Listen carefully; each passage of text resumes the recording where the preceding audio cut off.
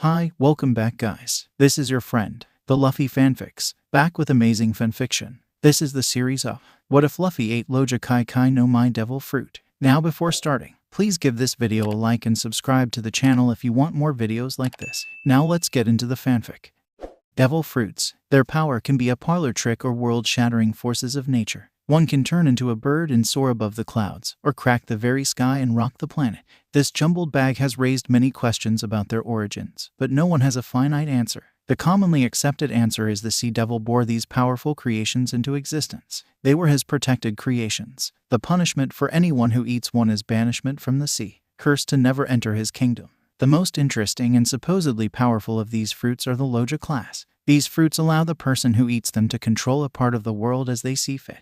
One may turn their body to fire and control all fire around them. This immense power can make a Logia user feel invincible, but this is far from the truth. The Sea Devil has still banished all devil fruit users from his kingdom in any and all forms. Sea Stone, another creation born from his power, was his way to punish those who were clever enough to avoid his domain. It can negate the effects of the fruit, but not entirely. One known fruit is able to completely negate any other power. The Yami no Mai. The power of darkness is capable of crushing the very power of devil fruits themselves. The Sea Devil made it with extreme care. It was a force to be reckoned with. There was one, however, that could match its terrifying presence, the Kai no Mai. While the Yami no Mai can control darkness, and to an extent by this force gravity, it can only negate powers through direct contact, forcing all the power out of the user. The Kai no Mai did not need direct contact. It could negate these abilities by preventing a Logia from transforming in the first place. The Sea Devil released it to the world when he believed it would have the utmost effect. He had not failed. The resurgence of this fruit brought about new ages in human history, and he believed it was time for it to be born anew. Luffy frowned at the sight of Shanks cleaning up a mess that Dam Haguma made. Shanks could have defeated him with one arm. Maybe he wasn't as great as he thought, yet he still wouldn't let him join. He huffed as he gulped down his juice and slumped up on the counter. He'd show Shanks he was going to be more powerful than him. Luffy sighed as he rubbed his stomach. First, he was hungry. He tried to get Makino's attention, but she was preoccupied with helping clean up. He reached in the chest on the counter. If Shanks was going to mock him, he'd eat his dessert. It was a large, deep red fruit with patterns reminiscent of teardrops, or drops of blood of this case. Shanks took a big swig from the bottle before he thanked Makino.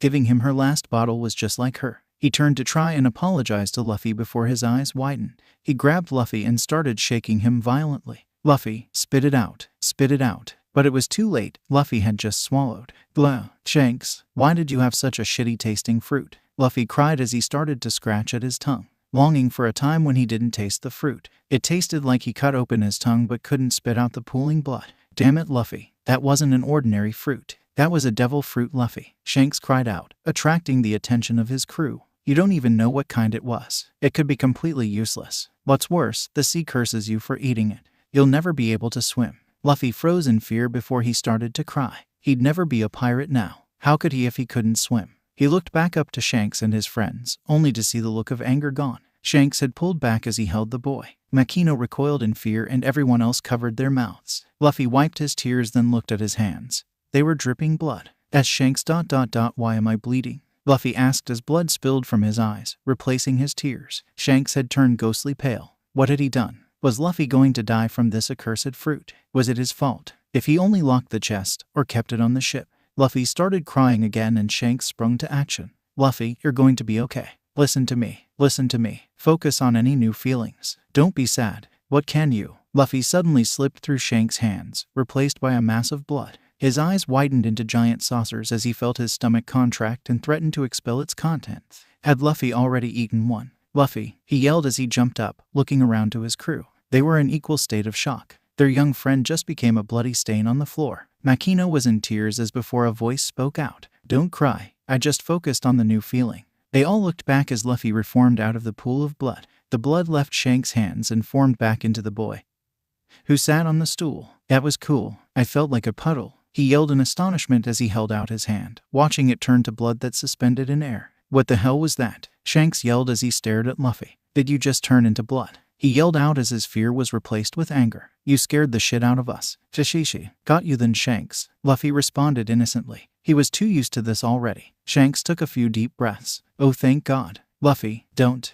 do that again, okay? Not for now. He gripped his stomach and sat down, sighing as he took another swig. I think we can guess your power, Luffy. You can turn your entire body into blood, Shanks said, hiding his true thoughts. He ate a damn Logia. Of all the damn fruits it was that one. What next? Would he stumble upon a mythic Zoan and give it to a toddler? Luffy ... that makes you a bloody fool, he said, laughing as he returned to his normal self. He wouldn't allow the dread inside him to show in front of everyone. He didn't trust devil fruits, especially not this one. If even one iota of information about it was true, he couldn't show it. That was worse than the taste, Luffy muttered, leaving the bar and charging off. He was going to prove Shanks wrong somehow. But first, he wanted to try out this new power. Shanks, Luffy needs help. Higuma's back. A man yelled at the red-haired Shanks. Shanks sprung to his feet and ordered his men to follow. He could let the drinks and mess go, but not attacking Luffy. Please, spare the boy. We'll pay for his safety. Anything, just don't hurt the boy.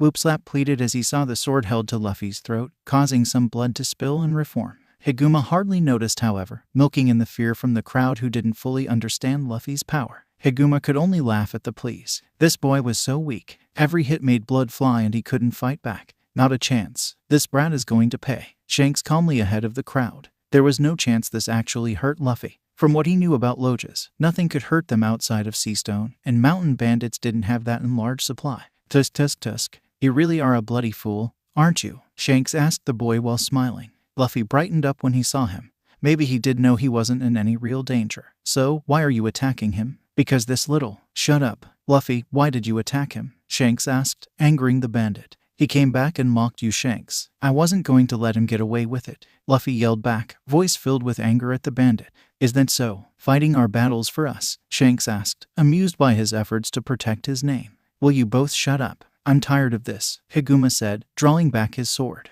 Hey Luffy, think you can finish this battle yourself? Shanks asked with a smirk. There was a man holding Luffy still for the apparent decapitation. I think so, Luffy said as he closed his eyes and made a fist. Good, because I want to see your punch. Strong as a pistol, right? Shanks asked him with a bit of a smile, making Luffy do the same at the joy in his voice. You pirates are fucking insane. I've had it. Higuma yelled as swung his sword, cleaving straight through the boy's neck in a spray of blood. Higuma started laughing as he looked back at the crowd. You're all pathetic. You won't even fight to save a child. No, we won't fight to save you from a child, Shanks replied smugly as he pointed to Luffy, who formed his head back to his body. Monster, one of Higuma's men yelled as he let go of the boy. Kai pistol, Luffy yelled as he launched a bloody fist to the man's face. He learned that he could send blood with his punches to hit further away. Plus it looked so cool. Shoot this brat, Higuma yelled as he pulled out his pistol. He fired into the boy and watched it pass right through him. Luffy wasn't exceedingly strong, but his fists did damage. The real hit was the fear that they pissed off an immortal monster made of blood. Shanks enjoyed the fight, leaving only Higuma left conscious. The others were either too weak in mind or body to deal with the boy. Okay Luffy, let's. Shanks froze as Luffy leaped at the man, biting into his shoulder. Damn it, that hurt you. You damn. The man started to stumble before looking at the wound. It was spewing out blood at a much greater rate than it should have. It was as if he hit a main artery. He looked back at the boy, who had his hand out and was forcing the blood into his hand. Kai theft. He yelled out as he robbed the man of his blood, making him collapse to his knees. Luffy grew a little taller from the added mass of blood, but only enough to be taller than the kneeling man. He tried to look up, but fell forward on his face as he passed out from blood loss, which Luffy enjoyed from the stronger feeling. There was a long silence as Luffy stood above the dead bandit. He broke it when he turned to Shanks. That was so cool. Did you see how awesome I was? Luffy yelled as took a fighting stance. I gave him a right, then a left, he said, mimicking a boxer. Shanks was the first to push past the fact that Luffy, a 7-year-old, killed a man. That was great, Luffy. Though you're still weak, Anchor, he said, rubbing the boy's head and messing up his hair. Luffy groaned and kicked the dirt. I'll never be a pirate now. I can't swim, he said, looking at his feet. Oh, shut up. You can be anything you want. Just practice with that power of yours and try not to fall in the sea, he said, cheering up the bloody fool. Thanks, Shanks. So I'm going to join your crew. Except that, Shanks said with a smile, crushing the boy's dreams. And I'm going to be captain of my own crew. Then I'll become king of the pirates. Luffy yelled back defiantly. He saw Shanks' warm smile as he took off his hat and placed it on his head. If you really mean that, hang on to this for me. It's my most prized possession. And you can give it back when you become Pirate King, Shanks said, tilting it down so he didn't have to see the boy cry. 10 years passed before Luffy's eyes. He had trained hard with his power. He had discovered a powerful skill he wished he knew years ago. He could manipulate the blood inside someone else without drawing a wound. He didn't practice on people. At least he didn't tell anyone as he made people slap themselves or kick each other in the shin. He had practiced on the wild animals in the woods mostly, stopping birds mid-flight and bears mid-run. "Goodbye everyone. I'll see you all again," he called as he waved. Everyone waved back, until they started shouting and pointing. Luffy smiled and turned, seeing the Lord of the Coast emerge from the water. Luffy rubbed his head. "Never tried this on a big guy like you," Luffy said as he stuck out both arms. "I gotta try." Kai Kai puppet. The Sea King was mid-strike before it froze, locked in place from the inside. It stared at the moving meal with a mix of hunger and fear. Why couldn't he eat it? "Kai Kai tear," Luffy yelled, moving his arms away from each other and tearing the Sea King's blood from its veins. It roared in pain and sunk down in the sea, injured. That ... was exhausting, Luffy said as he sat down. "I gotta practice on those things more." "That was a lot of power," he said with a smile as he looked out at the blood-soaked portion of the sea. "What a waste of good blood." Some time later on the boat of the Alvida pirates. "Kobe, why aren't you sharing the spoils with us?" a wide-built pirate asked as he cracked his knuckles. "Aren't we your crew?" he asked mockingly as he shoved him out of the way. "Why yes, sorry, I was just trying to load it up for you." "You're so kind. Now shut the hell up so we can enjoy ourselves," he barked out as he started to crack it open. He turned his head and proceeded to cough up. "Good God, that's disgusting." The other two peeked in the barrel and promptly followed. Kobe tiptoed over to peek inside, then ran in the corner to throw up. Why would someone ship a barrel full of blood? What kind of sick fucks? He was stopped as the blood started to rise up and form in front of them. Kobe, thankfully, was still throwing up in the corner and spared the frightening show. "What the hell is this thing?" a pirate yelled as he sliced at the body, only to have his sword pass through coated in blood. "No harm done. Monkey D. Luffy, future pirate king," the boy said as he formed his head. He punched the two men to his sides and stared at the one with a sword drawn in front of him. The blood on his sword started to creep down the blade and wrapped around his hand. "Think you could spare a pint?" he asked with a smile as he punctured the skin with a quick spike of blood. "We seem to be the same type," Luffy said with a smile as he started to rob the man of his blood, keeping his promise of a mere pint. Thanks," he said as he pushed the weak man down. "Hey, you," Luffy yelled as he walked towards the pink-haired boy in the corner. "Where's the food?" he asked as he turned him around. "I in there," Kobe said weakly at the sight of the beaten pirates. One was even conscious, but wouldn't dare stand. "Thanks, so what's your name?" Luffy asked as he started marching towards the food. The boy followed closely behind. "Kobe, sir. Who are you?" he asked as they entered the food stores. "Oh, you really missed my big declaration?" he asked, getting a nod from Kobe. "Oh, well, I'm Monkey D. Luffy. I'm gonna be king of the pirates," he said proudly before tearing into the barrel for food. "But you can't just be pirate king. That's the title given to the most powerful pirate in the world. You can't." Kobe stopped as Luffy's forearm turned to blood and his fist launched at his head. "Oh," he said as he wiped the blood from his forehead, though it wasn't his. "What was that for?" "I felt like it. And you insulted my dream. I know it's not an easy thing to do." "What's the point of having a goal if it's easy to reach?" Luffy asked as he turned from the barrel. "What's your dream?" I want to be a Marine Admiral," Kobe said back.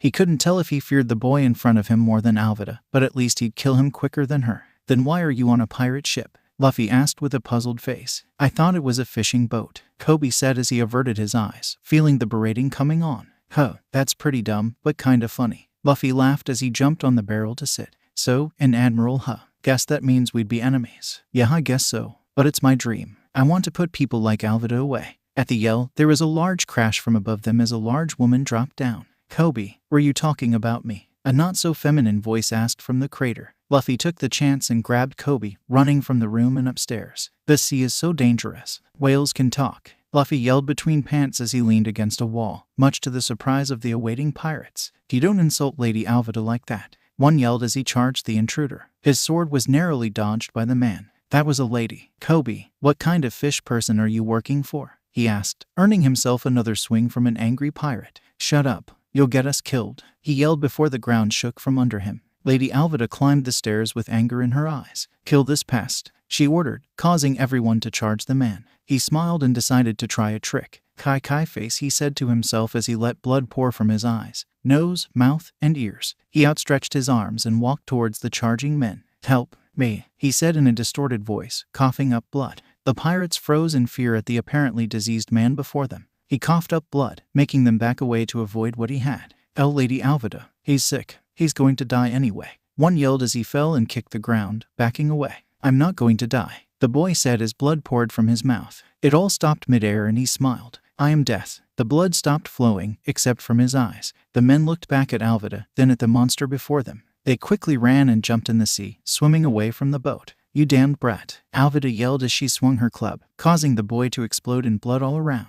She laughed as she turned back to Kobe. That makes you the only crew member, at least until I crush your skull in for helping that brat, she said as she hoisted her club. As she went to swing, she found it was stuck. With a look, she saw her wrist wrapped in blood and her club void of any. What the hell? That could have hurt, you know, a familiar voice said as the blood pierced her skin. Type A, interesting, Luffy said as he allowed blood to pool down on the ground from her wound.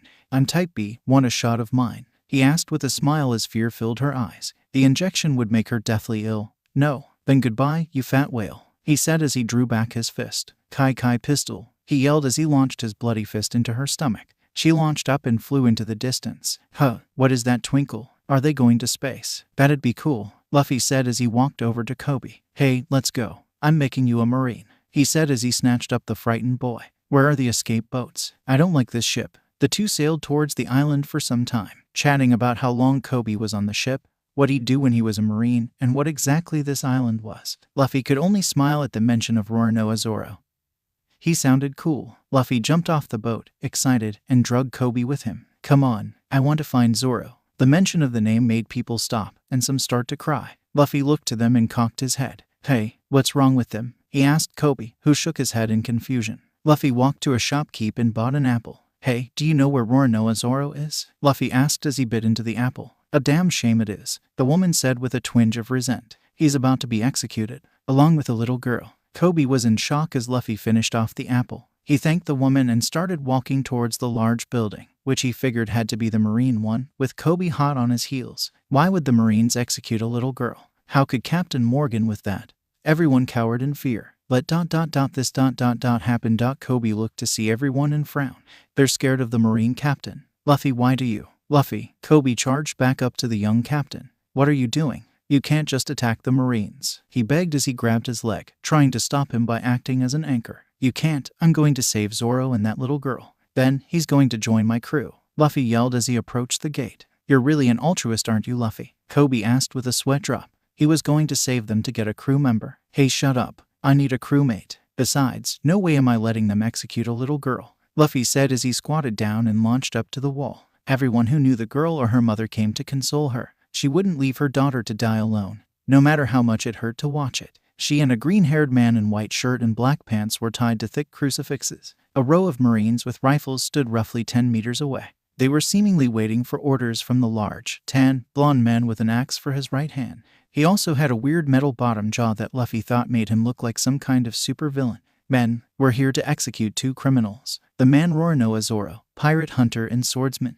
He assaulted my son's pet wolf, defying my name. The girl, Rika, assisted the man by supplying him food. This is an act of treason, and may not be tolerated. Men, ready your rifles, he ordered, causing them to shakily raise their guns to fire. Please no, she's only a child. This isn't fair. You're evil. The crowd spit at the Marines, taking safety in the form of crowd anonymity. The mother was in tears at the front, looking to her daughter. It's okay, Rika. You'll be all right soon, she called to her crying daughter. Mommy, I'm scared. Help me. The girl cried out, causing some tears to fall from the man beside her. I'm sorry I got you into this. Let's hope their aim is true, he said as he looked towards the Marines. You bastards. She's no part of this, Zoro yelled as the Marines who wouldn't respond, only waiting for orders. Ready, aim. There was an eternal pause after the last word. The Marines closed their eyes as they slowly squeezed the triggers. The crowd averted their eyes. Zoro yelled defiantly at them, which did nothing to cheer up poor Rika, who called out to her mother. Axe hand Morgan smiled as he watched justice be served. Fire. Luffy leaped towards them just as the order was called, sticking out both of his arms to save their lives.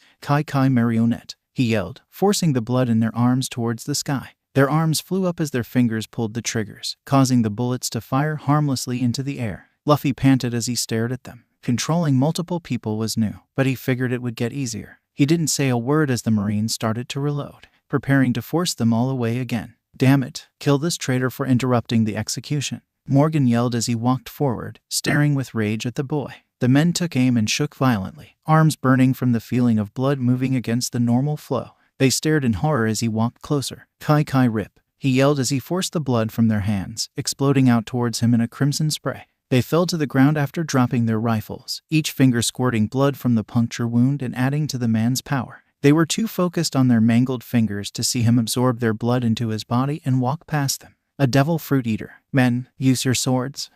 Morgan stopped as a shard of blood pierced his chest. The liquid projectile was launched so quickly it acted like a dagger. He tried to pull it out, but its strange nature turned it to blood at his grasp. Morgan gritted his teeth and stared at the boy who defied him. He has to have a weakness. Morgan yelled again as he grabbed his chest. The shard had buried much deeper than he thought, but luckily missed anything vital. Find it, damn it. Luffy walked slowly as the Marines charged him. He drew more blood from the wounded men and launched it forward. Kai blade, he yelled, slicing open the stomachs of the charging men. They fell to ground and grasped at their wounds. His power only grew as he attacked more and more, drawing more blood from the terrified Marines. The men were losing their morale by the second. Everything they threw at him did nothing, and he was barely trying. Captain Morgan, we can't stop him. He's too powerful. The Marine couldn't finish his sentence before Axe Hand Morgan buried his famous axe in the man's skull, killing him instantly. He slung his arms and sent the man's body out towards the boy, who only absorbed the blood with a disgusting look on his face. You're all traitors for not following my orders. You better hope he kills you before I do, Morgan yelled as he charged the lanky pest in front of him. Luffy stopped dead as his let blood coat his eyes. It helped him focus on what he needed to do in the midst of a fight. He waited for Morgan to draw back before focusing on the blood on his blade. Kai trap, Luffy yelled as he dug the blood into his forearm and blade. The axe buried into the side of Luffy's face and caused Morgan to smile. Everyone froze as the boy stood motionless in front of the monster of a man. The crowd was in shock that their savior could have brought down from a single swing of Morgan's axe. They really couldn't defy his power. Zoro could hardly breathe. This kid was putting his life on the line to save that little girl, and all for nothing. That bastard Morgan took him out. Looks like I need more practice, Luffy said as he moved his head, forming the side of his face back. The area changed to one of relief. Their savior was safe. Kai crush, he yelled, enraged with all he had seen. Morgan's blood acted as a solitary force and started pulling towards his heart, breaking bones and exploding arteries to take the quickest path it could. Most all of the damage was internal, leaving only Luffy and the dying man. Morgan cried out as Luffy crushed his heart with his immense volumes of blood. His insides were on fire from the burning sensation of liquid terror boring through his body. He ultimately fell in the dirt before him, blood pouring from his mouth as it searched for an escape. Helmeppo was in utter shock. That monster showed up, destroyed his life. It was flipped, turned upside down. He pulled the flintlock he kept on him for safety, or rather to threaten people, and pointed it at the swordsman who started it all. You killed my daddy, a blonde-haired boy yelled from back from the crucifixes. He had a gun held to Zoro's head. How dare you? He suddenly fell over as Luffy held out his arm and clenched his fists. Kai rush, he said plainly as the boy fell. Blood rushed to and from his head so fast he passed out. It may cause some major injuries, but with that weird head it was nothing he was a stranger to. Luffy looked towards the crowd and started to walk away, eager to get something to eat and regain his strength. Before he could leave the gates, the crowd rushed him. All hail our savior, Nijiwara, they chanted as they hoisted him up. They never learned his name, so they had to go by the straw hat adorning his head. He was carried back into town and brought to a restaurant owned by Rika's mother. Drinks are on me, a man yelled, making everyone rejoice. You, Nijiwara, you're getting everything free, he yelled, making the boy smile. Give me meat, he yelled in response, earning a hearty laugh from everyone. The boy had devoured 2 steaks before the green-haired swordsman came in silently and sat by him. Hey, thanks for saving the little girl, Zoro said, holding out on the thank you for saving his own skin. He didn't want to admit he owed the kid his life. If you really want to thank me, join my crew. I could use a swordsman, even if you do get tied up. Shishishi. He laughed as Zoro's face got a little angry. Yeah, well, I don't see why not. Damn Marines tried to kill me anyway. But I'm going to tell you something right now. If you get in the way of my dream, we will no longer be crewmates. I will become the world's greatest swordsman. Luffy only smiled back. Good, because I'm going to be king of the pirates. The wild party quickly took a sharp nosedive as the door opened. A small squadron of Marines entered the room. It was the new acting officer and the uninjured Marines left on the island. They numbered at nearly a dozen and looked worse off than the ones Luffy had fought. Spit and bruises were apparent on their arms. One even had what looked like shards of glass embedded in his side from a bottle thrown at him. They were undoubtedly hated for not standing up against Morgan. They had to wait for a pirate to barge in and tear out his insides before they could even act like he was doing anything wrong. We came to apologize. To you, stranger. You may be a pirate, but you saved this island. That being said, your heart is pounding, Luffy stated, not looking away from his plate as he finished the last bit of meat. Are you scared I killed him to take over this town and rule it as a stepping stone on my way to becoming an evil warlord? He asked in a serious tone, making the hearts of everyone in the room beat twice as fast. I believe everyone here knows I could take on anything you could throw at me. The more of you I take down, the more powerful you'll make me. Everyone started to sweat. It was true, none of them could stand up to this boy if he decided to do that. It would be their luck to lose a powerful tyrant and gain an unstoppable, bloodthirsty warlord. But I don't want to do that. Their stuff seems boring, he said, easing the tension with a wide smile. Gee, good. For saving this island, we'll allow you to escape before reporting you to the... There isn't a marine in this sea that scares me, Luffy said calmly once again, making his first crew member smile and the marines sweat. But if you all want me to leave, I think I'll go. On one condition. Listen, pirate, we're letting you escape without issue. What else could you possibly want? Let Kobe here enlist, he said calmly, feeling poor Kobe's weak heart pound feverishly. Ignore his past while you're at it. We can't just do that. Pirates are constantly trying to plant spies in the Marines to aid in their survival. How can we know he's not doing that? You can't, but you owe me more than an escape, so I'm going to stay until you let him join, Luffy said, crossing his arms and staring the man down. There was a long silence as the two men stared one another down. However, everyone in the bar could see who would win. Only one could even bear to look at the boy. Damn it, fine, but you'll have an eye on him at all times, the Marine said through gritted teeth as he looked at the boy. Jashishi, good choice. I have no idea where the next Marine base would be. Plus, I'd have to kill you guys so you didn't report him, Luffy said in an upbeat tone, which scared everyone more than the actual words. His backup plan was to murder every Marine so this one kid could enlist. Hear that, Kobe? You're gonna... Luffy was stopped by a punch from the pink-haired little boy. Damn it, Luffy, he said, crying heavily. I'm going to be your enemy now. Kobe wiped the tears from his eyes before finishing his outburst. Thank you, he yelled out, confusing most of the people who watched. Luffy reared back from the punch and hit him back. Yup, so you better train hard if you ever want a chance of fighting me, Admiral Kobe, he said with a smile as he started to walk towards the door. He stopped and walked into the kitchen, returning with 2 raw steaks. Want one for the road, Zoro? Luffy asked as he walked towards the door, no intent on cooking. No thanks, Captain. You're not supposed to eat raw meat. His warning fell on deaf ears as Luffy started to wring all of the blood from the steak and pull it in his mouth. Thankfully, they were outside so no one inside could see the grotesque display that left Luffy looking like he just ate a person. Geez, Luffy, don't do that, Zoro said as he walked alongside his new captain. He was by no means a lightweight when it came to the grotesque, but that was unsettling. You know it's not healthy to eat raw meat or drink blood, but blood makes me stronger. Plus, it tastes so good, Luffy defended as he dried out the other steak and drank down the blood. So unless you're looking to donate to my stomach, let me eat how I eat, Luffy said before eating the now wrung out steaks. You'd actually drink human blood? Zoro asked as he climbed in their little boat and pushed off. He wanted to question why that was their only boat, but was more infatuated with the whole my captain may or may not feast off of human blood like some kind of day-walking vampire thing. Well, I already absorb it when I fight, though I have to let it out afterward if it's not the same type. Drinking it may be different, Luffy said as he leaned over the edge of the boat and ran his fingers in the water. Wanna help me find out? Not a chance, Captain, Zoro responded, scooting away from the boy. It wouldn't help if he actually decided to do some pseudo-cannibalism, since he could rip blood from people's body, but it helped his mental state.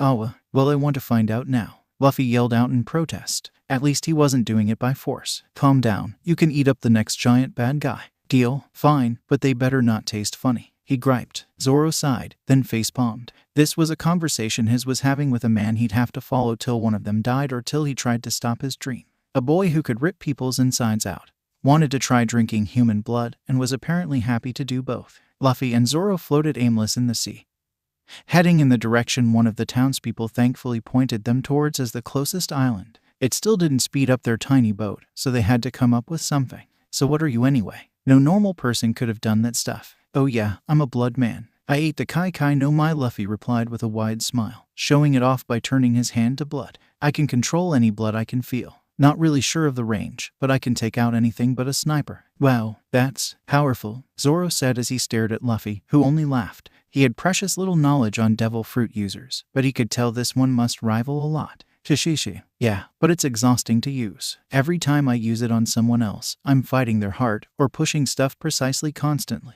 Luffy said, turning his finger to blood and throwing it at the air. It shot up with the speed of a bullet and then fell back down to him. But using my own blood is easier, since it's going with my flow and not against it. Sounds like quite the power, Zoro said. The first step to knowing his captain, before he was a friend, was knowing what he could do. So, that's what you did with those Marines. Moved their blood while it was inside them. Shishishi, cool huh? I can stop most fights right away if I'm willing to do stuff like that. Then why don't you? Clench your fist and the enemy's dead, Zoro said, causing Luffy to look up at the sky. Where's the fun in that? Luffy responded, smiling his soon-to-be trademark smile. Besides, that thing on Morgan was hard to do. I mean, your heart keeps beating after a lot of stuff. That thing pushes a lot of blood everywhere at once from birth till death. Unless I'm sure I don't have a fight after a guy, I don't like doing it. Thankfully I had some meat and blood. Now I could take out another Sea King. Zoro laughed a little. Some raw meat would fix him right up. He tried to ignore the another part of the little boasting. Good, would hate to think you're weak, Zoro said with a smile as he lashed at his new captain's ego. Hopefully it would pass the time as they sailed aimlessly around this damn sea. You wish you were as strong as me, Luffy said as he hopped up. He was eager to do something, anything to discharge his energy. We'll see, Captain, we'll see, Zoro said as he looked up towards the sky. Huh, there's a bird up there, he said absently as he looked to his captain. So there is. Must be big, looks really high up. Think you could catch it? Zoro asked, looking over at Luffy. Well yeah, maybe. But a lot of just see if I miss, Luffy said as he looked around. Thankfully he had the state of mind to realize that was a lot of risk to get a bird Zoro couldn't eat, unless he wanted to start a fire on the wooden ship. Good point. Let's just wait it out. Hand me an orange, he said as he pointed to the barrel. Thank whoever they thought to bring along some food. Luffy wanted to bring more meat, but that would have been eaten in an hour, not a few days. Luffy tossed him one and started to stand. Land ho, adventure, Luffy yelled as he ran to the bow of the ship. People ho, he yelled as he spotted some men swimming in the middle of the open water. Should we save them? If we don't have to go out of our way, they can row for us. Shishishi, good thinking. Hey, guys, swim to us, Luffy yelled as he started to row to match their swimming. He finally stopped as they got close. Oh, thank God, a boat, one yelled out as they climbed up. Thank you, we thought we'd drown out there, but now, we'll be taking this, one of the men yelled as he drove his sword through the boy's back. His partners in crime rushed the swordsman, but were floored in one swing. The man tried to pull his sword out of the boy, but it was stuck. Ugh, damn it, he yelled as he tried to kick off the boy, but his foot was absorbed in. What the hell is wrong with this kid? He yelled in anger and fear as he felt his sword break. All his strength in pulling on it sent him flying to the stern of the tiny ship. Is that how you repay your saviors? The boy asked plainly as he turned around, blood seeping from his eyes as the tip of the sword fell to the floor. I can feel your heart beating faster, he said as he stepped closer, leaving large pools of blood with each step. Are you afraid of death? The demon asked as blood started to fall from his mouth and back into his body. The pirate was on the verge of unconsciousness from the horror show before him. He thought he was afraid of sharks, spiders, sea kings, and Buggy. But this thing was like a 8-legged land shark the size of a sea king with Buggy's face. The boy was starting to ooze blood from his very pores. I am sorry. I repent. Please. The man knelt in prayer, ready to worship whatever vengeful god he angered that sent a demon like this after him. Repentance is for the church, the demon growled out, voice affected from the blood in his throat. Before grabbing the man by the throat, he ran a sharpened finger along his neck. He got to release some of that pent-up energy for a good show. Based on the number of racing hearts, even Zoro was scared. Mercy. He started to cry as he felt blood drawn, but none spilled down his throat. It was sucked into the demon before him. Okay, the boy said, soaking back up all the blood he had spilled. With a quick glance he saw the other two shaking in their boots. Zoro wasn't doing much better. His mouth was agape from the sight of his captain transforming into a terrifying creature. Think you could row us to the next island? Luffy asked the three mutineers. They nodded feverishly and manned the oars, leaving him to laugh at their fear loudly. You really are a monster, Captain, Zoro said, holding back the knot in his throat. Axe, bullets, swords, nothing worked on him. If Luffy did try and stop him from becoming the greatest, there wasn't too much he could do to prevent it. He'd need to train even harder. If there was one monster out here, there was bound to be more. Chishishi. A monster would kill them and drink their blood. He stopped and turned to the men. Hey, any of you guys want to give me some blood to try? Luffy asked like they were passing him the salt. They started crying mid-row, looking at each other and questioning what kind of hell the fell into. They just wanted a boat to get back to their captain. I'll forget it, Luffy said with a frown on his face. He didn't want to wring anyone dry. Why was no one willing to give him a sample? Why were you out here anyway? He asked, hoping to get the weaklings to stop crying. As someone stole our ship, one of them said hesitantly, hoping not to enrage his captor from the irony. Why yeah, some damn whore tricked us into letting her on our ship then. She stole it, another chimed in, anger overtaking his rational thinking for a moment before he realized where he was. Shishishi, I like her already. She's a more successful version of you guys. Luffy laughed as he watched them cower in fear. Maybe she should join our crew, Luffy said to Zoro, who eyed their new captives. Well, outsmarting these guys doesn't look hard, but I see what you mean. We'll see about it, Zoro said, reaching for Wado. Why do I have a bad feeling about this chick already? Shishishi. If she's cute, she's mine, Luffy said sternly at his swordsman, who looked curiously at him. What? I haven't had a girlfriend and the Pirate King needs a lot of girlfriends. Fine with me, Captain. I'll worry about women after I become the world's greatest swordsman, he said, patting Watto to assure himself, though he furrowed his brow at Luffy's giggle. Shishishi, so you're saying you'll be the only one handling your sword? Luffy said before covering his mouth to hold back his roar of laughter. Zoro was about to hit him before a captive spoke up. We're here, sirs, one of the pirates said as they rowed into the docks. They stood, staring at the dock like it was their last beacon of hope. They needed to get away from this monster as soon as they could, even if it meant returning to Buggy. Thanks, Luffy yelled, jumping up and onto the docks. Shishishi, you guys were a real help, Luffy said before sticking out his hand and looking at the men. Kai rush. With a move of his fingers he slammed blood into and out of their heads, causing them to faint and fall over each other on the ship. Okay Zoro, throw them up here on the dock and let's go exploring, Luffy ordered absently as he started walking. Wait, why? Zoro yelled at his captain, but got no answer. Zoro looked at the passed out men, shaking his head as he threw them up on the dock. They were going to wake up eventually, and would probably go tell their captain or steal their ship. As long as they kept this quick it wouldn't be a problem.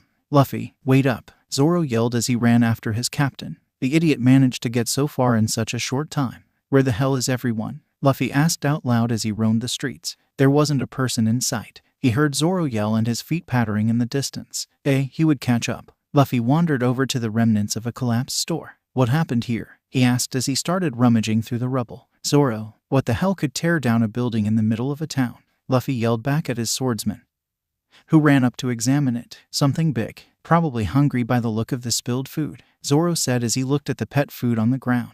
Some were in pools of saliva that had hints of blood. So it's a mystery, Luffy said as he stood up from the collapsed building. What animal doesn't eat its entire kill? Luffy asked as he eyed the dog's body in the rubble. It made him sick to his stomach that whatever it was had food but killed the dog anyway. I don't know. Come on, Captain. No point in hanging around and waiting for it, Zoro said as he walked towards the steps. Yeah, let's go find it and kick its ass, Luffy yelled as he ran from the corpse and now grave of the presumably tough animal. It appeared to have some blood on its teeth from a bite rather than coughing any up. As the duo walked on they were shocked by the sound of a large explosion. Their first instinct told them to run towards the sound, since they were insane, and see what made it. They were greeted with the sight of an entire row of houses reduced to rubble. With a quick look they saw a group of clowns. And that was no insult since they were dressed like clowns, dancing around a cannon. I think it's safe to say those guys. Luffy, Zoro had to start running after his captain, who charged full speed at the dancing maniacs. Luckily they were no longer looking at the destruction, and had turned back around for whatever reason.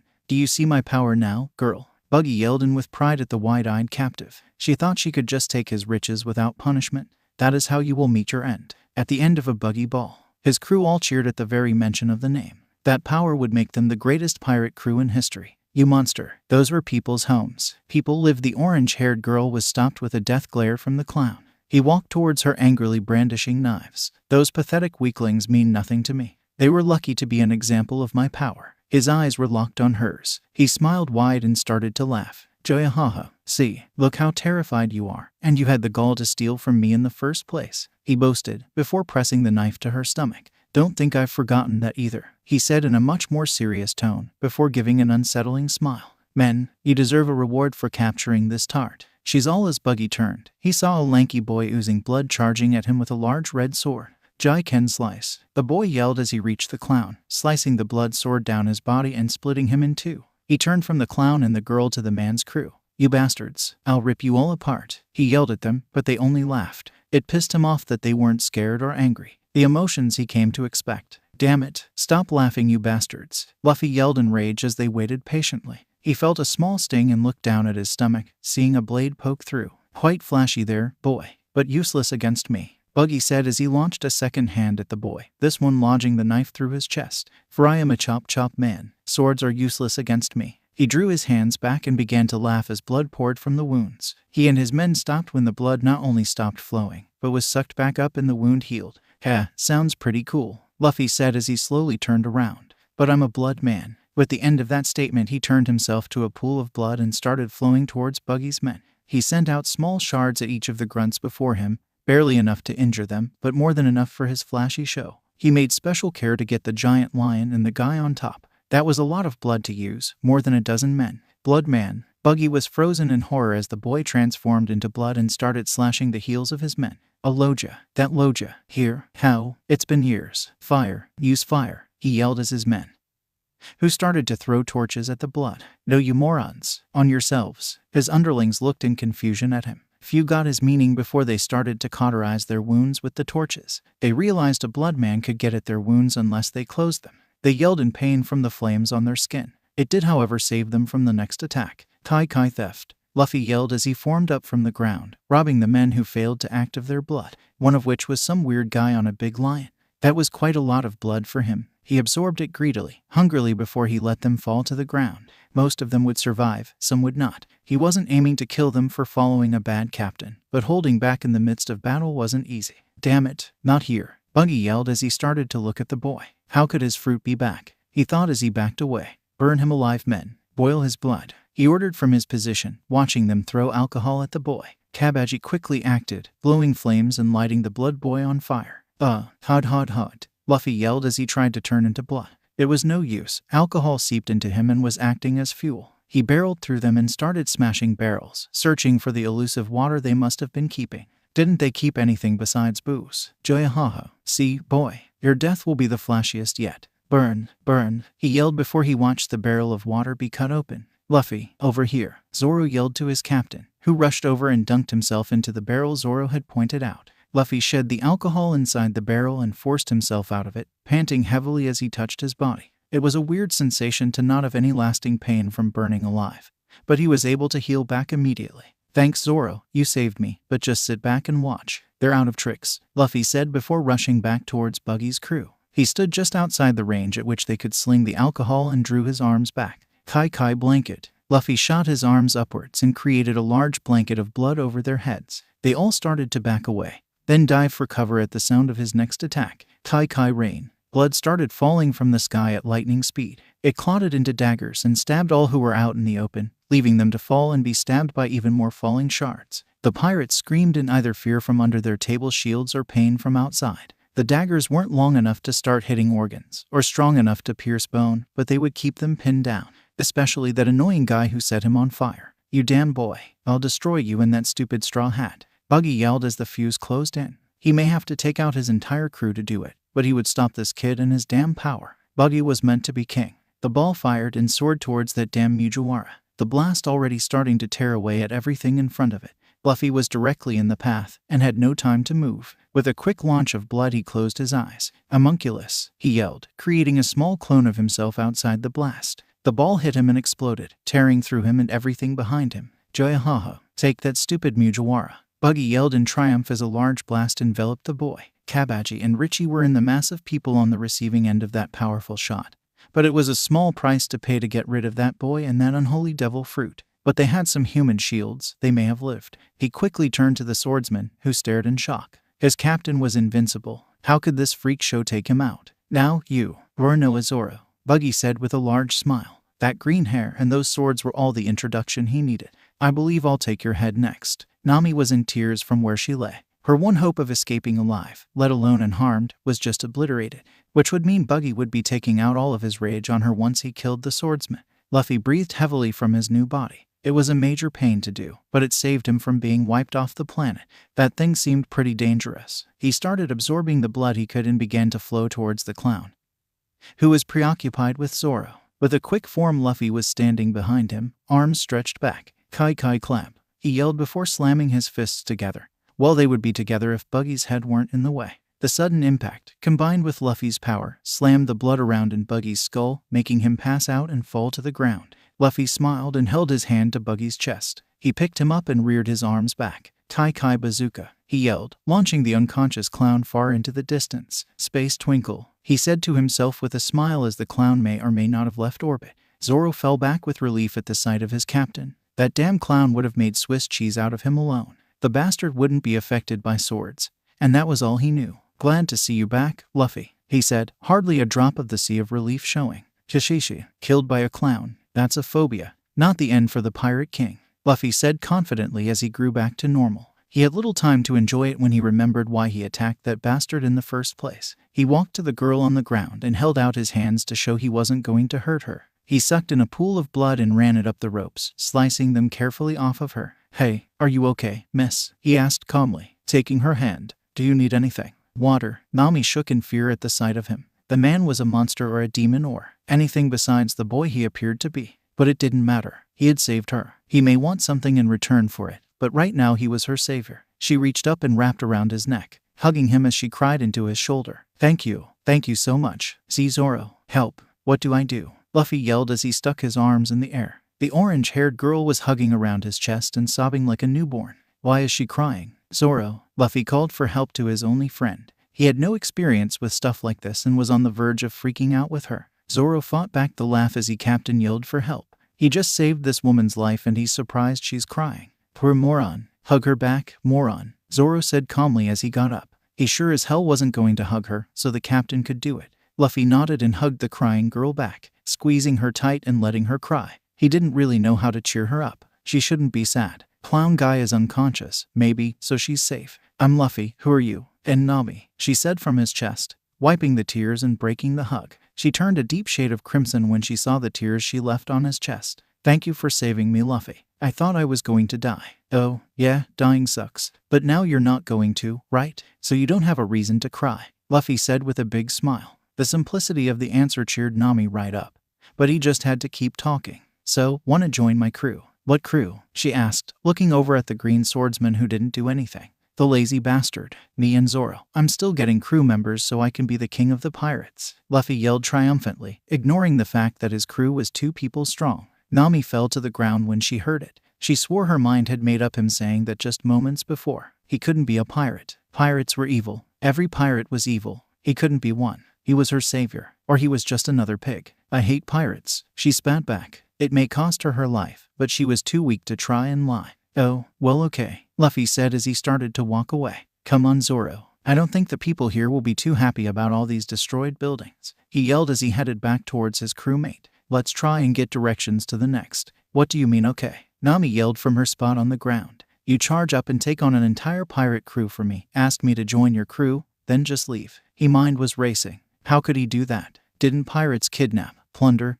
and rape? More importantly, why was she questioning him? Shishishi, you want to join us now, don't you? Luffy laughed as he started to walk back. As much as he wanted to keep demanding, he doubted that would get far with her. If she was truly thankful for the rescue, maybe she'd make an exception on her hatred. No, she yelled back in anger. How dare he? I'm willing to make a temporary alliance. For the small price of, are you a prostitute? Luffy asked, causing Nami to stop mid-sentence. The way he asked it was with too much seriousness. Zoro fell to the ground gripping his sides. He couldn't breathe through his roaring laughter. Luffy just burned that witch. What the hell do you mean am I a prostitute? Nami yelled angrily as she ran to hit the boy, who did nothing to dodge. Well, you're charging us for your company. Don't prostitutes do that? That's what Shanks warned me about anyway, he asked as the fist went through his face harmlessly. Luckily, he saw that punch coming. It looked like it would hurt even him. Stop, Luffy. I can't breathe, Zoro yelled. It was honestly the funniest experience of his life to see his captain cut down this woman so effortlessly. Damn it, shut up. I'm offering you an alliance, she yelled as she pulled her fist out of his head. She took a deep breath and tried to hold back the anger, but it didn't work well. Look, I'll come along with you as long as it proves beneficial. Deal? She asked through gritted teeth. This savior of her was a real ass. Okay, you'll see we're the best anyway. Zoro, we got a new crewmate. Plus, she's cute, he yelled happily before turning back to Nami, who managed to go from angry to embarrassed at the sudden compliment. So, what do you do anyway? He asked, cocking his head. He may need to figure out stuff like this beforehand. I'm the best navigator in the world, she replied through crossed arms. I'm guessing neither of you have any navigational skills, she said, not phrasing it as a question since she knew the answer. I can read a compass, but that's about it, Luffy said, looking down at the ground. He did try and learn the basics before he left, but he didn't really think about getting maps or anything. Nami sighed and started walking. Well, you need a lot more than to get around. Come on, let's get out of here, she said as she passed them, not wanting to spend another moment amongst the scum of buggy pirates. Luffy and Zoro nodded and followed the woman. She was fuming with anger and charging back towards the dock. They overheard the angry charge of the mayor over the death of Choo-Choo, whoever that was. They arrived at the docks and encountered the pirates, just waking up from their blood-induced slumber.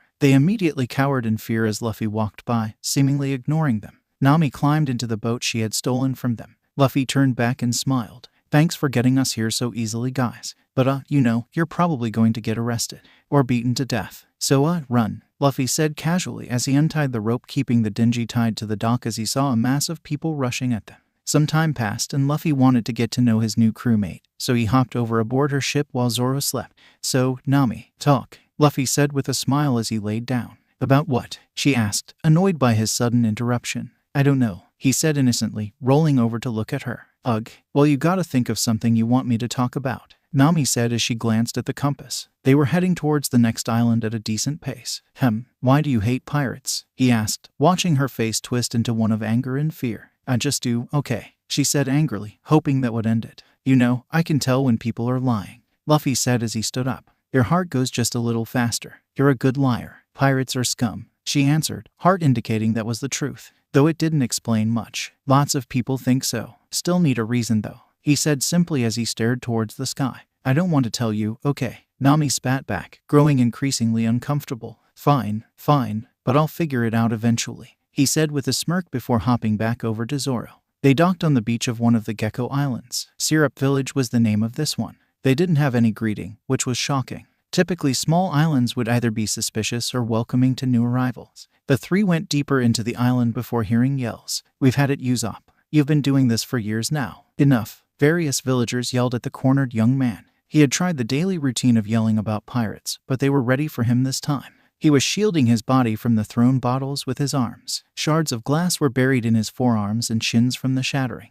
"You fucking pest. Stop, please. He hasn't hurt anyone," the three boys yelled from the crowd, their fathers holding them back and preventing them from protecting the young man. "Hasn't hurt anyone. He's been disturbing us for years. 10 years of this. We lost our sympathy a long time ago," another man yelled as he threw a rock. It clocked the boy in the knee, causing him to fall to the ground. "No more." The boy stopped trying to defend his body, covering his eyes so his three friends wouldn't see him cry. "I just tried to lift your spirits." He sobbed into his arms. His crew started to cry and punch their father's legs. "Is this what you wanted, you little brat?" another man asked in a loud shout as he fired a flintlock at the defenseless boy, making him cower more. "Our kids are acting like you now. Is that what you wanted, Usopp?" Usopp glanced from his arms up at the crowd. Not a single face that met his eyes even wanted him alive anymore. His friends were dragged away after they sided with him over their own parents. He wiped the tears and started to cover his body again. Curl up, knees to chest, don't let them hit anything vital. It's what he had learned over the years. "I just wanted."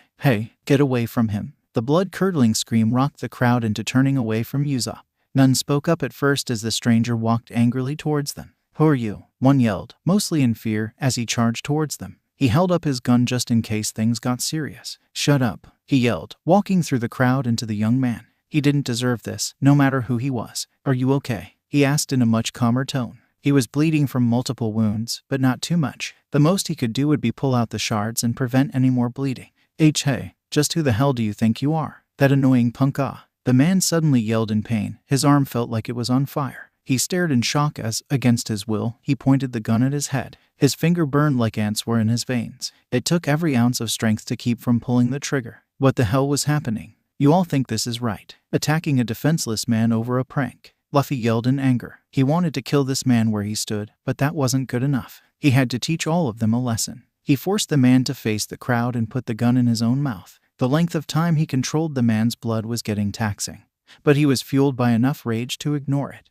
At the last moment he moved the man's hand so the gun was pointing straight up and forced him to pull the trigger, leaving him in tears as his life flashed before his eyes. "Hey, you're Usopp, right?" Luffy said, attention back on the boy. The mob stumbled back away, no one even bothering to help the man who nearly blew his own brains out. They could not and would not stand against that boy, not when he had such complete control over them. The man finally stumbled to his feet and ran away, leaving the gun on the ground as he passed two more people. "Why yeah, who are you?" he asked shakily, trying to focus back on what just happened. He was preparing for another beating, or worse. "Luffy, Monkey D. Luffy. I think I've heard of you before," he said, trying to get the poor boy's mind off what just happened. He definitely knew Usopp, but would like to ease into that, though it may just be the nose. Yasopp's kid, right? He remembered Yasopp, best sniper in the world. He would go on and on about how proud he was of his son. It hurt to think Usopp would be treated like this. "You know my dad, huh?" Usopp said, looking back at his arms. He hoped for good things, but couldn't expect them anymore. He'd hate to fight the man who saved him over his father, but it may be inevitable. "Sure do. He talked about you a lot when he visited,"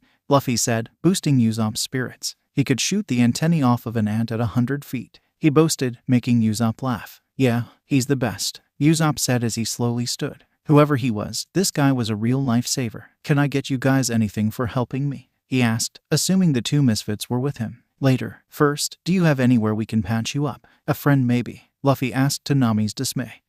Yeah I guess, Usopp said, walking as best he could towards Kaya. He couldn't trust anyone in the village to help him anymore, as much as he didn't want her to see him like this. After a long walk, aided by Luffy and Zoro letting him lean on them, they walked to the gates of the mansion. Kaya, Usopp needs help. Luffy yelled towards the mansion. Usopp had finally given up the name of this stranger so they could get her attention. Miss Kaya cannot. The butler had to fight off his smirk at the sight of the injured Usopp. That pest had been a thorn in his side for years, so any pain he didn't cause on him was delicious. Help you at the moment. Go see someone in town. The people in town can't help shit symbols. Zoro yelled out at the butler. He didn't know what to call those things on his uniform, but they looked like turds. Well, that's too bad. She cannot. Usopp, Kaya yelled as she rushed from the door. It was the first time she had left her home in ages, but Usopp was hurt. Flahador, let them in, she cried in desperation to her butler. My lady, go back inside, he said coldly, ignoring her order and the man desperate for help. No, Klahador, let them in, she yelled again, making him turn and open the gate for them. Thank you, Kaya, Luffy said as he helped Usopp in. He had learned some basic manners, but he stuck his tongue out at the butler as they passed. That guy was a real dick. They carried Usopp inside and laid him on a table. He bit down on a rag as they pulled out the shards. He showed miraculous grit, not shedding a tear in front of Kaya. What happened to him? Kaya asked the three when they left the room. Mary was doing some impromptu stitch work on his wounds and didn't want to lose focus. Those people out there, Nami muttered as she clenched her fists. It disgusted her to think anyone would do that. Usopp was no tyrant. Luffy didn't want to tiptoe around the subject another second. When we got here, people were throwing rocks and bottles at him. One guy shot at him, Luffy said, causing Kaya to sit and sob. They're good people. They all tried to cheer me up when my parents died. Kaya said more to herself than the three strangers. Why would they hurt Usopp? His stories, Luffy said plainly, staring at the floor as he clenched his fists. But, they're funny. He's been telling me stories for years. She whimpered out as she tried to rub her tears. Why would they do this over stories? Because they get old, Miss Kaya, Klahador said coldly as he looked through the door and into the room with Mary and Usopp. The boy is a liar and a menace to this village. Klahador, don't take that back, Luffy yelled, using all of his concentration to not punch the bastard. HMPH, that boy has done nothing but lie for years, so I will not, he said with a smirk. Usopp's terrible reputation made everything so much easier. Klahador, please. Usopp's been nothing but nice to me, Kaya yelled, standing up to block the raven-haired boy. She didn't want him to hurt Klahador. Why do you think that is, Miss Kaya? The boy's obviously after your money, he said as he turned to her. Usopp doesn't care about my money, Klahador, Kaya defended as she looked in the room. Usopp was still on the table, suffering through Mary's attempted suturing. So you say, but let's face it, the boy is nothing but trouble. He's a no-good crook just like his father. Luffy couldn't hold back any longer. He rushed past Kaya with a drawn fist and clocked the butler in the jaw, sending him flying back a few feet. Usopp is better than you bastard, he yelled before Kaya and Nami pulled him back. Stop, Klahador is just trying to protect me, Kaya cried as she tried to pull the boy back. She didn't have the strength to do it, but Luffy wouldn't punch the butler if it would hurt her or Nami. PFFD, just as expected. The thief befriended brutes, Klahador said as he rubbed his face. The boy could throw a punch, as evident from his bloody nose and possibly fractured jaw. Damn it, Luffy wanted to hit him again, but opted to make him bleed more from the nosebleed instead. That way he wouldn't have to hurt Kaya in the progress. Just another. Klahador put his hand to his nose again and froze. His entire hand was caked in blood, extremely unusual for a nosebleed. Brute. He wiped the blood on a handkerchief and refocused himself. I shall leave you to your own devices, pirates, he said before leaving them. Damn it, Luffy yelled as he barged out of the mansion. He couldn't handle hearing Kaya's excuses for the bastard's behavior. After those damn villagers attacked Usopp, he didn't care for any more reasons. He took his rage out on Landscape. He may not have an innately destructive ability, but his punches could shatter the rocks he came across with ease. Luffy, Nami yelled as she walked beside Zoro. They could cover more ground if they split up. But if those villagers from earlier came back, she couldn't defend herself nearly as well as a swordsman. Where the hell did he go? Probably to fight something, Zoro said idly as he walked, leaving the yelling to Nami. I'm amazed he didn't rip that butler apart, he said, spitting out in disgust. This whole island was full of disgusting people, but that butler was extra despicable. Yeah, I've been meaning to ask. What the hell did he do to that guy? Nami asked, hiding her fear. She saw the fight between Luffy and Buggy, but through mostly closed eyes. She still had no explanation to who or what he was in terms of that power. She also didn't see any puppeteer work like he did on that villager. From what I can guess, some freaky blood-bending stuff, he said as he slowed to a stop. He really didn't like thinking of just what Luffy was doing to people. No amount of speed, strength, or skill could stop someone who used your blood as a weapon. Ask him about it when we find him. Fine, worthless swordsman, she muttered as she walked. Luffy had ended his assault on the various trees and rocks he crossed, though some trees were irreparably damaged as a result of his outburst, and decided to spy. He felt 2 blood sacks, a term he used for unidentified person he felt with his power, down the cliff he was near and waited at the top, listening closely. Your plan is working perfectly, Captain. A weirdly dressed man who looked like a reject of Buggy's crew said to the butler. That boy is so hated. No one will believe his warnings. Yes, but I'm concerned with Kaya. Those idiot townspeople and their outburst have earned him sympathy with the girl. She may believe him, Clahador said as he wiped his nose. He swore that nosebleed was under control, but it was flowing once more. Well, by that time, it will be too late, the strange man said as he sat down. 3 years, Captain Kuro, your plan will not fail, the man assured, obviously trying to appeal to his ego. Do not call me that, Django, Kuro said coldly back to his terrified crew member. Kuro is dead. Move up the attack. That outburst in the village has lulled them all. They will only be weaker for it, he assured, walking away from the strange sphinx-looking man. Luffy was left full of anger, but he knew it was pointless. If they planned to attack tomorrow, so would he. He couldn't let an entire crew attack this island at some random point in time if he killed them both. The actual townspeople weren't high on his list of people to keep alive, but Kaya and Mary were for helping Usopp. He'd make sure they weren't hurt, then deal with the pirates. Luffy, he heard in the distance, snapping him out of his thoughts. There you are, Nami yelled as she rushed towards him. The path of destroyed terrain was a unique breadcrumb trail right to him. Come on, it's about to get dark, and Kaya offered to keep us for tonight. Luffy buried his anger and smiled to Nami. It was nice of them to hunt after him. Yeah, let's go, he said calmly as he walked towards them, heading back towards the mansion. Something wrong? She asked with a concerned look as he passed by. He wasn't typically so cold. I wouldn't say wrong exactly, Luffy said with a smile before stopping in his tracks. I'm going to kill that damn butler. Nami and Zoro stared at their captain questioningly. He was so calm in stating that he'd murder that butler. Sure, he was a dick, but killing him? Those villagers deserved it more than he did. What do you mean, kill him? Nami asked in an elevated tone. I mean, I'm going to go to Kaya's, enjoy a nice meal, dream up some creative one-liners, and kill him around dawn, Luffy said calmly, listing off the reasons on his fingers. Stop joking. This is serious, she yelled out before looking at Zoro for confirmation. But given none, I don't think he's joking. He just doesn't sound serious. He answered her silent question, then backed away at her angry outburst towards Luffy. Why kill him? She yelled at him as she hit his head, causing a large lump. It was quite impressive that she could hurt the boy at all, given that he was a being of blood. But something about her punches managed to do it.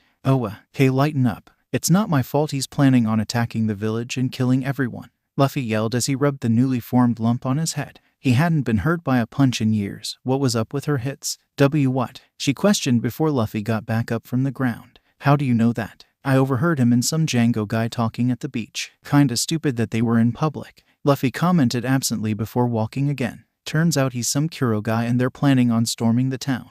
Don't think you're taking them all on yourself, Captain, Zoro said with a smirk as he sped up his walk. He hadn't fought anyone in quite some time now, and Luffy would need to be persuaded just to get a good one in. Fine, half of them are yours, he said, seemingly annoyed he couldn't take on the army storming the beach all by himself. You're both insane, Nami finally yelled out. We need to tell Kaya and Usopp.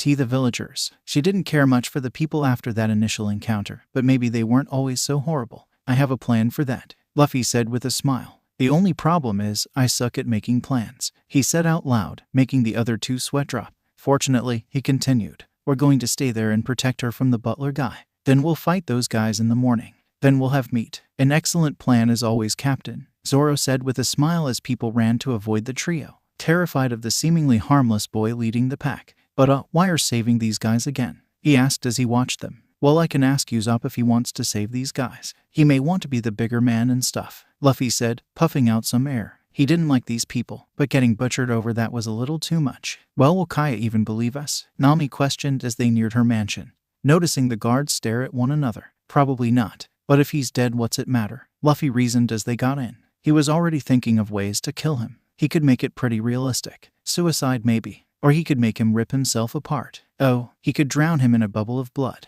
10 years of prep work and now he got to use his attacks. He's got a point, Zoro said with a smirk as they passed the guards. Luffy started to search for Usopp right away. Kaya may not believe him, but Usopp wouldn't doubt that guy was evil for a second. Kaya, Usopp, Mary, I'm hungry, Luffy yelled out, forgetting all of his manners at the slightest rumble in his stomach. He almost entirely forgot of the assassination attempt on the way. We're in the dining room, Usopp yelled out, in much higher spirits. It took getting attacked by the entire town to even have dinner with Kaya, but it certainly seemed worth it to him. Finally, Luffy said as he walked in the room, noticing Nami and Zoro had beat him there while he was searching for them. It never occurred to him that around dinner time that they'd be in the dining room. He smiled at the sight of his specialty-made plate. Most everyone else had a rice meal, but he got a steak and a leg of lamb, which he snickered at when looking the sheep like Mary. You didn't tell me how you know Usopp, Kaya said quietly before taking a nice bite. She didn't want to dwell on what happened to him, it would only hurt her more. I knew his dad. He used to come by a lot to show off, which you can do when you're the best, Luffy said with a big smile, cheering up Usopp more and more. He was thankful that he was better already, mentally if not physically.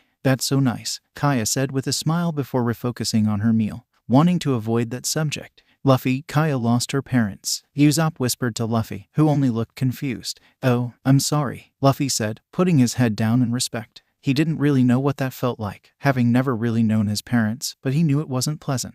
No, it's fine, really. I'm just glad to have friends that keep me in such high spirits, Kaya said warmly, placing her hand on Usopp's. Oh, Tashishi. Good job, Usopp, she's cute, Luffy said as he elbowed his soon-to-be crewmate. He wanted a lot of girlfriends himself, but she seemed to like Usopp.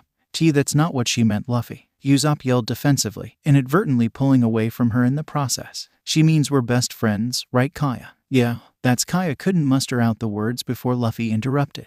Tashishi, you're both liars. I can feel both of your hearts pumping like there's an army coming after you. He laughed out before taking a large bite. You both like each other, so don't be scared of that.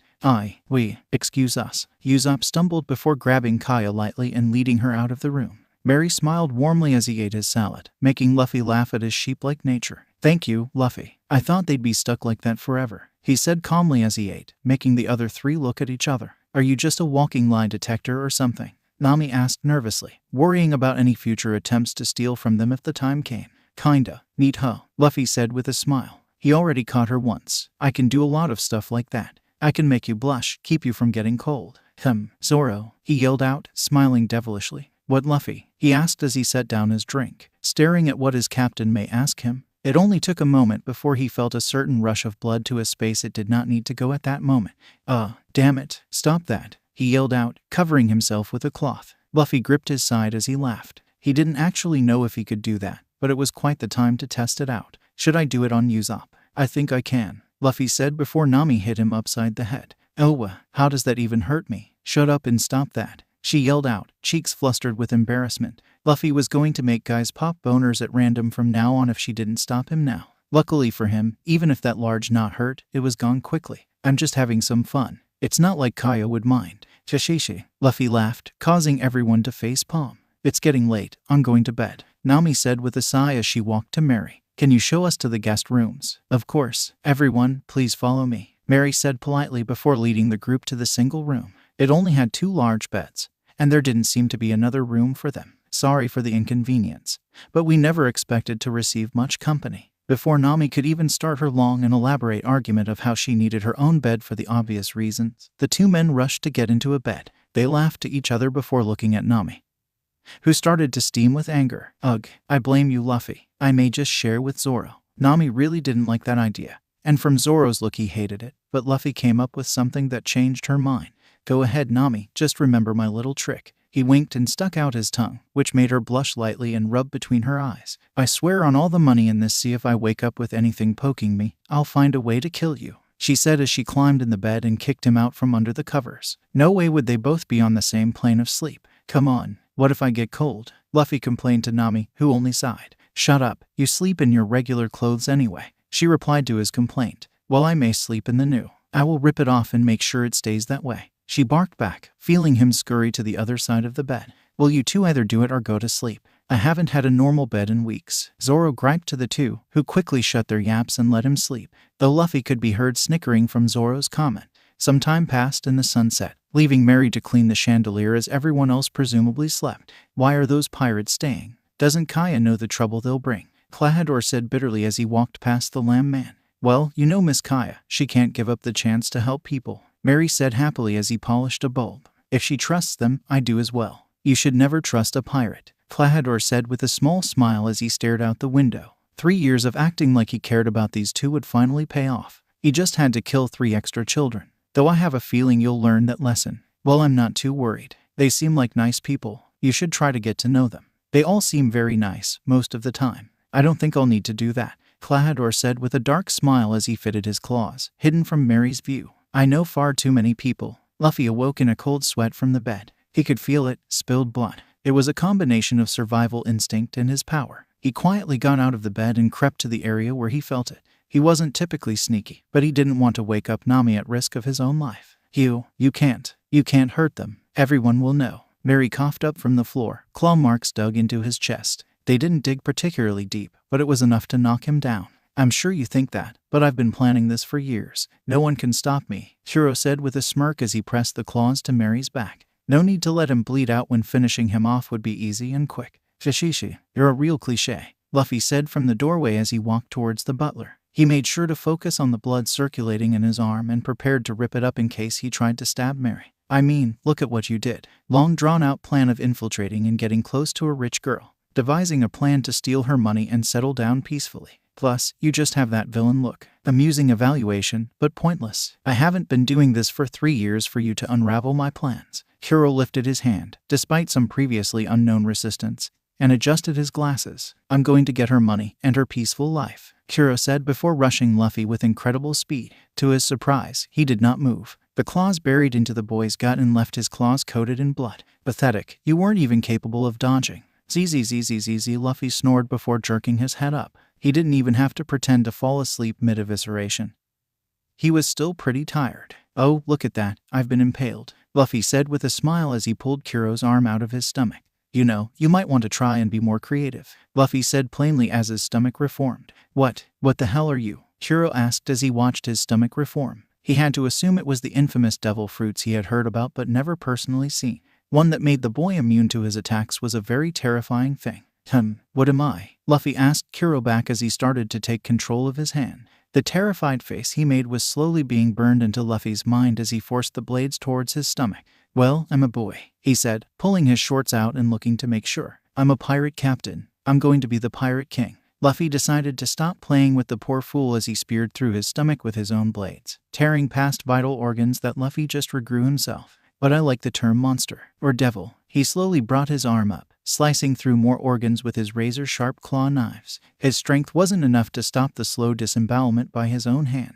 What do you think? Do I look like a devil? Luffy asked with a smile as he licked his lips. The blood spilling down his body seemed so enticing. Hiro couldn't respond. Blood was slowly starting to fill his lungs. Every breath effectively felt like drowning. Drowning in his own blood after spending 3 long years to get where he was. It was a terrible end, especially by a damn child. Devil, he mouthed as he watched blood pour from the boy's eyes. The word fit scarily well, especially for the last thing he saw before he died. Luffy stared hungrily as the gaping wound in Kuro's stomach, but gave it up when he heard Mary's cough. He really hated not being able to taste the blood of his enemies. But it would have to wait. Mary would most likely be scarred far worse from that sight than the blade marks on his chest. Mary, help, doctor, Luffy cried out as he picked Mary up. It took a little longer than he would like to have admitted to realize he could stop the bleeding himself. He focused hard and bridged the gaps in the cuts himself, keeping the blood moving inside of his body. Everyone rushed in at the yell. They needed to see what was going on. The initial reaction was shock and disgust at the sight of Klahadore dead on the floor. But when they realized Mary was hurt too, the attention was focused on who they could save rather than who was already gone. Get the gauze and medical tape. Under the sink, Kaya ordered in a surprisingly demanding tone, moving out of depression and into savior mode. Nami and Zoro rushed to fetch the needed supplies as Kaya and Usopp knelt beside the injured man.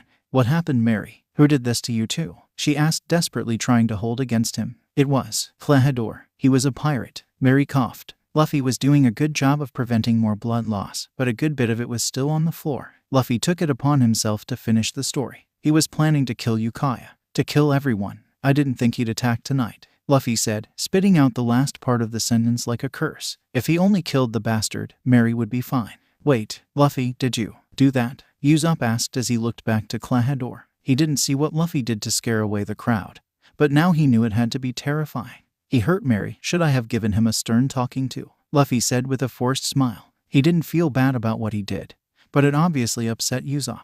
Kaya seemed surprisingly okay with the grisly act when she heard that Claddor had hurt Mary. We aren't done yet. They still plan to invade. Luffy added like a footnote. Then we need to warn everyone. We need to. Usopp started before Luffy cut him off. Nami pressed the gauze against the wound and Zoro wrapped it with tape to hold it in place. I'm not a fan of those guys, but if you want to save them, don't say a word. Zoro, you still up for fighting them? Luffy asked as he finished taping them up. You kidding? An army between us. They don't stand a chance, Zoro said with a smile as he stood, leaving the other 3 to tend to Mary. Great, but they won't be here till sunrise. What do we do till then? Zoro scratched his head and looked at Luffy. I don't really know. You never think of the time between battles. Will you two shut up and help us? Nami asked angrily as they tried to lift Mary. Zoro helped them while Luffy picked up Kuro's corpse. He had a very interesting plan involving it. Mary was watched over intently by the crew. He proved to be a surprisingly sturdy individual, up and walking by morning. Luffy was especially excited by this because that meant he got to eat breakfast. After finishing his meal, the 2 monsters headed off to the place they suspected the attack to happen. It made sense that Kuro's men may land at the spot closest to the meeting, and where they had docked originally. Man, Luffy, why the hell do you have a corpse up here? Zoro asked as he glanced at the body. Luffy didn't answer any question regarding yet, but they could see the ships on the horizon and he didn't want to wait any longer. Oh imagine how scared they'll be when they see I killed their captain. Or maybe they'll get angry. Either way, it'll make it a fun fight, Luffy said with a smile. Zoro smirked at Luffy's enthusiasm. It was nice to have someone who appreciated a good fight as well. If he could actually be hurt, they could probably have a great duel, or at least a good fight. He couldn't expect Luffy to be skilled with a sword, but he could do some hand-to-hand fighting for his sake. Though Luffy reveled more in the aftermath than he did. So what's the plan? I don't like the idea of you bursting a bubble in their brain or something while I'm trying fight. Ugh, fine. I knew there was a reason I saved some of that Kuro guy's blood, Luffy said as he drew it out of the vest he wore. The red color made it hard to notice that it was quite literally soaked in blood. A sneaky way to hide a deadly weapon in his hands. No exploding brains, he said with a smile before looking at the ship. Those guys really liked cats. It was kind of funny. An entire crew composed of pusses. Okay boys, we're here. Kuro has given us free reign over this pitiful island, and we wouldn't want to disappoint him, Django said to his crew as they climbed down to the beach. The thought of an angry Kuro had kept him loyal even when he technically left the crew. Don't worry about that, you guys, Luffy yelled from atop the cliff, hiding the body for the big reveal. What? Why? Django yelled back, staring at the boy questioningly. He said you can all leave, and never come back. He's a good guy now. You're the most brilliant man in the seas, Luffy. That plan has to work, Zoro said in a monotonous tone to mock his captain. Oh, then we should go then, Django said as he turned to his men, stepping back towards his ship. It suddenly hit him that maybe other people could lie too. Besides, if he left right now, it would be a lame ending in this chapter of his life. You're lying, aren't you? He yelled back. He knows, Luffy yelled out in surprise. I know, Django yelled back in almost equal surprise. Come on men, we don't want to disappoint Captain Kuro, Django said as he pointed to the boy, ordering them to attack. Did that nearly work? Zoro asked Luffy in surprise. He didn't receive an answer as Luffy hurled Kuro's dead body towards the pirates. Don't worry, he's dead, Luffy yelled before jumping down. The crew were all shaking at the sight. They feared their captain, but now he was gone.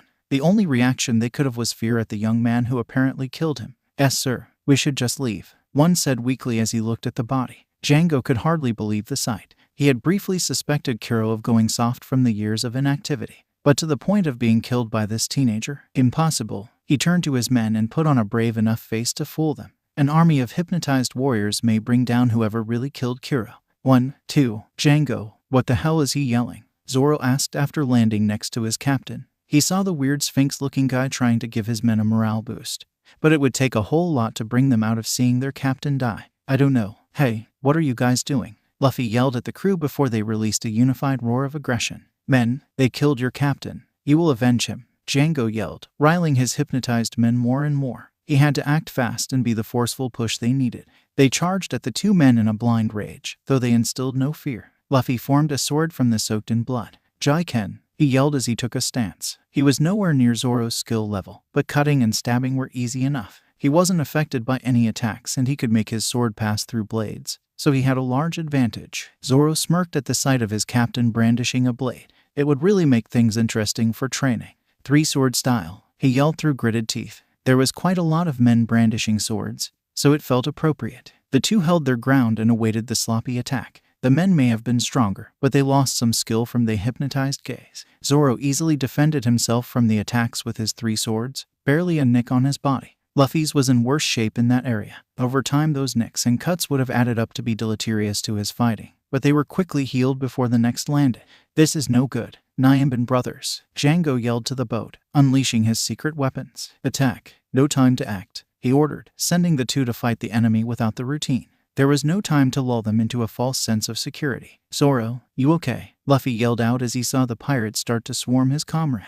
He was put on defense and unable to take out any more that poured in. Just fine, he grunted through his teeth as he started to push against them more. The fat one of the 2 brothers pushed through the pack and started his ruthless attack and forced him on defense once more. Tashishi, whatever you say. Luffy laughed as he blocked the claws of the green-haired brother. Just because he was invincible to these attacks didn't mean he was just going to get hit. Shanks warned him about always relying on his Logia defense in battle. These guys are annoying though, Luffy said as he let the sword pass through the claws and cut open the Catman's chest. The urge to take them out with all of their own blood was getting powerful. I'll say, Zoro panted as glanced at his captain. That power of his was leaving him unscathed through waves of enemies. He didn't think they had this many men, but most all of them had attacked Zoro at the sight of the 3 swords and more menacing appearance. Hey, I'm getting bored now. Can I just take them all out now? Luffy asked Zoro casually as he approached, bringing the blood of his fallen enemies with him at his heels. Fine, leave the fat one, Zoro said angrily as he stared at the fat bastard who wouldn't let up. Tashishi, thanks. Luffy held out the sword and started sucking up the blood. Bloody Valentine, he yelled before slamming it into the beach. The blood shot out towards the pirates in thin waves before exploding upwards in spikes, penetrating most of them entirely. They fell down on the spikes before Luffy let the spikes turn back to plain blood. The attack left very few survivors, one of which was the fat cat who was now left in a one-on-one fight with an infamous swordsman. Oh wow, that was so cool. Zoro, did you see that? He asked his friend before shutting his mouth. He didn't look like he was in a good mood. Luffy, that Django guy is gone, Zoro said through his sword angrily. He didn't need to say anything else before Luffy ran off towards the village in search of the crazy cat guy. Good, now I can fight you, Zoro panted before rushing the terrified man. He didn't even need a special attack to take him out on his own.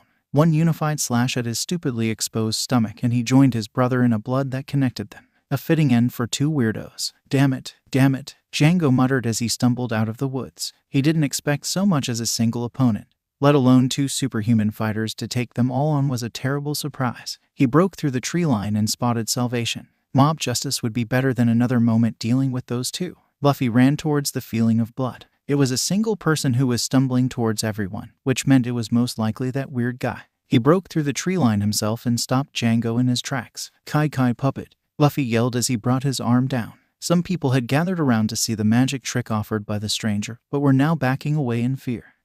Kill him, kill that boy, Django yelled out to the crowd, hoping they were particularly weak-minded and his hypnotism worked already. Unfortunately, he wasn't going to get any help. That's not nice, weird guy, Luffy said as approached. He got right behind him and brought up a blood-made dagger. He could finally taste some blood, even if it was of a crazy person. With a quick cut to the shoulder, he licked his lips. All that fighting made me hungry, Luffy said quite loud, scaring the crowd and Django. Before he enjoy his catch, however, a voice dug into his head. Luffy, what are you doing? Nami yelled out with a mixture of anger and disgust. She could hardly believe her eyes at the sight of her savior about to go all vampire on some weird-looking magician. Nothing, Luffy said, putting his eyes down before scratching his head. That was a bad start if he wanted to get her to be one of his girlfriends. I stopped him, and I put some fear into those guys, Luffy said, pointing at the villagers who, very true to his word, were frozen in fear. That doesn't explain why you were looking at him like a steak, Nami yelled angrily before sighing. Look, just kill him or make him pass out or whatever you do. She had gotten too accustomed to his aggressive nature. She didn't see the value in killing many people, but Luffy had only killed pirates, so that made it better. She would need to get away from them fast if she wanted to keep that bit of innocence. Fine, Luffy groaned before rushing the blood to his head. This guy didn't actually attack anyone, so ripping him apart was unnecessary. So, where's Kaya and Usopp? Is Mary okay? He asked, ignoring the pirate he just incapacitated. They're all back at her mansion. They're fine. Come on, let's go. I'd like more pleasant company, Nami said as she stared at the villagers. Woo, victory lunch, Luffy yelled as he ran past her and towards the mansion. That idiot, he better not let me down. Nami muttered as she slowly walked after him, picturing him above a certain defeated fishman. Luffy munched down on his meal with gusto. He didn't take control of a lot of people at once, but he needed no excuse for hunger. They were all still surprised at his willingness to eat raw meat. His apparent immunity to blood-borne diseases was a perk of being made of blood. He was about to dig into another raw steak when Kaya stood to make some type of toast or announcement. Luffy, Nami, Zoro, Usopp. Kaya paused her toast to look at him. He was in much higher spirits now that she was safe. It was still hard to believe those three dropped in and rescued them from such a nefarious plot. Thank you, especially you, Luffy. You not only saved Usopp, you saved everyone. If there's anything I can do for you, please say the word, she said with a smile as she looked at the boy. Well, we could use a ship. A big ship, with a big master bedroom. Luffy yelled triumphantly, picturing a giant ship with his master suite, capable of holding him and however many women he could get to join him. Zoro's sweat dropped at the sound of the request. He knew Luffy's intent at a harem. Then consider it done. Mary, do you think you could help with that? Kaya asked her forever faithful companion. He had proved to be the most loyal friend short of Usopp. Absolutely, Miss Kaya. Give me a couple of days, Mary said before leaving. He would need to order supplies and hire workers, after drawing up some schematics, or at least edit them so that the young man could get his master suite. Oh, you can do one more thing for me, Luffy said with a big smile, which unnerved Nami and Zoro. Kaya perked up and looked at him. A kiss would be great. Nami and Zoro went to hit him in a unified strike of anger for such blatant stupidity, but Luffy didn't feel like rubbing his head after explaining, so he morphed to blood to avoid the blows. Kiss Usopp so he stops acting like a puppy already. Usopp would thump his nose for not asking you out yet. Kaya turned a deep shade of red as she looked back between Luffy and Usopp, who looked equally confused. She didn't, however, waste any time fulfilling his request, surprising Usopp with a warm kiss. Tashishi, matchmaker Luffy, Luffy said with a big smile as they kissed, leaning back in his chair and gnawing on a raw steak. Kaya wouldn't have made a good addition to his girlfriends. Usopp would always be jealous, which means he'd have to hit Usopp a lot. This way, Usopp had a girl and Luffy got to have the rest of them. Nami was still his, or at least would be. Zoro seems more than happy to keep his sword to himself, but he may throw a swordswoman his way. A woman with sharp things in the bedroom was always something he was told to avoid anyway. Nami looked at Luffy with a little pride. He could spot that those two liked each other and decided to put them together rather than tear them apart. It was better than expected with someone aspiring to be the Pirate King, though he was still trying to sleep with her naked in bed. That could be a reward for another time. That thought had crept in her head since last night. Her heart would always pump a little faster when he was near, though that may be his doing with more intent than she would like to believe. You sure do make good requests, Luffy, Kaya said with a smile as she turned back towards her friends. Usopp was left frozen in place staring at her. It was quite a sight to see him seemingly frozen in time. Glad you agree. Now I have one for Usopp, Luffy said, focusing on the man who slowly thawed out of his time freeze. Join my crew, Luffy yelled as Usopp finally snapped out of it. You want me to join? But Kaya, Usopp turned to her with a frightened and questioning look, almost asking her permission to sail around the sea as a pirate. He didn't need to wait, however. Of course we'll join you. I would like to leave this place, Kaya said, looking out towards the village. It was unfair that they would be nice to her but spit in Usopp's path. They went too far this time. I'm sure Mary could use a break too. He can be the one taken care of for a change. Hooray, 2 new crewmates, Luffy yelled in joy, jumping up at his success. He effectively doubled his crew in swoop, but there was still something eating at him. So, what can you two do? He asked, making his other 2 crewmates sigh. He was going to recruit the entire East Blue without ever finding out what they were good at. I've been studying medicine. I can help you all stay in good health, Kaya answered with a smile. A girl so ill studying medicine was quite ironic, but now that she was better it did make her a necessity aboard any ship. Only the insane would travel without a doctor. Oh, I can also cook some things. Mary and I would cook together when I was younger. Dr. Chef. So cool, Luffy yelled out, staring at Kaya in awe. That was quite a combined skill set, even if it was more towards jack of all trades rather than master of one. It was still a combo they would need. His main skill was, after all, killing people. What about you, Usopp? Can you shoot the antennae off of ants? I don't think I've tried, but I am a good shot with my slingshot, Usopp said proudly, despite the sweat drops Zoro had. He obviously didn't see the power in a well-used slingshot. Being a man of the sword, you will be in charge of shooting people I do not like, Luffy said in his normal peppy and upbeat tone, despite the fact that could very well be an executioner position. Though being executed by a slingshot would undoubtedly be the most humiliating execution on the planet. Aye, Captain, Usopp responded with a smile. He would fight him for the position of captain if he wasn't so happy he was going to be a pirate and would be with Kaya. That big of a gift would be enough to keep Luffy as captain. Besides, he would be captain if he did anything stupid. He was a natural leader after all. A few hours passed and it came time once again to go to bed. Usopp decided it would be best to not try and share a bed with Kaya. It would be quite a forward advance considering they just started their formal relationship. The alternative, however, ended up being to share a bed with Zoro, who was less than happy with the situation, especially since right across from them were Luffy and Nami in the same bed. After a long period of silence and the inevitable snoring of two male inhabitants, Nami turned to her captain and currently half-nude bedmate. He had decided to slip out of his vest this time in an attempt to fluster her. Somehow it worked. "Luffy, are you awake?" Nami whispered to her deathly still friend. He hardly slept, which made talking to him at night easier. "Huh, yeah, Nami. What's wrong? Want something to eat?" Luffy questioned as he opened his eyes. That was typically why he got up, or stayed up. His shake of the head proved that she had different things in mind. "Luffy, how strong are you?" Nami questioned shakily. She could hardly believe she was going to ask this, to ask anyone this. But Luffy wasn't anyone. He was an invincible monster who couldn't be hurt, save a punch when he acted like an idiot, but that may be to humor her. "Huh, well, I can hit stuff pretty hard." "Why?" Luffy asked, wanting to know the reason behind this question. He was only given another. "What would you do for us? For your crew? Your friends?" Nami was hesitant to use the term friends. She was planning to steal from him from the start, but he certainly considered her something more. "If you were hungry, I'd share my meat." Luffy responded as if it were some philosophical wisdom. However it was, that was quite a leap for the ever-hungry man. If he would do that, not much else would be out of reach. "Then, I want you to help me, like you helped Kaya and Usopp," Nami said, looking away from him as she started to move her sleeve. Luffy stared in awe at Nami as she unknowingly sent his brain into overdrive with thoughts. Her next action stopped it. There was a tattoo on her shoulder, one he surprisingly recognized. Arlong was a well-known pirate in this sea. He was able to find out about him before he left. His reputation was less than admirable. No Marine who frequented the East Blue could or would touch him. Another reason Luffy hated the Marines. They only did their job when it was easy. "Could you kill Arlong? If you two fought, could you promise me you'd win?" Nami was softly crying as she asked him. It hurt to bare her soul to him, to finally let the dam break and let her feelings flow. She wanted Arlong dead more than she wanted the sun to rise in the morning.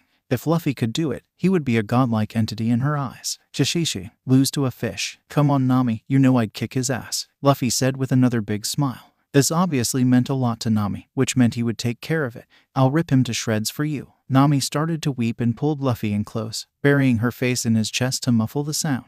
Luffy instinctively hugged her to comfort her. It still felt weird to hug a girl, especially a crying girl, a crying friend. But she eased up on the crying from it, so it must be working. Nami wiped her eyes and looked up at the boy. He showed no fear or doubt. He was fully willing to fight the most powerful pirate in the sea because she wanted him to. With a quick pull on his shoulders, she scooted up in the bed and planted a kiss on his lips. Despite Luffy's dream of being the pirate king and having all the treasures, power, and freedom the world could offer, and his idea of having a large harem of the most beautiful women on the seas, he had no experience with girls outside of a few awkward talks with Daden, Makino, and Shanks. Kissing was a thing and was a good start for a girlfriend. He also knew about the bird and the bees and the bears. What he didn't know was how you got from point A to point B. He pushed his lips back and mimicked her movements as best as he could manage. It was a bit of an awkward kiss, but warranted for a first. "Thank you, Luffy. I don't know if I can ever repay you." Nearly 100 million billion savings, and she couldn't think of a single way to pay back the favor. All the treasure and all the blues could be at his feet and she'd find more. Though from how some pirates were, she'd be on top of that pile in some gold bikini or something. "Shishishi, you're my friend. No need to repay me," Luffy responded honestly, though a thought crept into his brain. "But you could be my first girlfriend. The king of the pirates needs a lot of them, and you could be the first." Luffy's follow-up may have hurt his game under regular circumstances, but he did just agree to kill an evil fishman dictator. "A lot of girlfriends? What do you mean?" Nami could feel a kind of throbbing pain in her heart. She wanted to be his girlfriend, but being just another one in the crowd would be a hard thing to deal with. It was only thankful that Arlong considered humans a subspecies not worthy of his company, that she wasn't one already. "I don't know if I want to be just another girlfriend, Luffy." "What do you mean?" "You'd be my first girlfriend. That's pretty memorable. Besides, why wouldn't I want a big harem, especially filled with women as pretty as you?" Luffy's simplistic view on the ordeal provided Nami with some comfort. He would probably just gawk and show off most of the women he got, at least later on. But being forgotten would definitely not happen if she agreed. That, however, did leave one question. Would it be better to share him, or not of him at all? The question was answered with one reassuring smile before she made it form a pair of puckered lips. "I'd love to be your first, Luffy," Nami said, smiling at her own clever little line. Luffy wanted to yell in celebration, but that would be rude. That and he would probably deafen his first girlfriend. He instead opted to give her another big kiss and pull her in for a hug. He was, however, able to elicit a small scream of surprise from her. "What the hell are you doing?" Nami whisper yelled as Luffy tossed his shorts off of the bed and sprawled out on his side of the bed. She couldn't believe that moments after she agreed to be his girlfriend he expected them to just have. "Well, it's rude to sleep in bed naked with a crewmate. It's fine, do it with a girlfriend, right?" Luffy asked, looking at her as if he had done nothing wrong. It was arguably true considering his intent was only to sleep in the buff. But that may just be because him getting his way was a recurring theme since she had joined the crew. "Fine, but don't jab me with your thing while I sleep." Nami could hardly believe that was a sentence she needed to say to her captain, yet there it went, out of her mouth and into the world forever. It would be sad if it weren't such a happy occasion. "Chishishi, no promises. I do have a bit more blood than most people, so it's gotta go somewhere," Luffy teased as he pulled the covers up a bit, smiling at a blush on her face so bright he could almost see it in the dark. The next few days were, for the most part, uneventful. Luffy got to enjoy one of his favorite pastimes, messing with villagers. He'd spend hours in a nearby tree, messing with their blood for the sheer fun of it. It did, however, give him more practice with his power. Surely not every Logia fought with element like he did. Ace surely didn't. But he didn't know anyone with actual fire pumping through their veins, so that may make the difference. He did know he wouldn't trade his power in for any other. Being able to make a man lock up in the legs and fall over was just too funny. Being functionally invincible and being able to play jokes on people. Best power ever. The ship was complete. It was Mary's magnum opus, his pride and joy. It had a lamb on it for crying out loud. The ship was of slightly larger proportions than initially intended. It had to be fitted with a large master, or rather captain, suite for Luffy and his cute girlfriends to sleep in. For Kaya and Usopp's sake there was still a women's dorm and a men's dorm, so she wouldn't have to bunk in the pirate king-sized bed with Luffy. Though it was only a couple of beds, there was heavy doubt too many women would join without Luffy trying to get them. Men's dorms were standard for all intents and purposes. A few hammocks for however many crewmates he would like. "So cool," Luffy yelled as he launched himself up and onto the ship. He started looking around every nook and cranny before Mary could even start to discussing the features. Luffy would likely find them all before he could finish talking. In fact, just as he started discussing the steering, Luffy bounded back out and snatched Nami off her feet. "Come look at our room. It's huge," he said before rocketing back on the ship with legs spewing blood. It almost made Mary faint from the sight of a boy using his own blood as a rocket booster. But he did see a man tear his own insides out, so it was tame in comparison. Zoro was confused by one thing, however. They would share a bed. Those two were hanging out with Kaya and Usopp a lot, sure, but that meant they were a couple. Kaya seemed disappointed in his ignorance when he asked them about it, but it couldn't be helped. The poor swordsman didn't have a woman yet. They explained the situation as best as they could, but left the details out. "I'm glad you two have decided to go together. Do be safe, Miss Kaya," Mary said to his longtime friend, fighting the tears in his eyes. He didn't expect to see her leave, but he wouldn't stop her. She was finally happy again. "And you, young Usopp." Mary refocused his attention on the young man by her side. He was prepared to give a long and threatening speech about how he needed to protect her, but he knew it was unnecessary. He told those stories to her to cheer her up and seem like a brave man. He could merely prove it now. "Treat her well." "Of course, Mary. Take care," Usopp said with a smile. He wanted to say more, but it wouldn't help. Long speeches were for his crew now. Besides, he didn't want to cry in front of Kaya anymore. Not over something as silly as leaving his home and friends behind. Holding his tears back was getting a lot more difficult. Kaya, on the other hand, didn't hold back. She cried and hugged him, barely able to speak. She was leaving an entire life behind to start a new one. In doing so, she was leaving behind one of her best friends. "I'll miss you, Mary. Live a good life, okay? You let me live one." Mary let the tears flow as he hugged his surrogate daughter. He didn't want any harm to come to her. He wanted to protect her from the cold world. She had already lost her parents, now she was journeying out with pirates. But she was journeying with friends. "You too, Miss Kaya. Always be happy that you have such great friends." It was another few minutes of tears and hugging before Zoro started to drag Usopp up on the ship. His screams of distress got Kaya's attention, and she hastily hurried to the ship to get the brute to lighten up on her storybook boyfriend. "Bye, Mary. Thank you for everything," Luffy yelled from the ship back to the former butler, now multimillionaire. He did have a confusing look as three children ran up beside the lamb man brandishing wooden swords and yelling about kidnapping their captain. "Hey, Usopp, you know those kids?" Luffy asked Usopp, who was crying as he gritted his teeth. "Usopp pirates, you are disbanded. Fight for what you love." Defend your homes, Usopp yelled, ordering his former men to protect their families. He hadn't seen them in days, likely because of their families, but it certainly wasn't their fault. The three were left crying as they waved goodbye to their captain. Wow, heavy departure, Luffy said plainly as he looked towards the island. He was no stranger to sad goodbyes. Ace's departure brought tears. Sabo's brought outright heartbreak. But it's not like anyone died, besides people who deserved to anyway, so there were more important things. Kaya, I'm hungry, Luffy yelled, completely disregarding the sad mood when his stomach growled. Do you even need to tell us, Luffy? You can eat steak raw, Nami said, emphasizing the can portion of the sentence to make sure he would grasp that he shouldn't do it too often. But if he was going to bother them constantly for food, it would help sometimes. So, I don't want to all the time. Variety slices up rice, Nami, Luffy said, stumbling through a quote he heard once, a long time ago.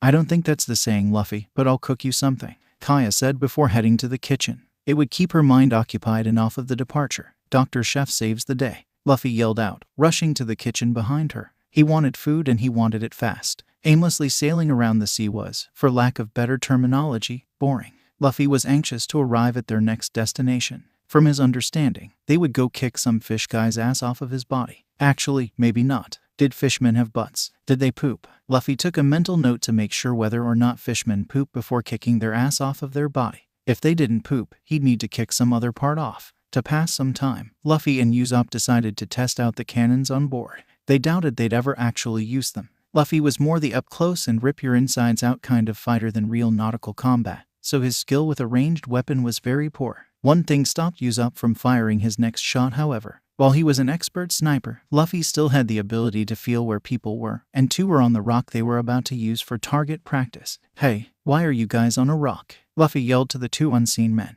We need help, please, a voice yelled back desperately. Luffy ordered them to steer a little closer to pick them up. Two people on a rock in the middle of the sea would make a terrible duo to try and rob pirates, especially a sniper, a fiery redhead, a green-haired swordsman, a chef doctor, and a blood man. Luffy helped them up as best as he could without terrifying the two. With a quick pull they were up on the ship, a little worse for wear. One far worse than the other. He couldn't stand on his own and his teeth were falling out. A quick cough of blood and Luffy could tell he needed food. He didn't know the exact way he could examine the blood. It just felt like it was missing something most blood. Kaya, we need help. He's dying. What? She yelled in shock as she rushed to the man. She hadn't been out to sea a day and someone was already dying. With a quick examination she determined what was wrong with him. It was one of the easiest things to fix on the seas. Scurvy. She ordered them to fetch some limes and lemons. One to cure it, the other to scare the lesson into him that he needed more vitamin C. She enough with a squeeze of a few limes and one particularly sour lemon. He was up and dancing, albeit with a concave mouth. The sudden recovery shocked the doctor chef, the slightly experienced navigator, and the blood captain who had just examined the vitamin-depleted blood moments ago. So who are you guys anyway? Why were you on a rock? Luffy asked as they stopped dancing. Or rather, stopped their dancing by asking them. I'm Johnny, and I'm Yasaku, the two said as if they were preparing to reveal a team name.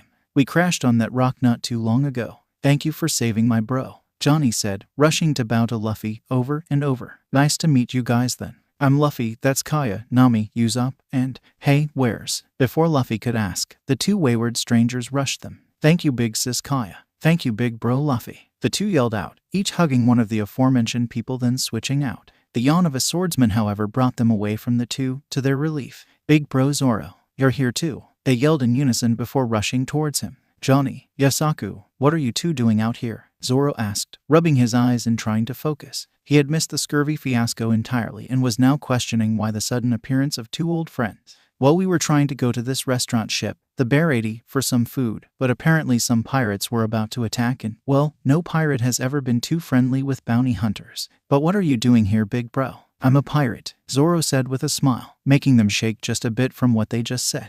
That meant they were on a pirate ship. Something they said caught Luffy's attention. Food. Yes, of course, but more. Pirates and attack. A fight. Do you know where this Bear 80 is? I like food, Luffy said, burying the more sinister reason. A good old-fashioned bloodbath. In the sea, where he couldn't actually get in. Well, he couldn't a bath anyway. A good old-fashioned blood shower. We can probably figure our way back, but we don't know why you would. It was a pretty big fish after the ship, Don Krieg. Johnny informed them as Yasaku fetched another lime. I think I've heard of that guy. He likes shiny stuff and throws his men at his problems. Lots and lots of men, Luffy informed his crew. Typically something like that would scare a crew. Don Krieg was pound for pound more powerful than Arlong.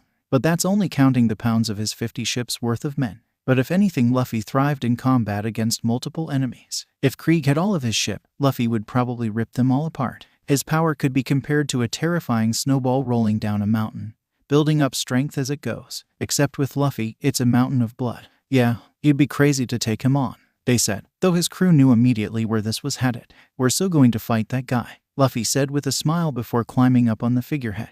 He didn't even bother turning around when he yelled, "Nami, set sail towards wherever the buried eat." "Aye aye, Captain," Nami muttered as she walked to the rudder, dragging the two guests with her for directions. She couldn't believe she hadn't heard of this place yet. More importantly, she couldn't believe Luffy would take a detour on killing Arlong to go stop this Krieg guy from taking a restaurant. At least it was valiant of him, unless he just wanted free food. Kishishi, free food and I get to fight an army. My life is great, Luffy thought as he straddled the lamb's head, looking down at the water and feeling all the aquatic life just below. Hours passed, boring hours to Luffy. He was promised a battle with the most powerful pirate crew in the entire blue. Every second not punching or stabbing a guy was time wasted in his opinion.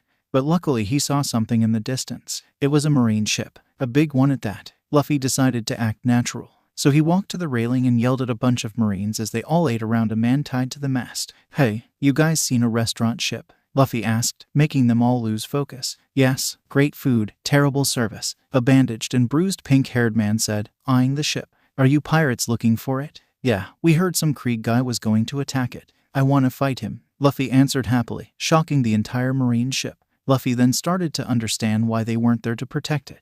They were scared of Krieg. "You guys chicken or something?" "Luffy, don't insult the marines like that," Usopp yelled in anger and fear at his captain, who was poking the bull with a very pointy stick. "We are not chicken pirates. I'll prove it. Open fire on their ship," the captain said almost apathetically. He was obviously in no mood to deal with them any longer, which was very bad for their sake. "If any of you do that, I'll beat the crap out of everyone aboard your ship," Luffy said coldly at the pink-haired weirdo, who stopped to look at him. His men looked at him questioningly before he motioned for them to fire the cannons. "Hey guys, I'll be right back," Luffy said with a smile before hopping on the railing and launching to the ship. The marines all pointed their rifles in unison at the boy. At least 24 had encircled him, which only made Luffy smile. They shouted a threat at him, then ordered him to leave, but he started laughing. "I bet you could all fire at once and still miss me," Luffy said, taunting them still. He knew precisely what would happen when they fired, and it would be hilarious. They took the bait like it was live duck. They fired in relative unison.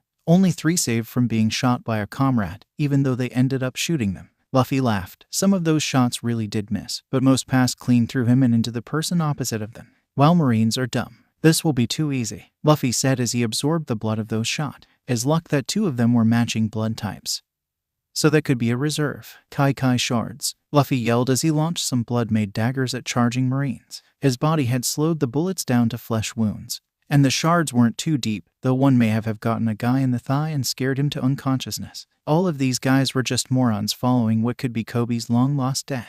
Luffy squatted ever so slightly to secure his position as a lot of swordsmen charged him. His fists were sure to beat their swords. Fullbody himself joined the fray as the main infantry were brought down by nothing but a fast series of punches. Gatling seemed an appropriate term for that flurry. Fullbody thought he would obviously have an advantage in a bout of fisticuffs. Luffy opted to humor him and not launch a storm of fists. Simple boxing with a guy with iron knuckles. He ducked down under the swing and jabbed him right in the gut. He felt blood seeping inside. Whoever kicked his ass before did it well. Some internal bleeding he could focus his hits on. Fullbody felt the errors of his ways as the body blows kept rolling in. He could take down most people with one punch, but if he could never land it, that meant nothing. One last strong right, and he was on the ground, gripping his stomach and coughing up blood. Luffy's fist had finally done the trick and his small intestine had finally burst. Luffy stood over him and roared out triumphantly, scaring the rest of the marines on the ship. Unfortunately for them, he didn't want to be made a liar. There was nowhere to run from the monster. His fists rocketed towards every marine he could find and connected with their face or something much more fragile. But at least there was no bone in that part of the body to break.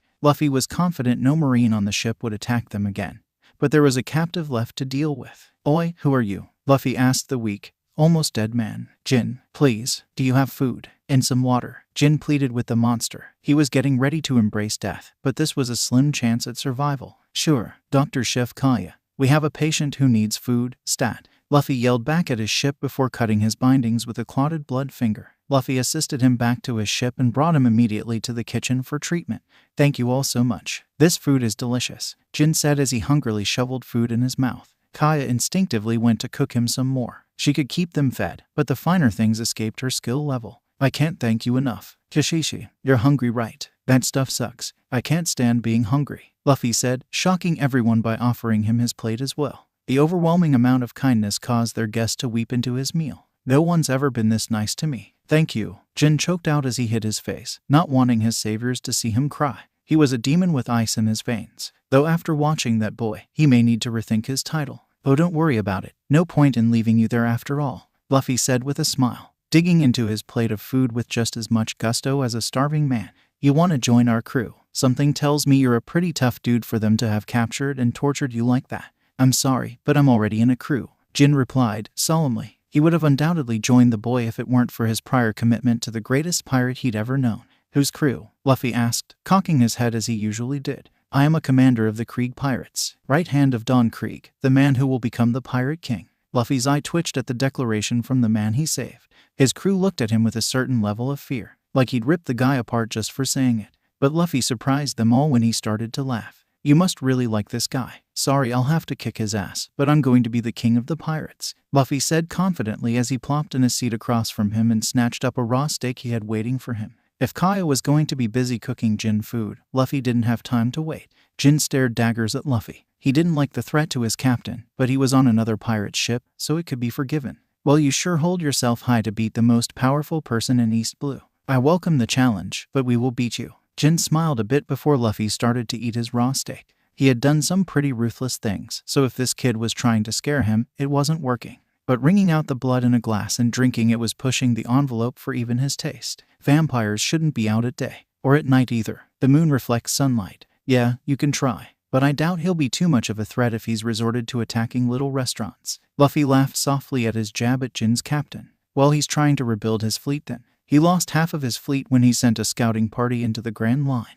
But even with 25 ships, he's still the strongest pirate in the sea. Jin defended his captain with gusto, however it backfired. He lost 25 ships. Most of the crew yelled in unison at just how dangerous the Grand Line was. If it was a scouting party, they probably weren't in there a week. Luffy didn't see this as a testament to the dangers of the Grand Line. So you're all that weak. Now I know I could beat you. Luffy laughed at the fate of half of the Krieg pirates, completely annihilated so quickly. They were either weak or dumb, or most likely both. Don Krieg himself would have made it easily. He just wants to get more men before we go and conquer the line, Jin said, trying to convince himself more than them. All of his efforts were to keep his men alive. He didn't even know if anyone was left from the trip. So many died from some angel of death in a floating coffin. Kishishi, whatever you say, we're going to go kick his ass anyway. I guess you'll be fighting me then, Luffy said with a smile, sticking out his hand. Normally he wouldn't be this respectable, but Jin was a loyal crew member to that Krieg guy, even in the face of nothing but enemies. It took Kintama. I suppose we will.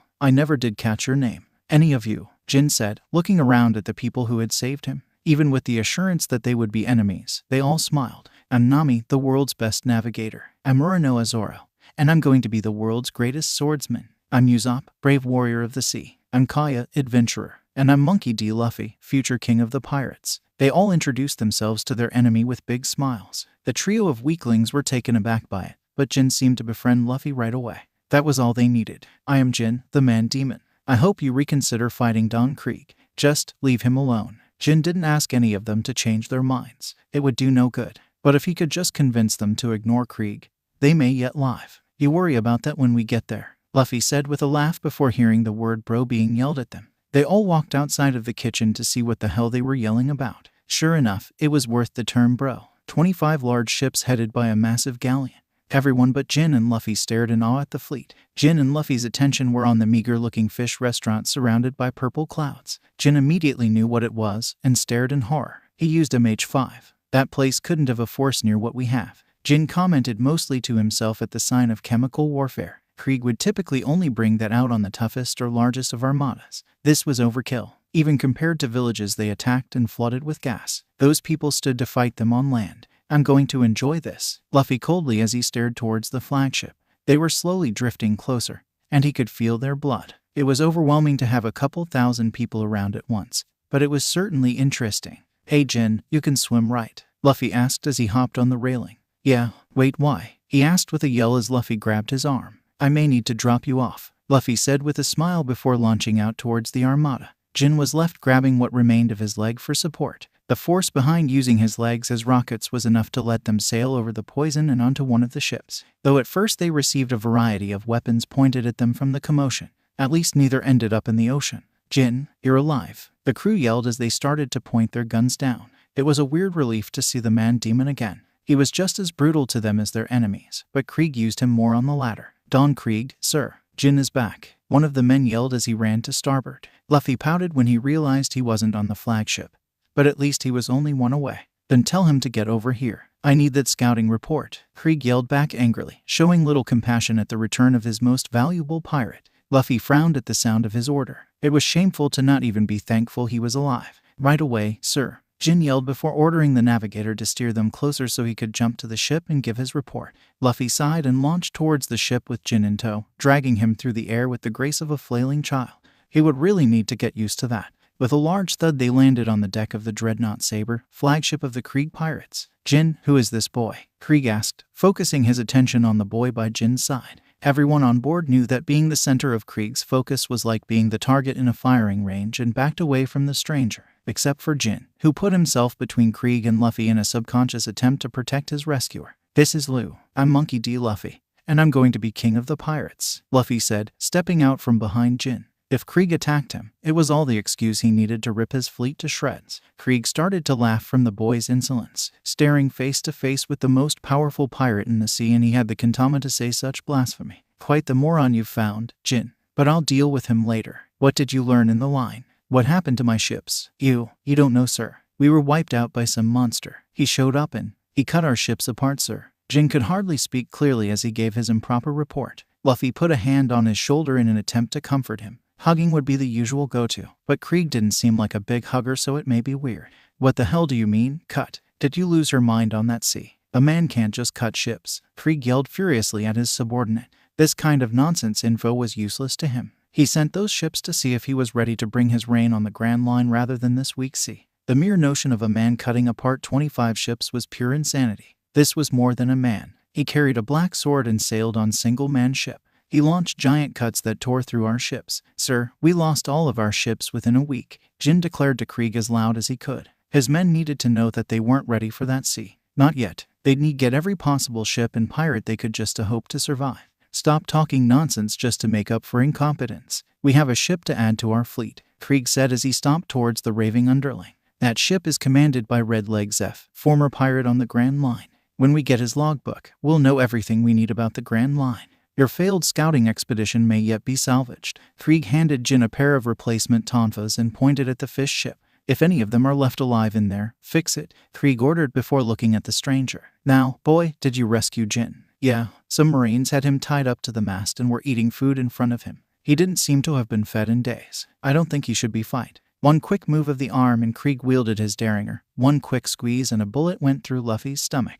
The quick movement of the action let it actually hit him, but the wound healed within moments. Luffy, however, knew no normal person would react that way and gripped his stomach, feigning pain as he coated his hand in blood. You do not get to tell me what my men should do. I am Don Krieg, most feared pirate of the sea. The rectangle-headed man yelled in anger at the boy. The news that half of his fleet was lost in a single week had angered him, but his ego was as strong as ever. Huh, so scary, Luffy said, coughing up some blood on the deck. He was greatly outnumbered, but nowhere near outmatched. May as well have some fun. I bet I can be scarier, Luffy said, standing up straight rather than doubling over his non-existent wound. Krieg fired once more at the pest, hitting him square in the chest. Blood shot back as the boy gripped the bullet wound. Unless my men are scared of dead bodies, you won't even faze them, Krieg said with a smile as Luffy fell back. Only one person got to see Luffy's smirk as he landed on his back and turned into a pool of blood. It splashed on everyone but Krieg and Jin, who were the only ones not on the verge of throwing up. Don Krieg, what did you do? Luffy saved my life. He didn't deserve that. Jin had never been explained Luffy's power, so he didn't get to experience what Luffy's other friends would in that situation.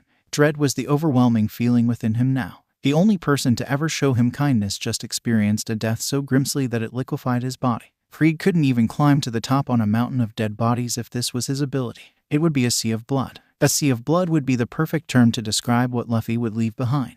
All the blood he scattered poured into the unprotected flesh of the pirates on the deck. Men screamed in pain and horror as they were attacked by blood. In the midst of it all, something arose from a puddle in the center, where Luffy initially landed. As more men fell to the ground, either dead or on the verge, blood came to it and it grew more and more. It was a tall human-shaped being of blood. There was no sign that it was the happy-go-lucky boy from just moments before. There was no warm smile that comforted those who needed it. No wide eyes looking at everything with excitement. The eyes that formed were barely human. Red orbs that bore fear in the minds of a man-demon and a heartless captain. As the last man hit the floor, familiar features returned. Shaggy black hair, a scar under his eye, a mouth pulled back in a smirk. The one thing that remained was his eyes. Cold, red, and unblinking. Told you I'm scarier. Krieg stared in horror as the blob turned to the human he swore he just killed. He had lost dozens of men in moments because of this monster. This demon. He shakily stepped back, thinking of what weapon could possibly stop him. What are you? Krieg yelled in desperation before unleashing every weapon he had on him.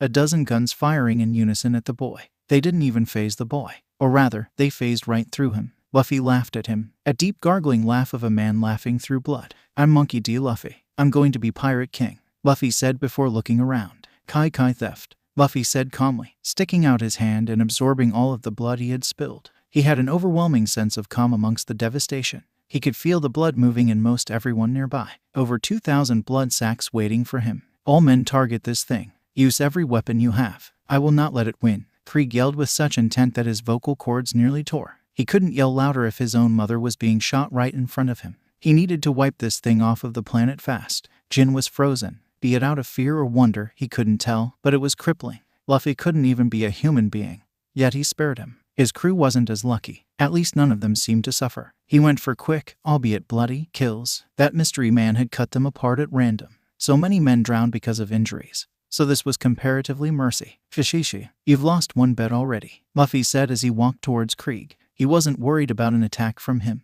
Those guns kinda tickled, but he couldn't take out the other ships from there. I bet I'll win, Luffy said before launching at the nearest ship in a streak of blood. He made sure to bring it back with him as he launched, conserving all of his weaponry as he could. Jin, stop standing around. We need to kill that boy, Krieg yelled at the man-demon with obvious fear in his voice. He had no idea how he could fight him at this point, but surely if they all focused fire he wouldn't stand a chance. Get every ship we have. I'm going to order the men below deck to target whatever ship he's on. He will not leave here alive. Yes, sir, Jin said as he ran towards the opposite ship. It tore at his insides to follow that order. Krieg attacked first and unprovoked, but it wasn't the first time. He would just need to get Luffy quickly. No one else needed to die. Meanwhile, aboard the Going Merry, Big Bro Zoro, where did Big Bro Luffy go? Johnny asked Zoro as they looked at the fleet of ships before them. They had just been floating there, staring at the scene. Nothing was happening, at least nothing anyone could see. Well, if I know Luffy, he's attacking the strongest pirate crew in the sea single-handed, and we're all going to wait around, Zoro said as he stared into the distance. He had learned to not worry too much about what Luffy was doing. If he wanted to take them all on, he wasn't going to be talked out of doing it. Helping would probably be suicide. Each of those ships had to have at least 100 men on board. The most they could do was wait, or maybe go to that restaurant. The poison had finally dissipated and made it safe to approach. At very least its enclosed design made it safer to be in than their exposed caravel when it came to that poison. Nami sailed them towards the waiting vessel with care. They would need to be close if they wanted to rush on. At least it had drifted away from the giant mass of death that was still waiting for them. They all rushed and started to pound on the boarded-up entryway. Every nook and cranny had been sealed, most likely after hearing about or seeing the poison. If it worked, they'd still be alive and they could rescue them all while Luffy distracted the fleet. If not, maybe they had some savings stored in a chest somewhere. Either way, it was worth trying. Let us in. We're here to help, Nami yelled at the door, awaiting a response from inside. If anyone inside was alive, tearing down their protection could make them attack. Or worse, give the pirates an opening to which they could launch more poison. Luckily for them, the cries of a woman's voice pierced the ears of a valiant prince who could let no woman be left outside to the terrible menace. Beautiful maiden, let me help you, a voice yelled as some of the boards were removed from the wall. Yelling about dirty tricks boomed from the inside. But the voice cursed them all for suggesting any woman should be left outside during this siege. When the blonde-haired chef saw no pirates awaiting them, but instead a beautiful orange-haired woman, he kicked the rest of the barricade down with a single movement to allow her access. Get inside, you beautiful damsel, you, he yelled with hearts in his eyes. When some more men followed in after, he was less than pleased, but another blonde woman perked his spirit. So you're not pirates? That's good. Sanji would kick us all to death if we had to kill you. At least, you too. the bearded man with a peg leg said to the group, then specified that the 2 women would bring him distress. "You won't dare hurt those beauties, old man," Sanji yelled defiantly. "I won't let you be hurt, my ladies." Sanji slid to them with a rose between his teeth, arms spread to accept their loving embrace. Right. We need to get out of here. Our captain is distracting Krieg, so you can all join us and we can get out of here." Nami tried to ignore the advances of the young man and focus on the people trapped inside. "We aren't going anywhere. We plan to fight those damn." "What do you mean your captain is distracting them?" The bearded man in charge had to question what the hell one person could be doing to distract 25 ships worth of bloodthirsty pirates. "Based on the yelling I heard, he's tearing them apart," Zoro said with a smirk, shocking the people. He didn't look down on them for hiding. You can't cut poison till it stops after all. But Luffy wouldn't be slowed down by anything.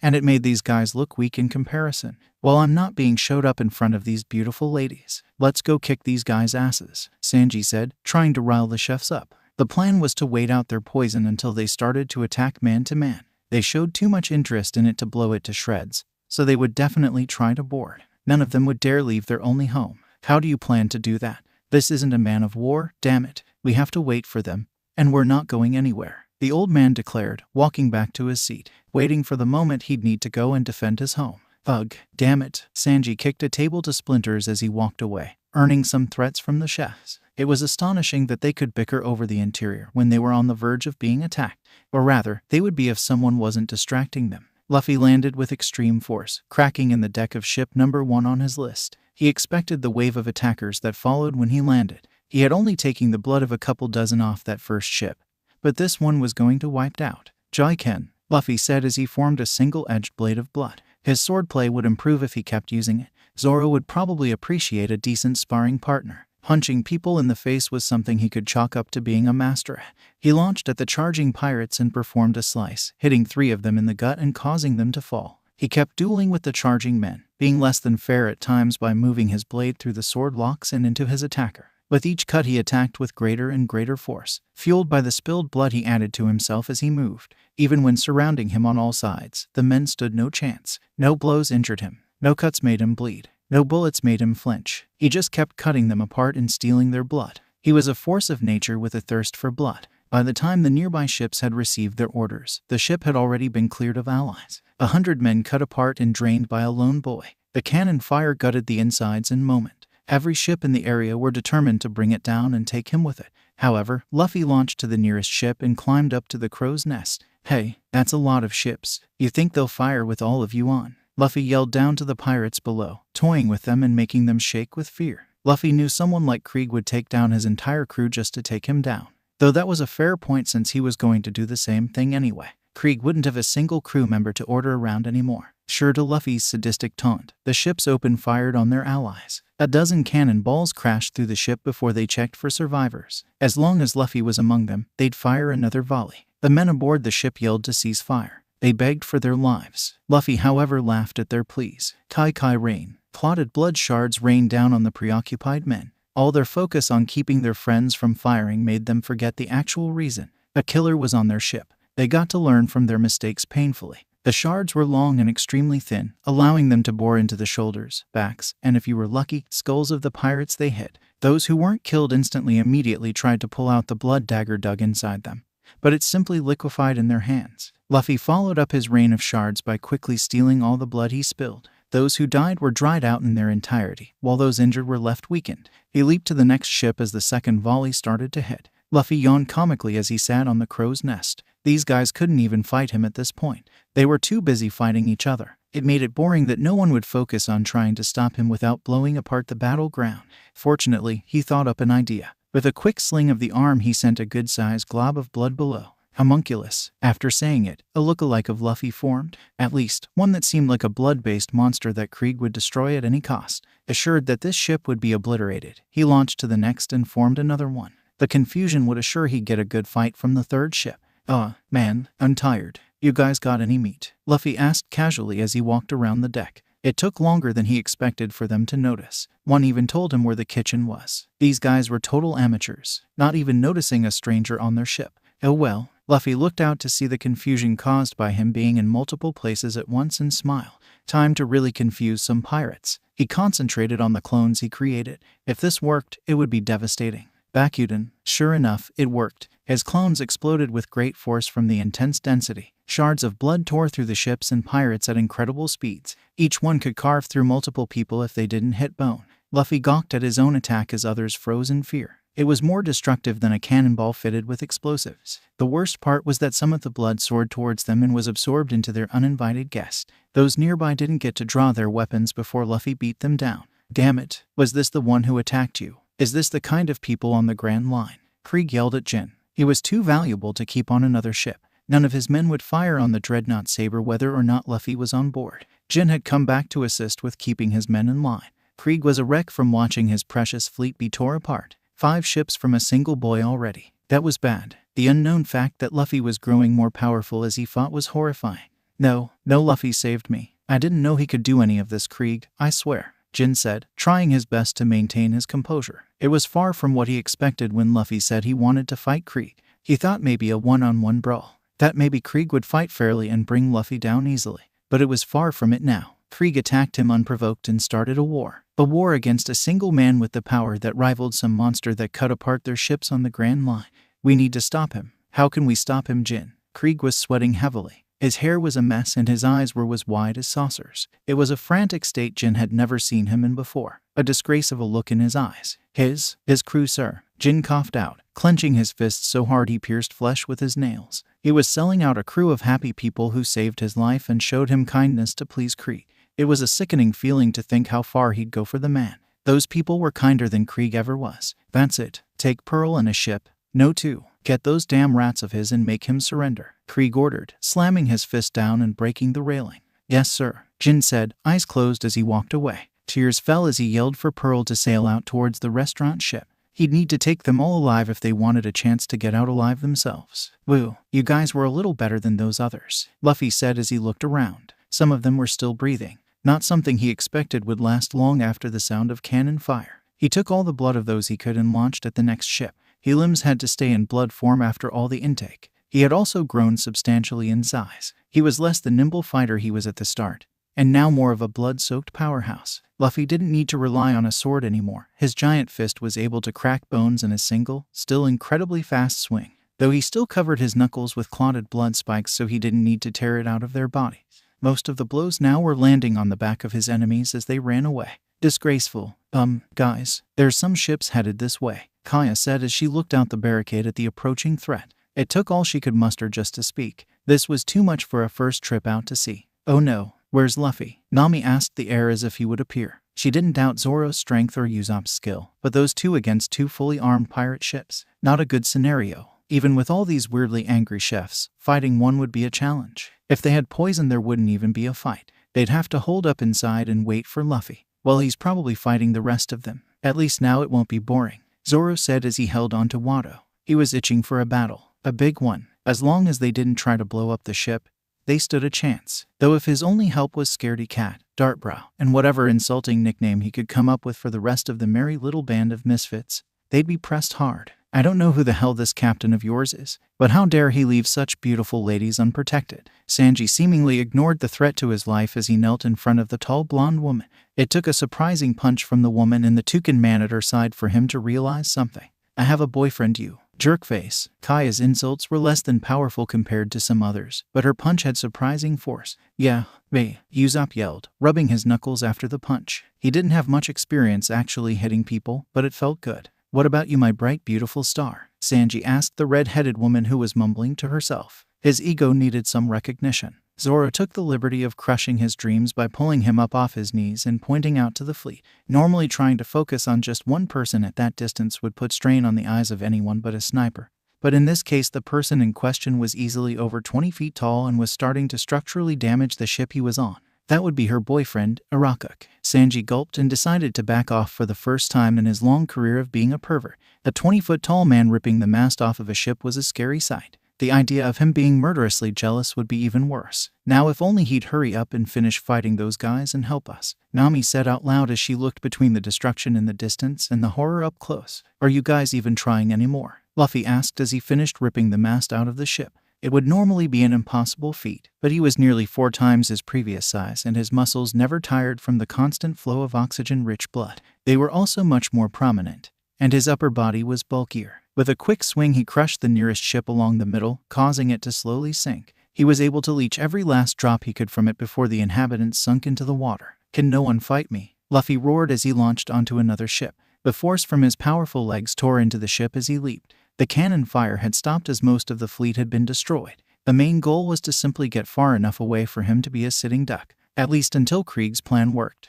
"We only want the Straw Hat Boys' crew. The rest of you will be unharmed. Send them out within 3 minutes. Jin yelled at the restaurant from his position on the ship. The two were positioned right by each other, cannons aimed at them. He knew Krieg would come back for the restaurant, but he needed the crew now without blowing it to pieces. "They're not going to let us go, are they?" one of the chefs asked. He was a very strange-looking man with extremely buff arms holding some sort of cannon. "Not a chance. This is Krieg we're dealing with. Foul play, Krieg. If we surrender, he'll kill us, so I'd rather go down fighting." The head chef, whom they learned was named Zeph, declared to them all, "We don't stand a chance against those guys. The second we start to fight, they'll blow us to pieces." Usopp tried to persuade them. Surely they'd be fine if they simply surrendered. Luffy would come and rescue them, easy peasy. Why did no one get that? "I'm not going to stop any of you from surrendering, but I'm not giving this place up for anyone," Zeph said as he crossed his arms, looking at the strangers. "We can fight them, Usopp, at least until Luffy gets here. He protected us once, remember?" Kaya reassured Usopp,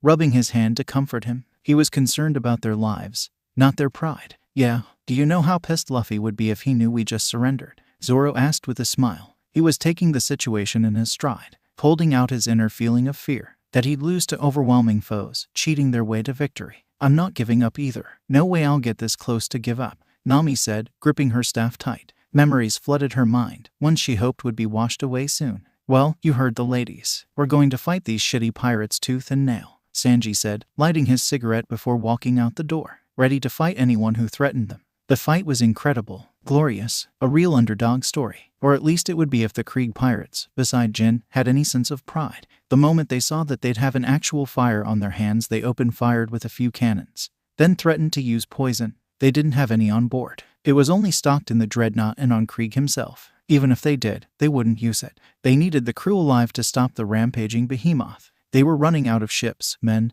and time. They took every member of the Straw Hats aboard and tied them up. It was one more than expected. A weird blonde with curly eyebrows. Jin surely would have remembered such a unique face, but maybe he just didn't show up to the kitchen. "So, what are you going to do with us, Jin?" Zoro asked, the fire in his belly far from being put out. One of the pirates kneed him in the gut for speaking up, but was sent away shortly after by Jin himself. "A simple trade. Your lives for Luffy's. He's too big a threat to let him leave alive. I can only assume we'll throw him in the sea if nothing else will work," Jin answered, not looking him in the eyes. "But why are you doing this? Luffy saved you. He saved all of us," Kaya yelled, tears forming in her eyes. She didn't understand any of this. When you help someone, they should help you back. As if Klahakiro wasn't enough. Now him. Was no one good anymore? "Shut up, pretty lady. Your mouth wasn't made for backtalk," one of the pirates sneered, walking over to her. Months on the ship with no tail left him rather ornery, and a similar-sounding word. "Don't you talk to her that way. I am Captain Usopp. I have a fleet of 10 million men at my disposal who could destroy you all," Usopp yelled, throwing himself over and in front of Kaya. It was a futile attempt at protecting her, but one he had to do. "I'll talk to her however I damn well want." The man raised his fist to strike the boy, but ended up punching the large iron ball on Jin's tonfa. It shattered his hand and made him run back in pain, screaming bloody murder. "You think I don't know that? I don't want to hurt Luffy, but I have no choice. Jin, why did you hurt his body?" Pearl yelled as he saw the broken hand of the pirate. "We need them to kill that boy." "Shut up." He tried attacking the hostages. "We can't let them get hurt." "What? Are you joking? Their condition won't matter as long as they're alive. We're trading their lives, not their perfect skin." He couldn't help but admire his own body amidst an angry outburst. He was more vain than Usopp in his storytelling. "Well, I say no hurting them. Anyone who wants to goes through me first," Jin said coldly, spinning on the tonfas around slowly. Everyone backed away slowly, but stopped at a question. "What the hell is wrong with you?" Sanji asked, focusing on Jin. "Their captain saves your life and returns you to your crew, and you repay him by kidnapping his crew and killing him. Ha ha ha. That's the Krieg way. There's no fair in the world. Only survival. Right, Jin?" Pearl asked, stepping closer. He believed he could talk him into letting them have fun with the captives. The entire situation drained moral. Some recreational violence would be good for everyone. "That's the Krieg way," Jin said, staring to the distance at the devastation. Luffy had to slow down now that numbers were dwindling. He was avoiding attacking the flagship, He wanted every other ship first. Attack people unprovoked because they suggest another way of doing things. Exact wait ho. Jin, that should have been a happy sentence. Pearl yelled, sticking out his arms, cheating people out of deals, killing civilians, going back on your promises, leaving no survivors. The last one cut the cord. Luffy wouldn't be the only one to die. Krieg would kill all the others right after Luffy. They didn't even hurt anyone, but he wouldn't let them live. He wasn't that kind of person. That's the Krieg way. Now you're getting it. So let them have their fun with the bait. Pearl reached past them to the orange-haired girl. She was quiet and the boys may like her.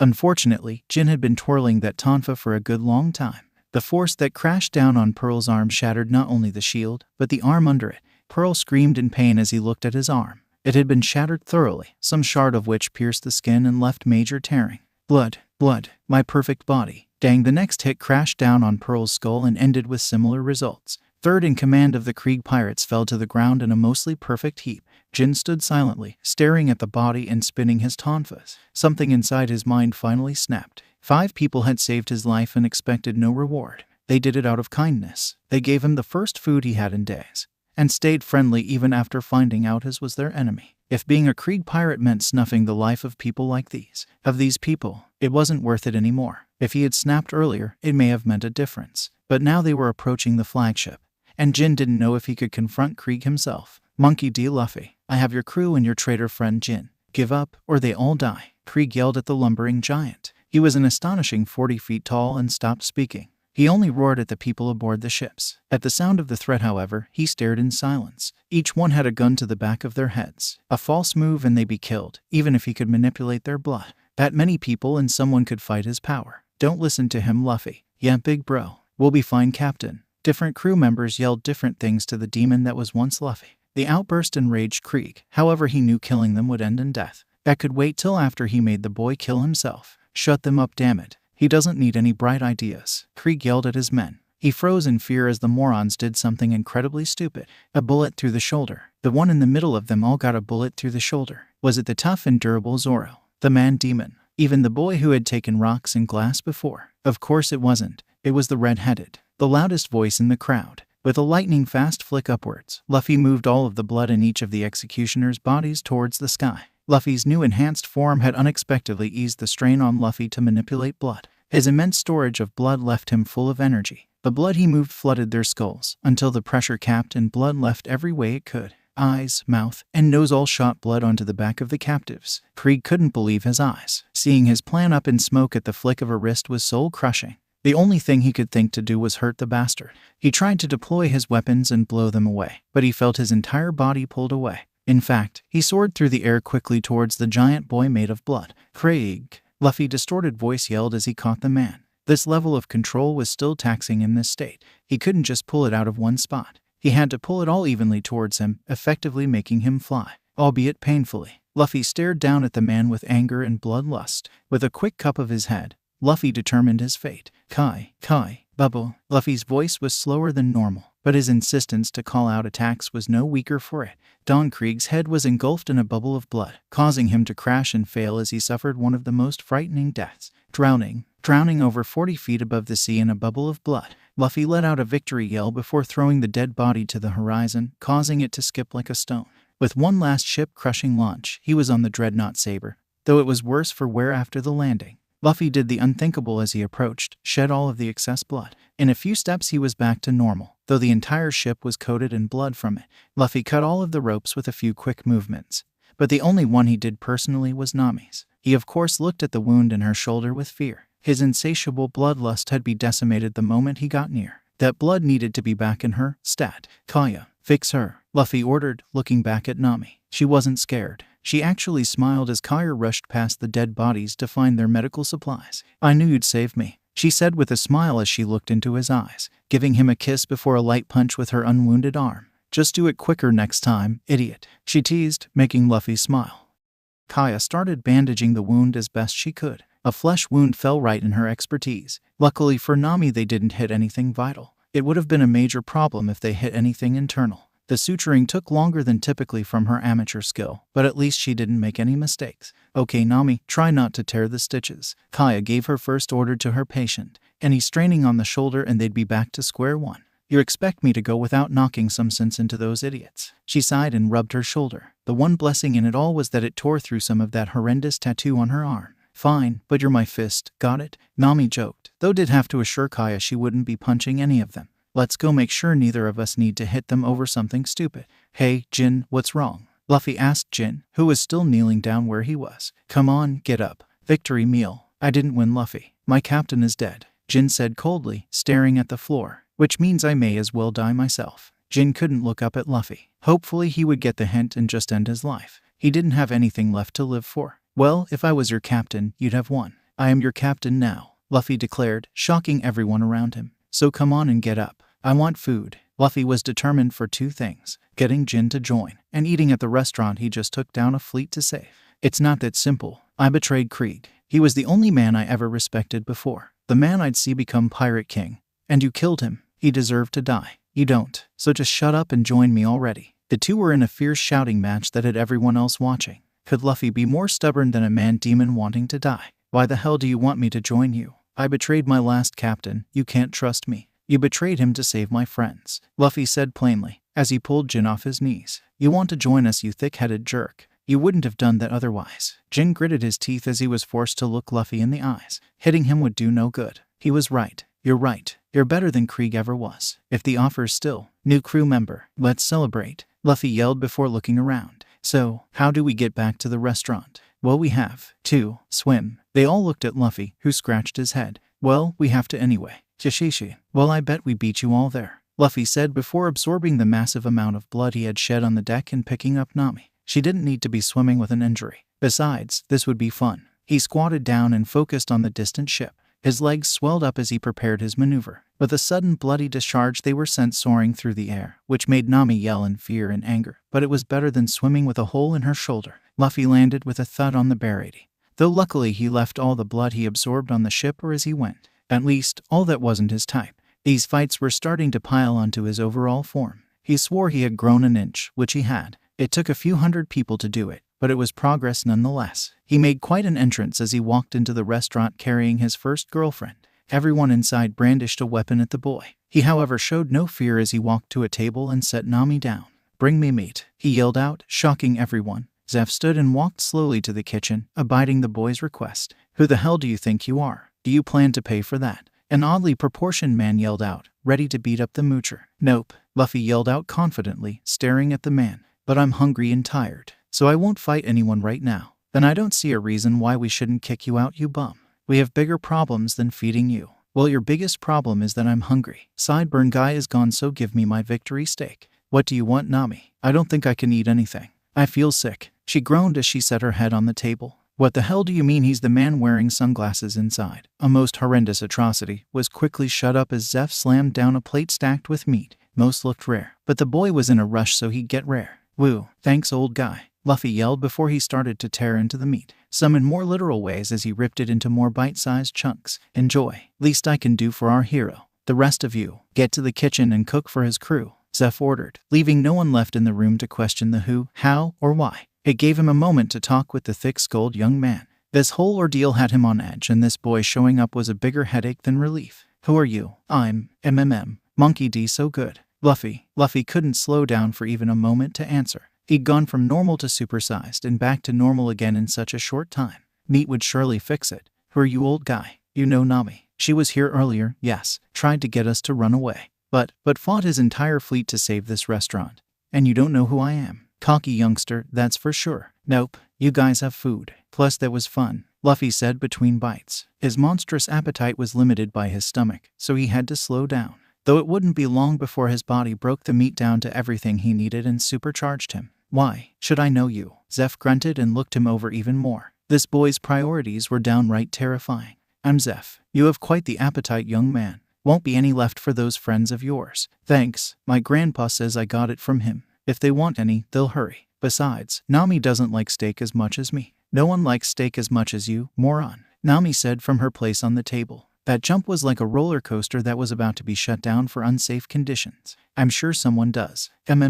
You should try some though. He's way better than Kaya," Luffy said with a smile to the old man. "Think you could join us? Kaya could really learn something from you." "My travel days are done. I'm going to stay here and keep these hooligans on track." There may be someone who could help you. Speak of the devil. Sanji, get in the kitchen and stop being useless. You just know no one else in there can cook as well as me, old man. Sanji yelled angrily as he walked to him, staring the man down. His mood had deteriorated from the swim. His hair and his clothes were ruined, two things he put a lot of effort in. The argument, however, didn't stop him from walking to the kitchen and getting to work. That boy, young man, are you in need of a loudmouth pervert who can hardly listen to a word you say? Zeph asked with a smile. No point in hiding who that boy is, lest he be dropped back off after a day. Well, I'm already all those. If he's half as good as you though, I'll take him. Luffy yelled just as everyone else fell in the chairs around him. Zoro picked his head up and groaned. You aren't seriously thinking of taking that dartboard, are you? I don't care if he lays golden eggs, it isn't worth it. Zoro, I swear if we find anything that can do that, you're going overboard before it is. Secondly, we could use a professional chef. Kaya is okay, but we need someone who knows the proper nutrition to provide. Nami said, getting over her motion sickness with good old avarice. I agree with Nami. I could learn a lot from a real professional, but he does seem a little super perverted. Usopp finished Kaya's sentence for her with anger in his voice. He had a good enough reason to dislike him. Shitty curly brow Aro cook. But maybe Zoro hated him more. Well, I'm not leaving anyway, Sanji said as he walked the food to them. Zoro had a distinct feeling his would spit or ashes somewhere inside. But he was too hungry to complain anyway. Not until I get some damn recognition. Cook well and you'll get your recognition. Your slop is inedible, Zeph yelled, preparing to kick the arrogant brat out the door if he had to. Hey old guy, why are you lying? Luffy asked, rubbing his stomach happily. I'm not lying. Sanji can't cook a decent meal to save his life. Kishishi, totally lying, Luffy said as he looked at his friends, who were scarfing down their food. Zoro was now certain Sanji put out a previous cigarette inside his, but it still tasted delicious, even if they weren't eating like, well, me, I can feel you lying. Huh, I knew it. Say it, old man. Say it, Sanji yelled, a mix of pride and anger. He had trained too many years to not get recognized now. Will you get out of my damn restaurant if I say it? Zeph yelled back, hobbling towards him. If I have to sprout wings and fly, Sanji replied, staring the old man down. Shishishi, I love a good show, but I have to go kill that Arbong guy, Luffy said as he stood, walking towards the two. What the hell is with you two? You know how good of a cook he is. You know he thinks you're a good cook. What's the problem? He has to say it. His voice was caught in his throat with one death glare from the boy who just walked between them. Let's try again. Zeph, you think Sanji is a good chef? He looked at Zeph, who gave no response. The puff of air was all Luffy needed. Sanji, that is the best you'll get of the geezer. Are we done? It's not that simple, Luffy. I owe him my life, Sanji yelled angrily, shaking off the fear that had invaded his being. Hey, I just saved both of you, Luffy yelled angrily back at Sanji, who looked at him angrily. See, I'm right. So why not make it up to both of us by living your life, letting gray hair here live his, and joining my crew? Zeph closed his eyes and smiled, before he started to snicker. To think I labeled him a fool. Well, Sanji, you don't owe me anything anymore, but you and I both owe this boy a life. Damn it, Sanji gritted his teeth and ground his foot into the floor. He was right. I just owe you both now. I owed you first, so that's when I repay first. Ugh, how are you going to repay him? By staying here forever. Old guy here wants you to leave. Well, he doesn't get to decide that. I owe him my life, damn it. Then live it, you fool, Zeph finally yelled, fuming with anger. I did not give my food and my leg for you to be crammed up my ass. He had reached a boiling point, and this was the overflow. You're either going to walk out of here and make something of yourself, or I'll kick you out. Sanji froze in shock at the outburst. The words were kind by normal berating standards. They also revealed why he tried to push him out the door every chance he could. Say it then. For once in your life, give me a damn compliment. You want a compliment? You're still the sniveling little brat who needed to be complimented for every good thing he cooked.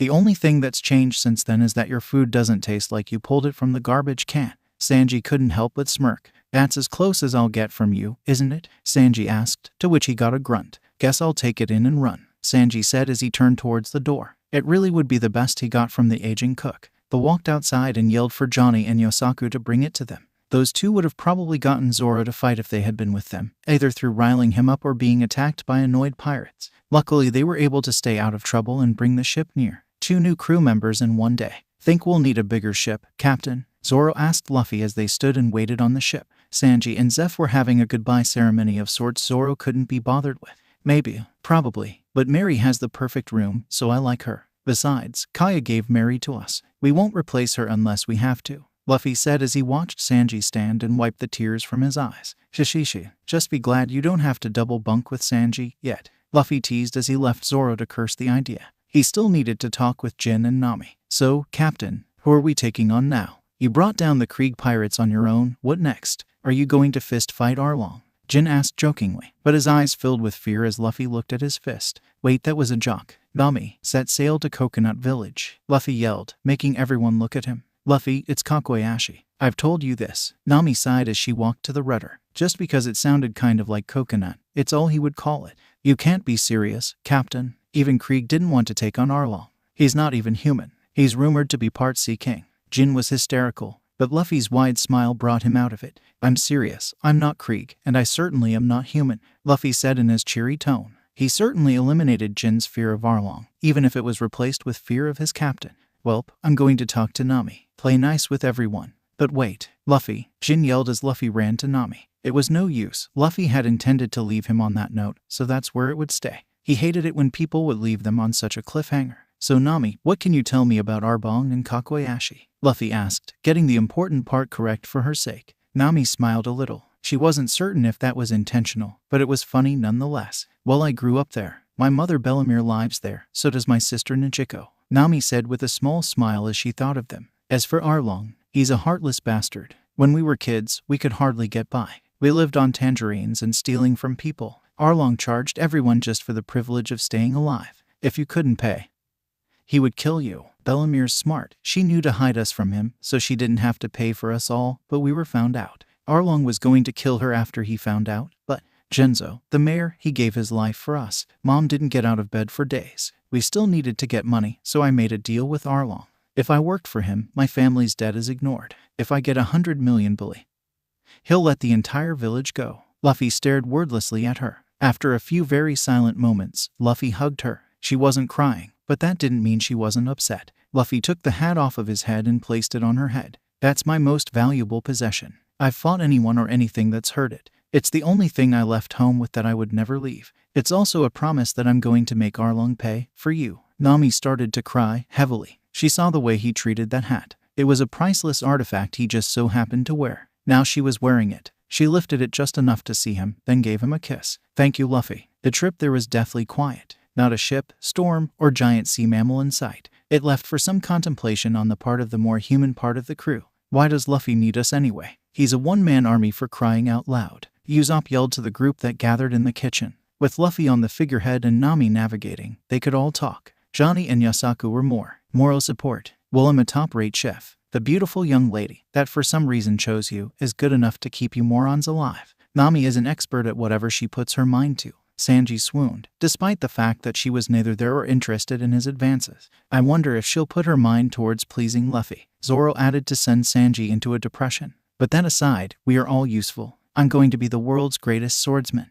Jin took down those guys on Krieg's ship easily. Usopp is a damn good shot. Kaya has some medical knowledge. Nami could lie in the face of a nun. Don't forget I could kick your ass, Sanji yelled after he recovered from his depressed state, getting in Zoro's face. You couldn't kick my ass with cyborg legs, you shitty cook. Will you two shut up? You're acting like children, not pirates, Jin yelled, joining the fray. Stay out of this, lanky ball swinger, they yelled in unison. The momentary agreement didn't let them reconcile their differences, however. I'll hit you both so fucking hard you'd swear you kissed a train. Don't even think about it, long nose. They all yelled in unison as Usopp started to stand, making him sit back down after gulping hard. Everyone was silenced as Luffy opened the door to the kitchen. Come on, guys. I get to meet Nami's mom. Luffy yelled in excitement before rushing away from the door and towards Nami. Isn't that supposed to be terrifying? The men yelled in unison as they followed him out. Luffy just smiled a bit at the sound of it. Tashishi, why should I be scared? She sounds nice, and she's gotta be cute if Nami's hers, Luffy asked with a cocked head. He didn't really know what there was to be scared of, but everyone backed away when he called Bellamere cute. Well, actually, she isn't my blood mother. Nichiko isn't my blood sister either. We're an adoptive family, Nami said, surprising them all that he didn't get his skull crushed under her fist. Well, you know what they say, blood is thicker than water, Luffy said with a smile, which earned him some stares. We're as close as any family, Luffy, Nami replied with some hostility. Huh, that's what I said. The blood of the Covenant is thicker than the water of the womb. But that's a mouthful, Luffy said to the confused crowd. He knew what family was. Ace and Sabo were his brothers as much as Garp was his grandpa. Did he just teach us something? Usopp asked, though was given no answer. No one wanted to think about that. Come on, I get to meet her family, Luffy yelled, snatching Nami up and leaping out to the ground. Luckily, that small jump was nowhere near what that other jump was. After a short walk through the remains of one upturned town, they arrived at Nami's home. She had made sure to hide their presence from everyone. Arlong would sure investigate if a large group of strangers were spotted. Bellamere, Nijiko, I'm back, and I brought friends. Nami yelled into the house. Surely at least one of them were inside. Sure enough, Bellamere was. As sure as the sun would rise, the hearts of every man there sped up as she came down the stairs. She was quite a stunning woman to be in her 40s. Tall and well-figured. Her unique red hair just screamed women have guts. Nami, I'm so glad you're safe. Wait a moment, what's with the stitching? What did you do, young lady? Bellamere had completely ignored the large crowd gathered in her home to focus on her daughter. And nothing, Mom. Just a, gunshot. But please don't worry about me. This is my boyfriend Luffy.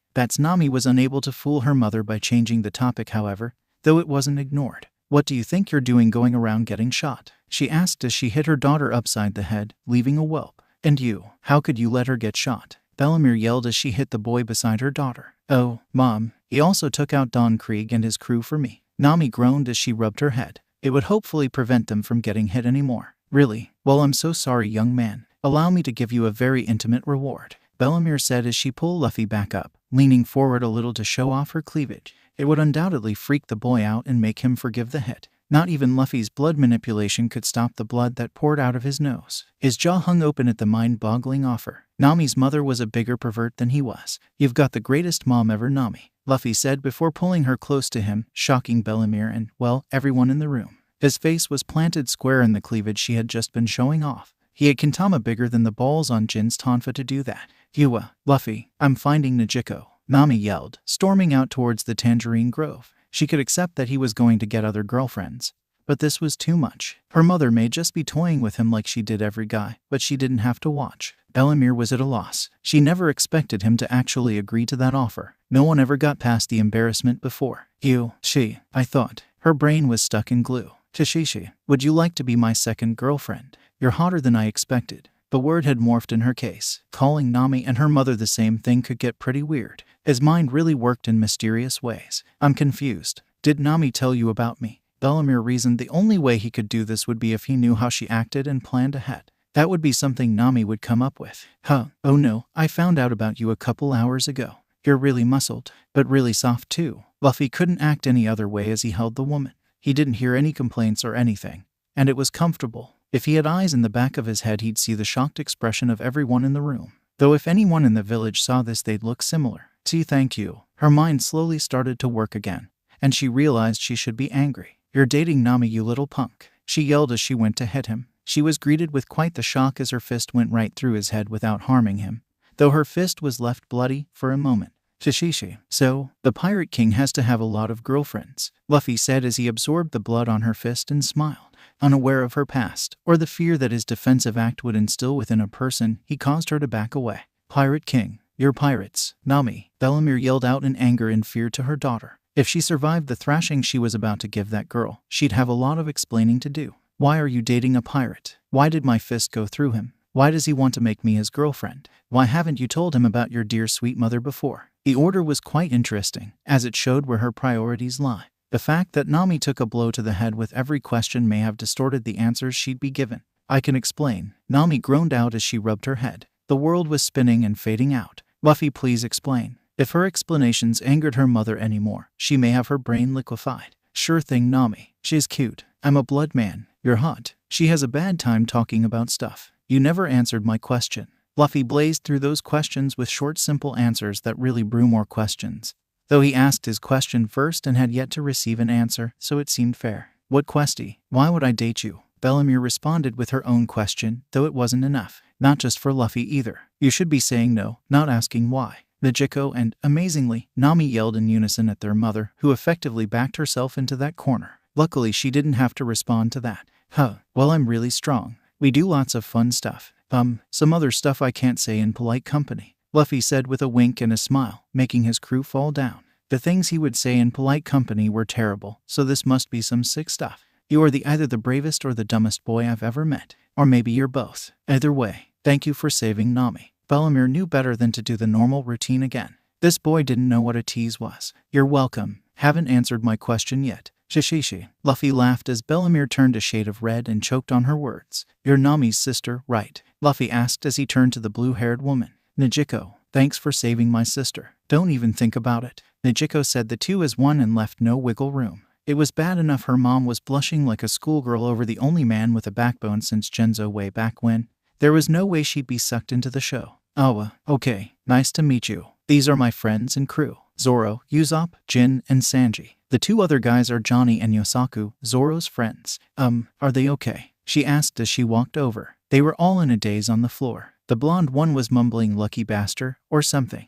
They're weird like that. Got any meat? I'm kinda hungry, Luffy said, ignoring the catatonic state of his friends. We have tangerines if you'd like. Our pride and joy, Nijiko said with a smile, walking out to the grove before she could get an answer. They were bound to love them. Sure enough, Luffy was amazed, though that may have been because his diet was similar to that of a lion or a wolf. Any fruit would taste remarkable after all that meat. His friends got up around the time that Nijiko returned with an entire basket full. So, you guys really took down Don Krieg? Just the 7 of you? Bellemere asked as she ate one of her tangerines. Years after retiring and settling down, she still had an interest in seeing pirates brought down.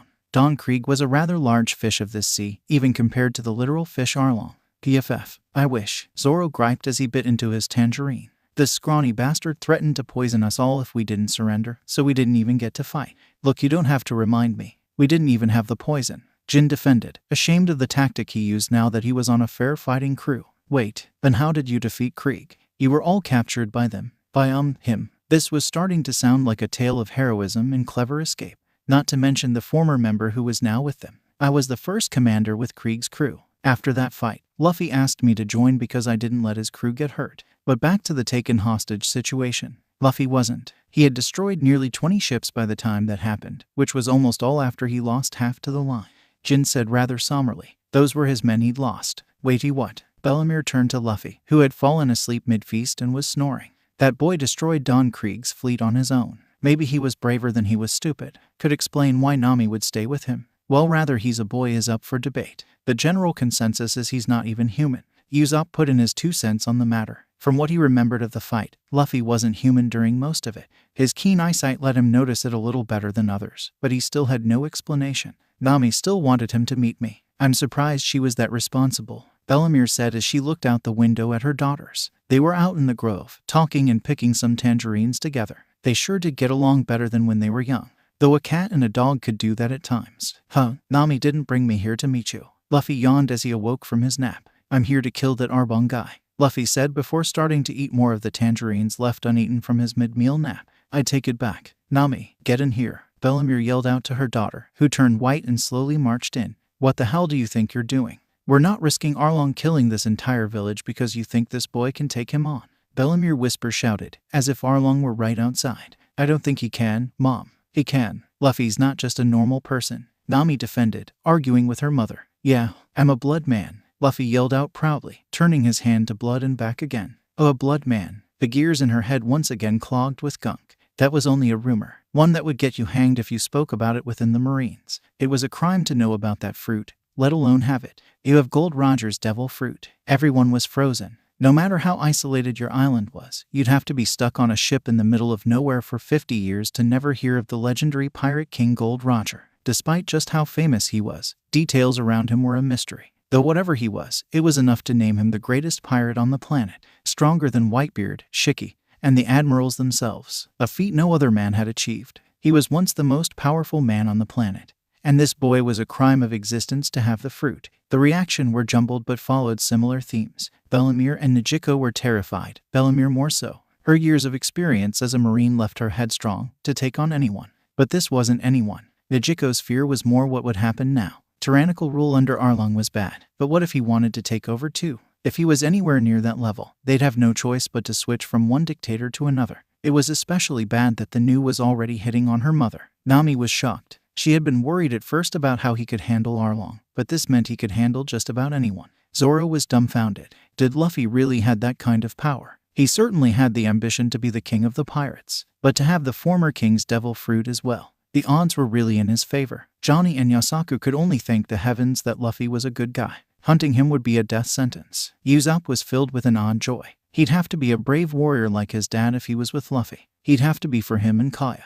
Kaya was in more confusion than anything. She had yet to be explained many important aspects of the pirate life, but she knew Gold Roger was the former king. So this had to be a big deal. Jin nearly dropped down to worship his captain. This explained why he took out Krieg so easily. He didn't stand a chance. Krieg could have, nay would have become the best, but it would be a long way away. This boosted Luffy leagues ahead of Krieg. Sanji wanted to kick Luffy off the face of the planet. Let him rule the moon, damn it. First he has the red-headed vixen that stole his heart with one look. Then he started hitting on her smoking hot punk-looking mother. Now he's the spiritual successor to the most powerful man in the world. What next? Was he the son of a celestial dragon? How could he even compete at this point? So cool. Do you know what this means? Luffy asked as he picked Bellemere up. She had given him amazing news. I can kick anyone's ass. Not exactly the reaction one would expect from that news, but the follow-up was. With one big kiss planted squarely on the lips, Bellemere was frozen solid in shock. Nami and Nijiko were gagging. Sanji was screaming, and everyone else was still frozen from the previous news. That's, wow. Bellemere was left staring to the distance after the kiss. Her entire body was tingling. Though that may have been the work of a blood-manipulating boy with an inkling to have her be his girlfriend. She quickly realized what she said and turned a deep red before trying to talk her way out of it. I mean, that's such shocking news. That's why I said, wow, Tashishi, this is so awesome. But I'm so great, I could be the pirate king with any power, Luffy said confidently, puffing out his chest in a manly display. The fact that he was still holding Bellemere in one arm did a good job adding to the look. This is no joking matter, young man. That power doesn't exist, period. It is off the books. All of him. It was deemed too powerful and dangerous for the public to know about, Bellemere said, trying to calm down his joy. The fact that you're alive and have that power means you're an enemy to the world government. They're that scared. Awesome. Luffy screamed with joy as he pulled her back into a full-on hug. The news that would typically terrify someone to the point of running from the world was something that brought Luffy great joy. Are you even human? Bellemere asked with a yell as he squeezed her tightly. There was no way getting through his thick skull that this was a bad thing. No, not a chance, his crew stated automatically, making Luffy smirk. Monster, demon, devil, lucky bastard. They each came up with a nice name for it though, save a bitter Sanji. Hey, don't we have to kill that Arbong guy? Luffy asked his friend. It was great meeting Nami's family and all, but they didn't actually accomplish anything standing there talking.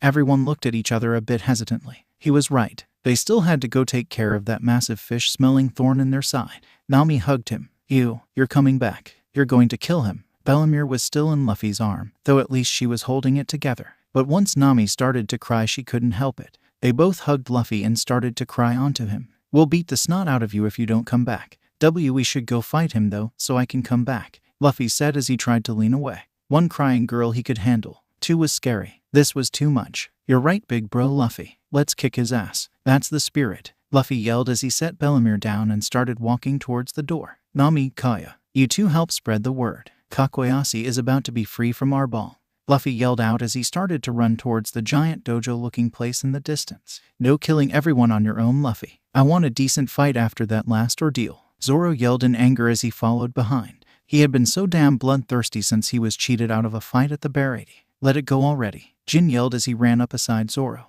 This was just getting old at this point. Fine, but no more stealing my fights, Zoro yelled in response at both Jin and Luffy. After a short run, which left Usopp panting like he ran a 5K, they arrived at their destination. A place that, for obvious reasons, was called Arlong Park. A tall building Luffy could only think of knocking down.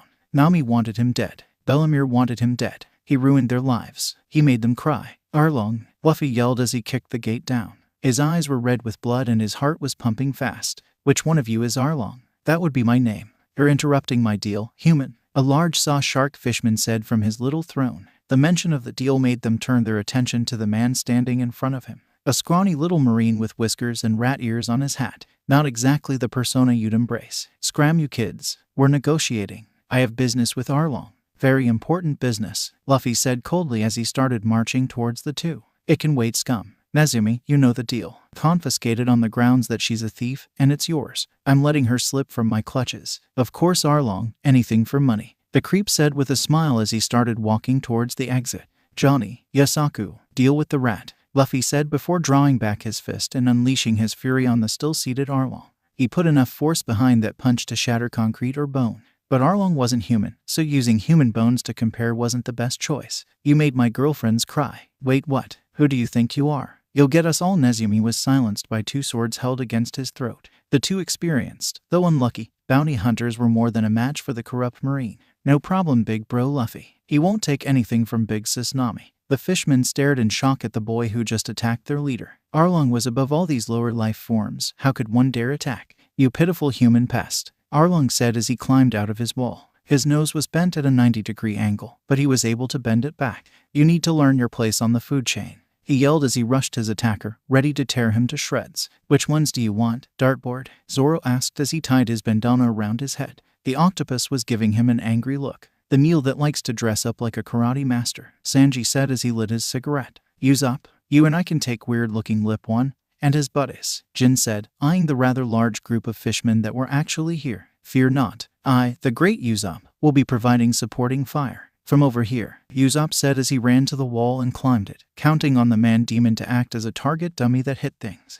Arlong started to swing at the boy. One punch could kill most of the humans if he was as mad as he was now, but it wouldn't work. The damn pest kept dodging. His swings weren't fast enough, so he'd need to be faster. Are you fighting with your nose? Usopp, you need to take notes. The nose is a powerful weapon, Luffy yelled as he moved out of the way of the attacks. Letting someone know you're invincible took the fun out of fights. Though luckily for Arlong he calmed down after that first punch. Luffy, normal people don't use their noses. How many people do you think do that? Usopp yelled in annoyance at his captain. Did he seriously think anyone besides Arlong would use their nose as a weapon? I don't know. At least someone else. Just a thought. Erg, stop having a conversation when you should be dying. Shark on tooth. Arlong was infuriated. The boy storms in angry enough to take him on, then starts having a conversation. He'd devour his insides while he was alive. The cyclone of teeth shot at Luffy at incredible speeds. His preoccupation with his conversation took him off guard, and the razor-sharp teeth buried in his shoulder. Face it, Wano Zoro. You're not match for I, Hachai, am master of the 6-sword style, the octopus said as he swayed around and brandished his swords. All were poor quality and overused.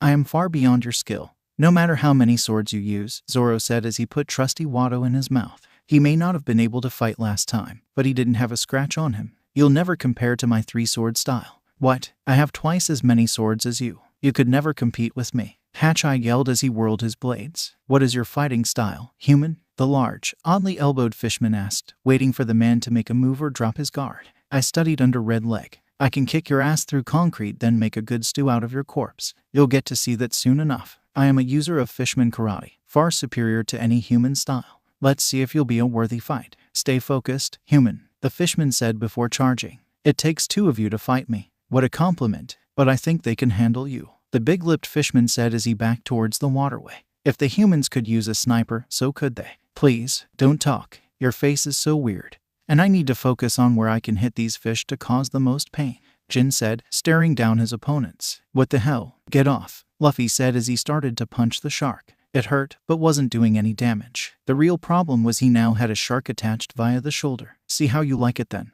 Luffy yelled before biting into Arlong himself. His ferocious bite broke his thick skin easier than most would expect, and he was rewarded with a mouthful of blood.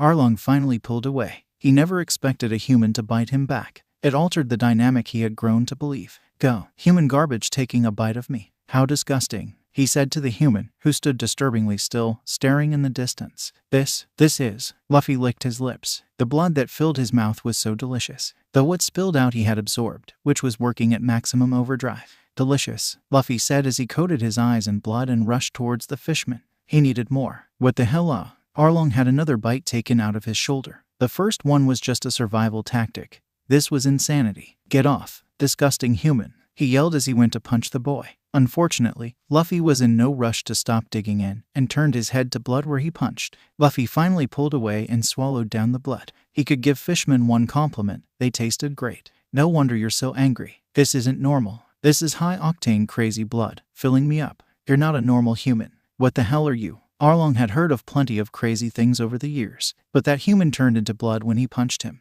If that was one of those devil fruits, it would be a pain. Hungry, Luffy yelled as he rushed him again, coating his fists in blood-clotted spikes. He couldn't think straight with the fishman's blood coursing through his veins. The taste of his blood in his mouth. He was going to get more blood, preferably while he was alive, to keep it fresh. Every punch that landed on the bleeding fishman only added to the frenzy. Both fighters were getting more brutal. The only problem was that brutality wasn't affecting one of the fighters. Every hit left Luffy unharmed and angrier than before. Even when Arlong tried to sling him into the water, it never worked. He'd grab, go to sling, and nothing would go with the throw. It was infuriating. What the hell does it take to kill one human? He yelled out as he kept launching at the boy, trying to rip him apart. Nothing he did was working. He was still a human, damn it. Tashishi, who said I'm human? Luffy asked with a smile as he dodged the attacks. That blood was kicking up his reflexes. Too bad he'd have to kill that guy. He'd be great as a blunt bag. Arlong launched at him once again out of anger, but Luffy was ready. He reared back, kicked him as he got close, sending him catapulting towards a wall. He'd need to get better footwear than his sandals if he wanted to do that again.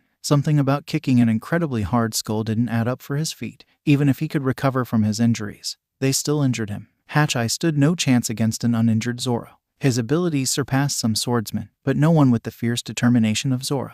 He did, however, sustain a few cuts from his fierce style, not to be unexpected from a fight. You're quite skilled, Zoro said as he sheathed his blades. Hatcheye fell to the ground in a pool of blood. He was injured, but alive. Luckily for him, two major things were keeping him alive: Zoro's honor among swordsmen, and Luffy's intense focus on the blood of the saw shark. If you practice, you could be a worthy opponent. Zoro walked over to the octopus and rolled him over. He pulled Wado out of his mouth and pointed it at the fallen swordsman. I expect you to get better, six-sword style Hatcheye. You're better than I expected, for a walking entree, Sanji said as slammed his foot into the fishman's side. He could feel at least one rib crack, which fit well with the injuries he had sustained. At least he didn't attack below the belt. He didn't need to say anything else to a worthy opponent. Your skills are noteworthy, human, the fish responded, panting from his injury. He had hit the blonde human many times, but he had been in fights with tougher enemies before. By his mentioning of previous kicks, fighting anymore would be suicide. He'd have to concede. If only the human had gotten distracted.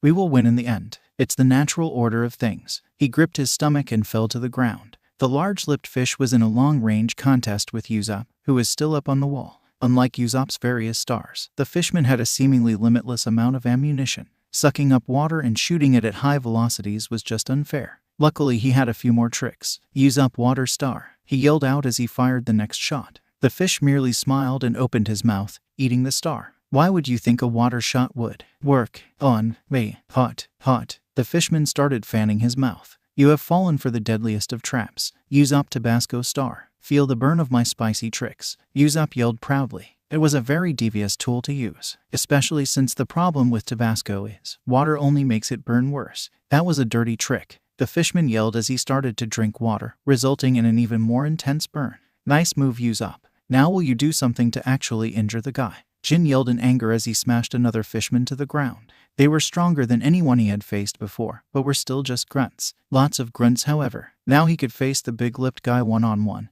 and he stood no chance. While the other fighters in the park had some level of respect for each other, the same could not be said for the big show. Arlong and Luffy were hardly speaking, charging each other and trading blows. Nothing Arlong could do worked. If he bit him, he bit back. He could never land a punch. Even after ripping out his teeth and using them as a weapon, the unspeakable happened. The boy used them on Arlong to tear into him even more. Finally, Arlong had enough and smashed through his own building, searching for his Kiribachi. He was out of options and out of his mind. His eyes matched Luffy's in color. If he had to tear down everything in the process, he would find a way to kill that filth. Luffy strolled through the hole with a smile. Not the typical, happy smile he normally had. He had a small smirk and blood dripping from his lips. His eyes were coated in blood and trained on Arlong's every move. He didn't want to simply rip the blood from him anymore. He was going to beat him down and tear him apart. Whatever it was in his blood, it was strong. The moment Arlong grabbed his weapon, Luffy leaped once more. His movements like a hungry animal attacking wounded prey.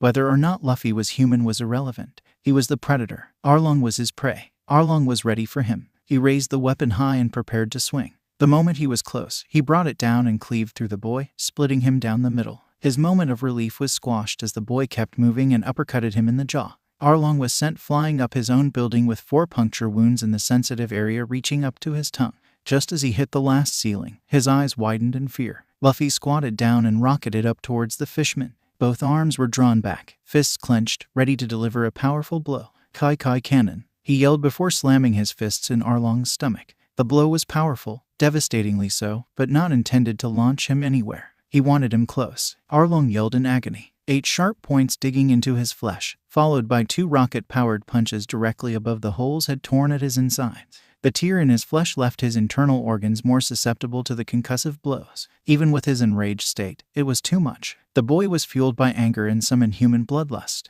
He started to fall back down toward the room he had kept Nami in for so many years, working tirelessly for his benefit. If he couldn't recover fast, it would all be for naught. Luffy roared out as Arlong fell. With a shoulder down he charged and knocked them both out of the top floor of building, crashing through some papers that were scattered on a desk. He put every ounce of rage in his body into forcing the fishmen out with raw strength, and it worked. All eyes were on them as they crashed out of the building. Luffy used him as a living crash pad to soften his landing. The defeated fishmen and the recently gathered villagers stared in disbelief, while his crew only smiled. They never had a doubt their captain would win, though they didn't expect his victory celebration. Luffy had officially lost it. As soon as he landed, he began to literally tear into the fallen foe. He gulped down large quantities of spilled blood hungrily. Arlong's aggressive nature was not just normal, it was biological. His blood was filled with so many different hormones he could hardly think. The adrenaline was overwhelming. The crowd was terrified at the display. Arlong was a brutal savage who'd kill people as quick as look at them, but their hero was currently eating him, alive by the look of his breathing. If the boy was half as brutal outside of battle as he was inside, they'd be in even worse shape than before. No one spoke up as Luffy indulged himself. He pulled the blood straight into his mouth, ignoring the crowd of terrified people. His friends wouldn't even move at risk of looking like another target to the blood-crazed maniac. Nezumi was on the verge of vomiting. Arlong lacked any sense of empathy, but he would kill you quickly. He'd also never do this. If there was any divine entity above or below, let them make sure this boy could be negotiated with after he ruled this pitiful island. Luffy finally stood from the disemboweled body of the fishman. He wiped his mouth off and breathed heavily, scanning for anyone he could fight. No fishman was standing, but there was a marine being held hostage for him to deal with. Rat guy, Luffy growled as he walked towards him. Johnny and Yasaku promptly backed away quickly, leaving Nezumi to crawl backwards in fear. We can obviously work out a deal. Same as with the Arlong. Better than Arlong. You can even keep that girl Nami's Mani Ey. Nezumi screeched in fear as a blood shard shot at his stomach, piercing him like a knife. You were going to steal from her, Luffy yelled as he launched another. He had no interest in watching this one die. Leave, he yelled, coming down from his rage high. Luckily, the ingestion of the blood was much more fleeting than the absorption into his blood. Otherwise, he'd have ripped him apart, starting with those whiskers. Nezumi gripped his stomach and ran as best as he was able. No amount of greed would make him risk angering that demon. He'd run to his ship, set sail, and make his report on that monster. They'd need to know about this quickly. Luffy turned to face the crowd, who were shaking with fear. They had received the news that someone was fighting Arlong, and had to see it for themselves. This was awful. 3 people ran from the crowd with big smiles on their faces, however. You did it, Luffy. That was amazing. Great job. The 3 women yelled as they rushed the boy, who hurried to wipe the blood from his mouth and swallow any still left. Nami reached him first and gave him a large hug, burying her head in his shoulder. Thank you. I didn't think he would ever be stopped. After a kiss, she backed away, letting her sister swoop in to hug him. Thank you, Luffy. You really are as amazing as she told us, Nejiko said with a smile as she backed away. Her mother was about to burst. Burst she did, metaphorically. Arlong had made her life hell. Killing Genzo all those years ago had made her harbor immense hatred for the fish. Her daughter had to work for the man to keep them alive. It was terrible. She had dreamed of killing him herself, but it wasn't possible. If she tried, her family would be killed. So she'd been silent for years. Then came this boy, a pirate with a heart of gold, or at least close to it for a pirate. She lifted him up in a hug and gave him a big kiss, taking the breath right out of the surprised boy. After the long, oh so long kiss, she tore away from him and smiled, before hitting him upside the head. That was the bravest, dumbest, most brutal act of revenge I've ever seen. Luffy was in a state of shock. He hardly noticed the lump on the side of his head as he stared back at the older woman. She hit like an angry giant, but he couldn't feel it. He was lost in a swarm of thoughts, feelings, and rushing hormones that weren't murderous. She kept talking while he was lost in thought,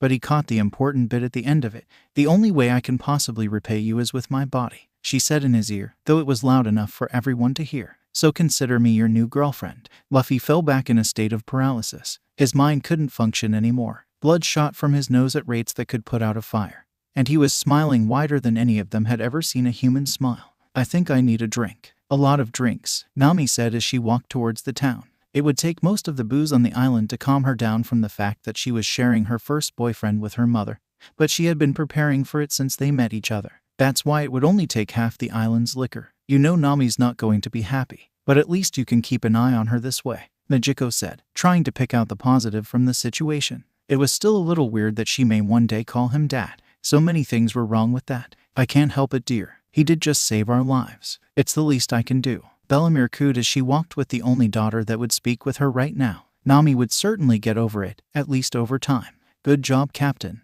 You're my hero. Hero Cook won't be able to function right anymore, Zoro said with a smile. This was absolute gold. He had ammunition that could take him down forever after that. I can't believe it, Luffy. You just shortened your lifespan. Nami's going to kill you. Usopp yelled at his downed captain. How could he expect this to work? We'll need a trained doctor quickly if he wants to stand a chance, Kaya commented as she pulled on Usopp's arm, dragging him away. You really don't fail to impress, Captain, Jin said as he walked past, eager to get some alcohol before Nami consumed it all. Sanji didn't say a word. He stared with fury and jealousy at his captain. He was the luckiest damn man on the planet. Shitty motherfucker. Damn it. He realized the accuracy of his insult and cursed himself, heading in search of a woman before Luffy could get them. After a few minutes of bleeding and reabsorbing the blood, Luffy snapped out of his shock. With a quick pinch to check if he was in fact awake, he jumped up and ran off towards the village. Wait, I wasn't dreaming, right? He yelled as he charged towards the town, leaving the structural unsound Arlong Park to crumble unceremoniously. A fitting end as he lay lifeless in front of the rubble. Luffy was bouncing madly around the village, searching for his newfound girlfriend. She had to be somewhere, but there were so many people. After asking most everyone in town, he got some information, and immediately ran towards where she was. I'm sorry, Genzo, Bellamere said as she knelt in front of the grave. His pinwheel spun quickly in the wind. I couldn't do it myself like I said I would. I let someone else solve my problems. But he's a good man. I think you'd like him, though you'd pull your old hard-ass routine on him. Bellamere smiled a little at the memories. She could always make him shed his hard exterior with a little flirt. Too easy. He'll take good care of us, won't you? She asked as she heard the footsteps. He wasn't trying to be subtle in the slightest. Huh, oh me, thought you were talking to the dead guy, Luffy said as he walked slowly towards her, putting an arm on her shoulder. Of course I'll take care of you guys. I don't want anything to happen to my friends or my girlfriends. You are my girlfriend, right? Luffy asked with obvious worry, afraid he dreamed the moment. You're damn right I am, she said with a smile, pulling him down to her. She surely wasn't going to act embarrassed any longer. This dead guy is Genzo. We were friends years ago, Bellamere said, squeezing him a bit tighter into the hug. Luffy wheezed in her hold. Being retired certainly didn't make her soft. Well, weak would be the good word for his position. Nami told me about him. He sounded like a good guy, saving you all like that. Yeah, Arlong came to collect, found Nami and Nijiko. Genzo told him the payment he made was for them. My payment for me. So Arlong executed him. I never got to thank him. You didn't need to, did you? I mean, you don't give up your life for a thank you, Luffy said, finally able to breathe from her death grip of a hug. Well, that doesn't mean I don't want to thank him. He saved my family, Bellamere said, trying to argue with his logic. Well, they're all alive. There's your thank you. Come on, I want to show you our ship, Luffy said as he helped her up and led her towards the docks. Lemon scene skipped from chapter 8. Luffy yawned as the morning sun crept in his dark enclosure. A typical night's sleep for the straw-hatted young man was 3 hours in a catatonic state. The only alteration from was that he had gone into the wee hours of the morning with his most recently acquired girlfriend rather than thinking of how great it would be when he was Pirate King. Bellamere, like any normal person, liked to get her 8 hours into function at full capacity. With her newly acquired boyfriend, however, this was likely gone forever. The boy was, in a word, insatiable. Like someone who never had sugar tasting it for the first time, he wanted more and more and more. That would actually be a good comparison, given she was initially full of energy but was now exhausted. She also couldn't feel her legs, making it all the more like having too much sugar. Hey, Belle, get up, Luffy yelled as he jumped up from the bed, searching for his shed attire. He didn't see a particular problem facing the world buck naked, but he didn't want Usopp getting upset should Kaya catch an eyeful. Bellamere groaned at the sound of his yell. Typically she had to awake early to tend the tangerines, but this was hell. She just wanted a water to rehydrate, about 20 years of her youth back so she could actually compete with the monster of a man, and to sleep in just a while longer. Though only one of these things was possible at the moment, and it was only because the glass she fetched went unused upon her return to the room. 5 more minutes, honey, she said as she pulled a pillow over her head, content with being lazy just once. Come on, you haven't told me about that Pirate King thing,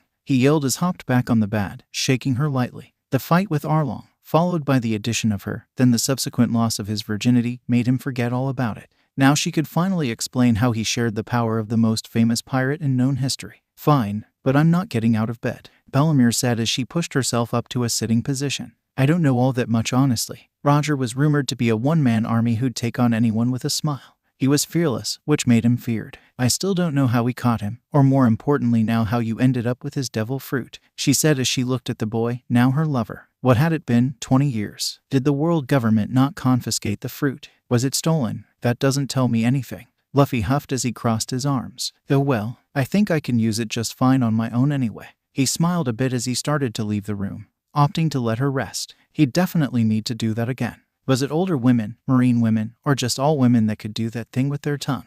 Something he'd have to find out. For now he needed to worry about finding everyone. The first thing he did was check who made it back to the ship. Kaya was in the small non-Luffy's woman quarters and Usopp in the men's, which left Jin, Nami, Sanji, and Zoro to be found throughout the town. It was like a scavenger hunt with drunks and a pervert. The first one that Luffy found, unsurprisingly, was Zoro. He was at the biggest bar in town, passed out on the counter after what was obviously a rowdy night of drinking and at least one brawl, in which he emerged the victor unquestionably. Luffy drug him out by the collar, which woke him up shortly after. Ugh, damn it Luffy, I think they had more liquor. He groaned as he pushed himself up to his feet, rubbing his head. Thankfully with Nami as competition he decided to drink just one place dry as a desert kingdom.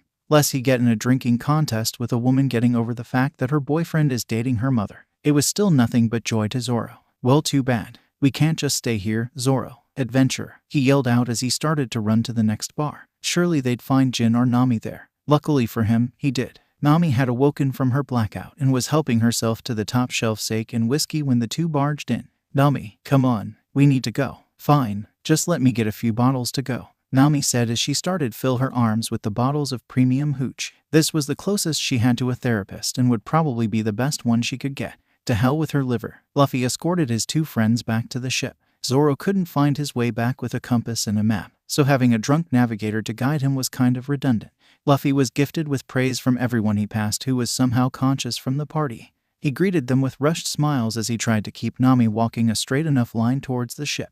When they returned, they were greeted with a nice surprise. Jin and Sanji were standing on the edge of the ship smiling down at them. Nami Swan, I got you a gift, Sanji yelled as she approached. Few forces on the planet could stop Sanji from hitting on a woman in his own special way. Luckily Luffy wasn't too worried about whatever gift he may have gotten her. Hey, you made me help too, you bastard, Jin yelled in anger at Sanji, who was leaving him out and mentioning just how he had acquired the gift. We dug up your savings and brought them aboard, he yelled, taking the joy of the reveal away from Sanji as payback. That's so nice of you guys, Nami yelled out in a drunken haze. With enough alcohol in her blood to kill a charging elephant sword, she didn't even know who she was thanking. Oh Nami Swan, I knew you'd like it. How about a kiss? Sanji asked as he swooned his way towards her. Through closed eyes and his own kissing noises, he could hear something. The snickering of a green-haired swordsman. He opened his eyes and saw Luffy between him and his beloved Nami, and it was at this moment he knew he fucked up. No kissing my girlfriends, Luffy yelled as he floored the blonde cook with a single punch downward, embedding his face in the deck and sending Zoro flying backwards. It was in a storm of laughter, but he was still a casualty. After a quick patch-up from Kaya, Sanji was up and nowhere near at them, lest his next kiss be the floor once more. He'd need to get a hold of a woman before Luffy could get his bloody paws on them if he ever wanted to have a woman.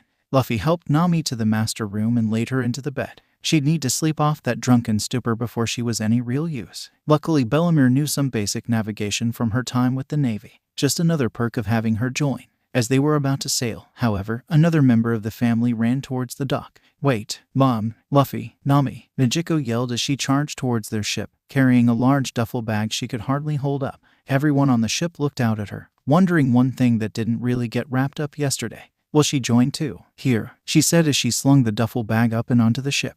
You forgot these in your rush, Mom, she yelled out before putting a hand on her hip, staring up at her mother, who was still clutching the railing. You really are more mature than me sometimes, Bellemere said as she opened it up. Some clothes, old pictures, and most importantly for their survival, her sword and rifle. Hey, why don't you join us? It's lots of fun being a pirate, Luffy yelled happily from his spot by Bellemere, who was rummaging through her bag of things. No thanks, a pirate's life isn't for me. But swing by when you're Pirate King. I may like dating the most powerful man in the world, Nijiko said before sticking her tongue out and turning away, leaving everyone to sweat drop and fall. No fair, he yelled, feeling his gut clench at how close he was to having a new girlfriend. Well, I'm coming back. I'm going to be king of the pirates, he yelled triumphantly, practically claiming her for the future. Though of course, that was her plan in the first place. Luffy begrudgingly sat on the figurehead as they left. It gave him time to reflect and think. He liked to do this after a fight. It gave him an opportunity to come up with cool new names for his attacks. That biting thing Arlong did was cool but pretty impractical. Hopefully, he could chameleon the move of someone cool. His thoughts were interrupted by the yell of surprise from Bellemere. "Luffy, come check out your bounty." Bellemere yelled as she looked at the paper Nichiko had stuffed in the bag along with her things. Apparently, Rat Guy got to report rather quickly, or Luffy really was a monster before she joined him. "Oh cool, I got a whole page and everything," he said as he snatched the page. "Wanted dead or alive? Monkey D. Luffy. Reward." Luffy started to grin widely before turning it around. 60 million bully. He yelled out to his crew, who stared at it in disbelief. "Yeah, apparently I'm a major menace who slaughters his enemies. Hey, that's not fair. I left that stupid clown guy alive. Maybe. And, fat lady, a real saint, Captain," Jin commented with a smirk. His new captain not only outranked everyone in East Blue, he blew them out of the water. He did so with brutal efficiency as well. "Well, I got a bounty for joining you too. 15 million. Looks like they aren't too happy with Marines turning to the life of piracy," Bellemere commented as she looked at her bounty. "We can look at these all later. Someone's heading straight for us," Luffy said as he looked past them at a single-person ship floating almost lazily towards them. Luffy waited for it to get a bit closer before he yelled out at him. "Hey, why are you in that floating chair?" Luffy yelled, ignoring the large crucifix mast and coffin-like features. The strange man stood and looked up at the ship, seemingly sizing it up. Everyone looked back at him as well, questioning his intent. All but the second demon on the ship, who was shaking behind them all. "I am looking for the one known as Luffy," the man said loudly with heavy authority. "That's me," Luffy yelled out, hopping up on the railing. "You want to join my crew?" he asked, making the man do something it was obvious he hadn't done in a while. Smile. "I believe I will pass." "You are the one who took out the remainder of the Krieg pirates?" the stranger asked, stepping up from his chair and walking to the edge. The boy certainly had the gall of someone who'd take on a few thousand people. But was it a facade? Most of those guys? Yeah. "Why are you looking for me then?" Luffy asked, sitting on the railing and letting his legs dangle. If someone didn't want to join his crew, why would they even look for him? "I was using them to alleviate my boredom, so I believe that burden now falls on you," the man said as he reached for the large blade on his back, gripping the handle and eyeing down the ship. Jin swallowed his shock to yell out in fear. "That's him. That's the monster," he yelled frantically as he saw the man grab his blade. Hawkeye Mihawk, a name picked up from a whisper of a rumor. The only swordsman with the kind of power to take out a ship with a single slice. Zoro smiled at the name. To think, he'd been itching for a real fight. This was it, his opportunity. He approached Luffy and put a hand to his shoulder. "Captain, do not interfere, no matter what," Zoro said, causing Mihawk and Luffy to end their staring contest for a moment. "This is my dream." With that, Zoro turned to Mihawk. "I will give you your fight, Dracula Mihawk." Mihawk smirked and jumped up to the deck of the ship he was ready to cleave in two. Typically young and stupid kids like him would challenge him, thinking it would be easy. This one at least knew he may die, and didn't want to be saved from his death. This could indeed be interesting. But no matter, he was still a minuscule threat. Mihawk pulled his pocket knife from its decorative scabbard and took his stance. "Let us begin, swordsman." Zoro bit down on Wado hard enough to make a dentist cringe. He was going to defeat Mihawk, and he wouldn't even acknowledge his skill enough to use a real sword. He'd show him the error of his ways. Luffy balled his fists as the two started their fight. Everyone else hid behind something in case the fight moved, but he knew it unnecessary for himself. The moment the fight was over, he'd be right on them. That's all the promise included. Mihawk hardly changed facial expressions as he expertly deflected the blows. After years of training and sword fighting, this was child's play. But he did show potential. Somewhere beneath the roaring flurry of slices was real talent and technique, as well as a drive he hadn't seen in years. Whatever reason this child had to challenge him, it was what he based his life on.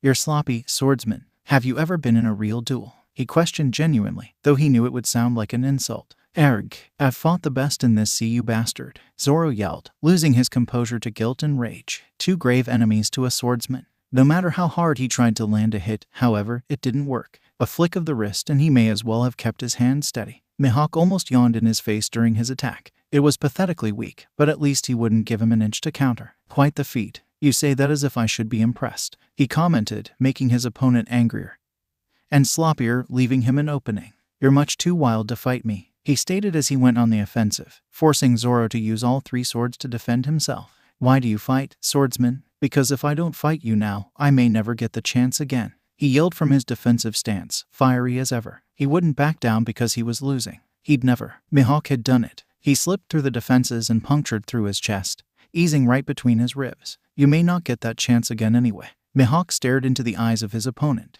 There was a knife less than an inch from his heart, and he wouldn't even blink. Do you fear death, swordsman? Dying was never a part of my plan. But I take no shame in dying while fighting you, Zoro said, swallowing his pride. He wanted to be the greatest swordsman on the planet.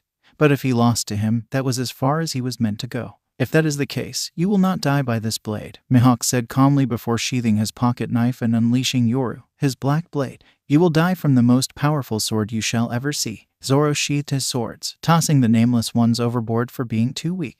If he survived this and was able to fight Mihawk again, he could only have the best blades. He gripped Wado, presumably for the last time, and extended his arms. How kind of you, but I seek no pity. I have pity for no man. This is a matter of respect. State your name, swordsman, Mihawk said as he gripped Yoru, eyeing his form. If he truly was a man who would vie for his title, he could survive a simple slash. I am Roronoa Zoro, and I will become the world's greatest swordsman, Zoro said, sending his gaze straight to the greatest. Mihawk smiled. Even when he knew he would die, he wouldn't give an inch. I will remember your name, Roronoa Zoro. With that said, he brought down the blade, a diagonal slice across his chest that would kill any normal man. He could feel the tip of the blade cut across Zoro's rib cage, digging into each bone and marking him for life. He watched the blood shoot out of the wound and began to sheathe Yoru, or at least, he tried. Luffy's eyes were red with blood. His first friend had just been split open like a freshly hunted animal. It wasn't even a fight. It was 2 quick moves that left Zoro on the ground, possibly dead. You bastard. But that didn't matter. The fight was over, and so was his promise. He formed his blood blade as he ran towards the attacker. He may have overwhelming skill, but that doesn't matter if you can't move. Mihawk stared at the boy with a faceless expression. No matter how much he tried to move, he couldn't budge. It was as if he was locked in place. Fear was an emotion that died out too long ago for him to know how it felt anymore, but this was exciting. He may very well be killed by someone in the East Blue, weakest of the seas. Luffy, Zoro yelled as his captain came close to Mihawk, stopping him in his tracks. The pain was intense. Every breath tore at the wound and pushed on the cuts to his bones. You can't kill him, Zoro said slowly, pacing himself. If he spoke too much in one turn, he may very well pass out. He's my goal. I will not let you fight him for me. I will not lose another fight until I have claimed his title. Luffy stared at Zoro, then back at Mihawk. He absorbed the blood blade back into his body and stood still, focusing now on Mihawk. That was what Zoro wanted, to defeat him and become the greatest. He couldn't take that from him, no matter how much he wanted to. Mihawk finally felt his body return to his control. Whatever this boy was, he was certainly more frightening than the real swordsman. Shanks was right about him. Skill doesn't matter in a fight with him. I'll be keeping an eye on you as well, Monkey D. Luffy. You seem interesting. With that, Mihawk hopped down back to his floating coffin, leaving them to pick up the pieces of his nice little visit. I will face you again, Roronoa Zoro. Surpass this blade and claim your title. Shortly after, Zoro was sprawled across the kitchen table and having his wounds dressed, sake for disinfectant and an old needle to do the sewing. Not the most pristine conditions. When you throw away the life of a bounty hunter to become a pirate, you give up most luxuries, such as a soft bed, admiration, a good bounty. Though with that said, Luffy was sleeping in an exceptionally large bed with 2 women and 100 million billion in his metaphorical pocket. Maybe it was just his luck. Jin was experiencing the heaviest impact of the interaction, however. He could hardly speak, wouldn't look anyone in the eye, was afflicted with terrible shakes. He had seen the monster that wiped out half his old crew fight with a member of his new crew with overwhelming higher skill. That was the grand line that they'd be going to. If that wasn't enough, his new captain was the devil that took out the other half of his crew and had come close to eviscerating the monster swordsman. He was one talking animal away from having a damn meltdown.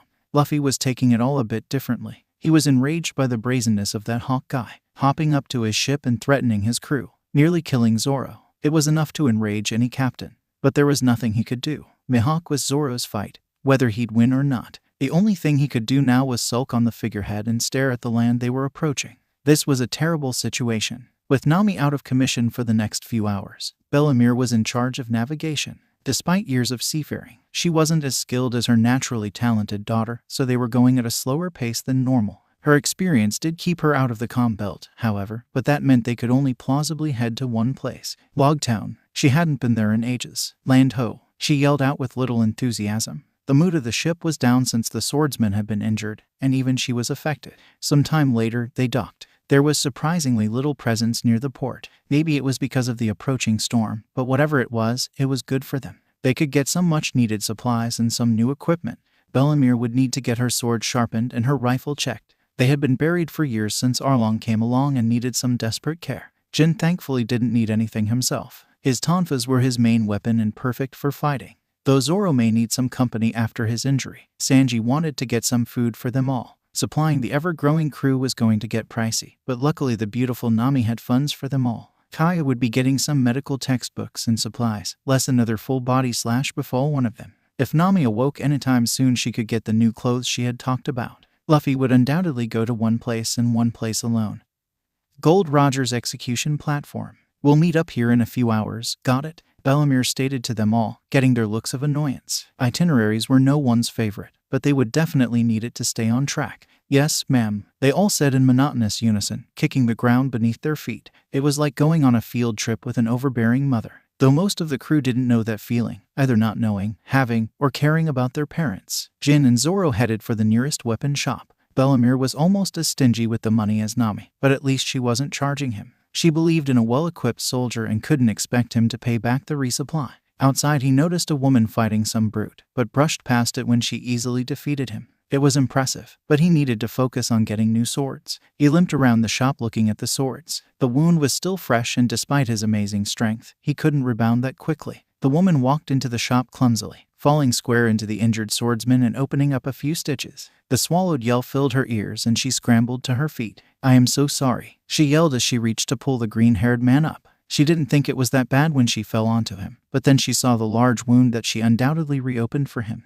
It was paramount to an assault on a civilian out of pure clumsiness. Zoro was about to yell at her or threaten her life, but he couldn't muster a word. The woman looked identical to the last person he ever expected to see. A long-dead rival that stood as the foundation for his world. Kuina, he groaned as he stood, grasping the wound. "And no, I'm Tashigi, Master Chief Petty Officer Tashigi," she yelled, falling into a stiff back stance in front of the injured man, stating her rank was second nature, and would possibly help smooth things over. Though of course, it may not go over well if he reported her to Captain Smoker. Jin froze at the mention of her rank. A Marine quite literally just stumbled onto them and injured Zoro. This was not good, especially if she saw the wanted posters for them all. "Good for you," Zoro said, averting his gaze and looking in the discount sword barrel. He'd start with the cheap ones and look at the better ones after that. With any luck, he could find at least one good sword in this bin and have more money for another one. He didn't much care for the fact that she was in the Marines. He and Jin were more than a match for them, even injured. Zoro grabbed up one of the swords he could hear calling his name. Maybe it was blood loss, but it was speaking to him. "Let me make it up to you. That's ... let me look it up." She could tell by the appearance that it was some named sword from her book. Why it would be in that bin confused her, but those mistakes tend to happen. "I can't allow you to buy that sword," the shopkeeper yelled as Zoro placed it on the counter. "It shouldn't even be in that bin, it's cursed." "It is that sword then, Sandai Kaitsu. It curses all of its owners with what are you doing?" Zoro wordlessly drew the blade and looked at the two naysayers. He was too tired to deal with curses or any other nonsense. If he wasn't lucky enough to tame a curse, Mihawk would have killed him in the fight. "If this sword deems me unworthy, let it kill me now." He dragged the blade across his stitches, eyes closed. He wasn't giving it permission to cut, so it wouldn't dare. After he completed the trial, he cut into the wooden counter, slicing it like butter. "It likes me," Zoro said with a smirk, looking at the two who stared at him. "That was the dumbest thing I have seen in my lifetime," the shopkeeper said, staring in awe at the bravery and stupidity of the young man. He couldn't believe the most bloodthirsty sword in his shop wouldn't shed a drop of his. Maybe it really did like him. "You're insane," Tashigi yelled, looking at him and the sword. By all accounts, he should be bleeding out on the floor. Why did he try something so risky? Who was this green-haired swordsman?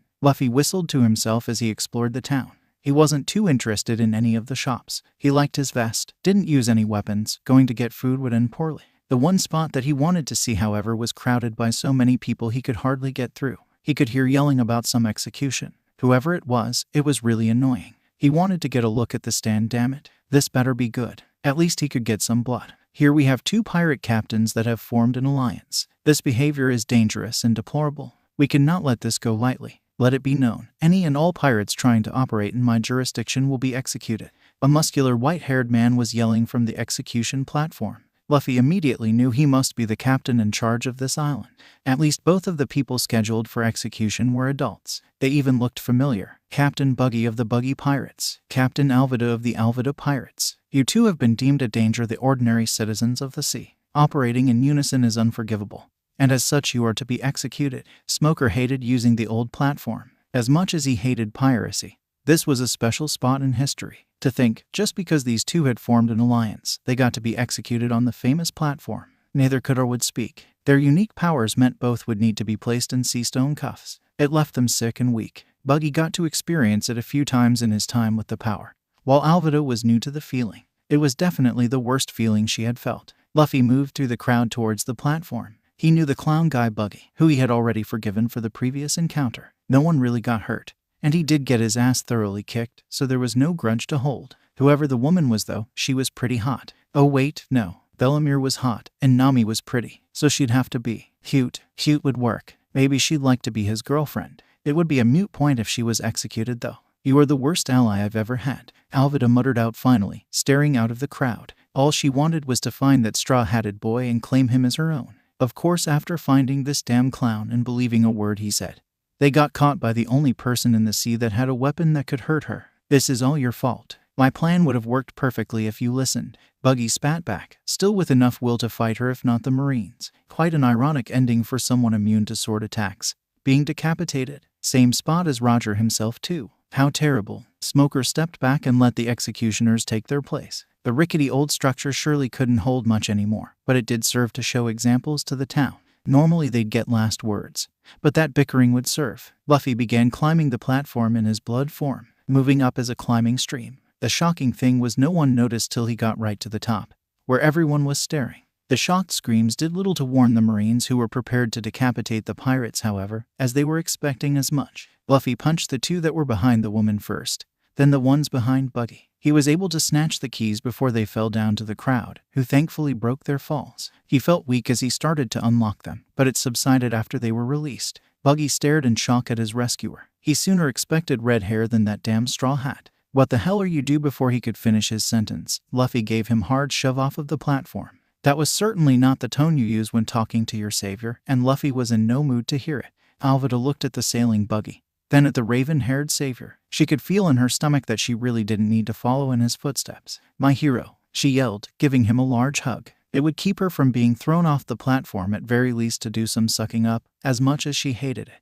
Shishishi, no problem. Who are you, anyway? Luffy asked, ignoring the encroaching Marines. You don't remember me. That hurts, Alvida said, pouting her lips. It's me, Alvida. Really, I thought that guy was blind or something. You got really thin and cute, Luffy yelled, looking her over. He didn't know what deity to thank for the transformation, but they were good. Before she was so fat she probably didn't know what her feet looked like. Now, hubba bubba. No, wait, that was a gum. No time to think. Well, thank you, but we have some bigger things to worry about than my waistline, she said as she looked out at the plaza. The civilians all ran away once they were freed, and now Marines were moving in. With her crew gone and herself disarmed, this boy would have to be one hell of a fighter. Well, it's not the biggest thing to worry about anymore. Luffy snickered, making her stare at him in anger. The death stare sent a familiar chill up his spine. Was every girl he tried to date going to be so scary? That would have to be something to be scared of later, as right now they were surrounded. Surrender pirates. Some poor faceless fodder Marine with no chance of fighting those two one-on-one. But as was the way with Marines, overwhelming numbers were the main weapon. None of them were privy to his power, however, so they did not know that tactic was destined to fail. Damn it, Luffy. Distant screams could be heard from the fringes of the Marines. We don't babysit you for 10 minutes and you start up a damn riot. Jin and Sanji were yelling at him, taking out the preoccupied Marines with ease. Zoro was rather far behind, unable to run like his fellow crewmates. Hey, guys, Luffy yelled, waving at his crew. This is Alvida. She's going to join us and be my new girlfriend, Luffy declared, making up his mind for them both. Sanji fell over in pain from the emotional blow. What would he have to do, damn it? Be kidnapped by beautiful women? We never discussed that. Alvida yelled in shock and anger. How dare he? Not recognizing her, insulting her former self, and now he had decided on his own she was his girlfriend.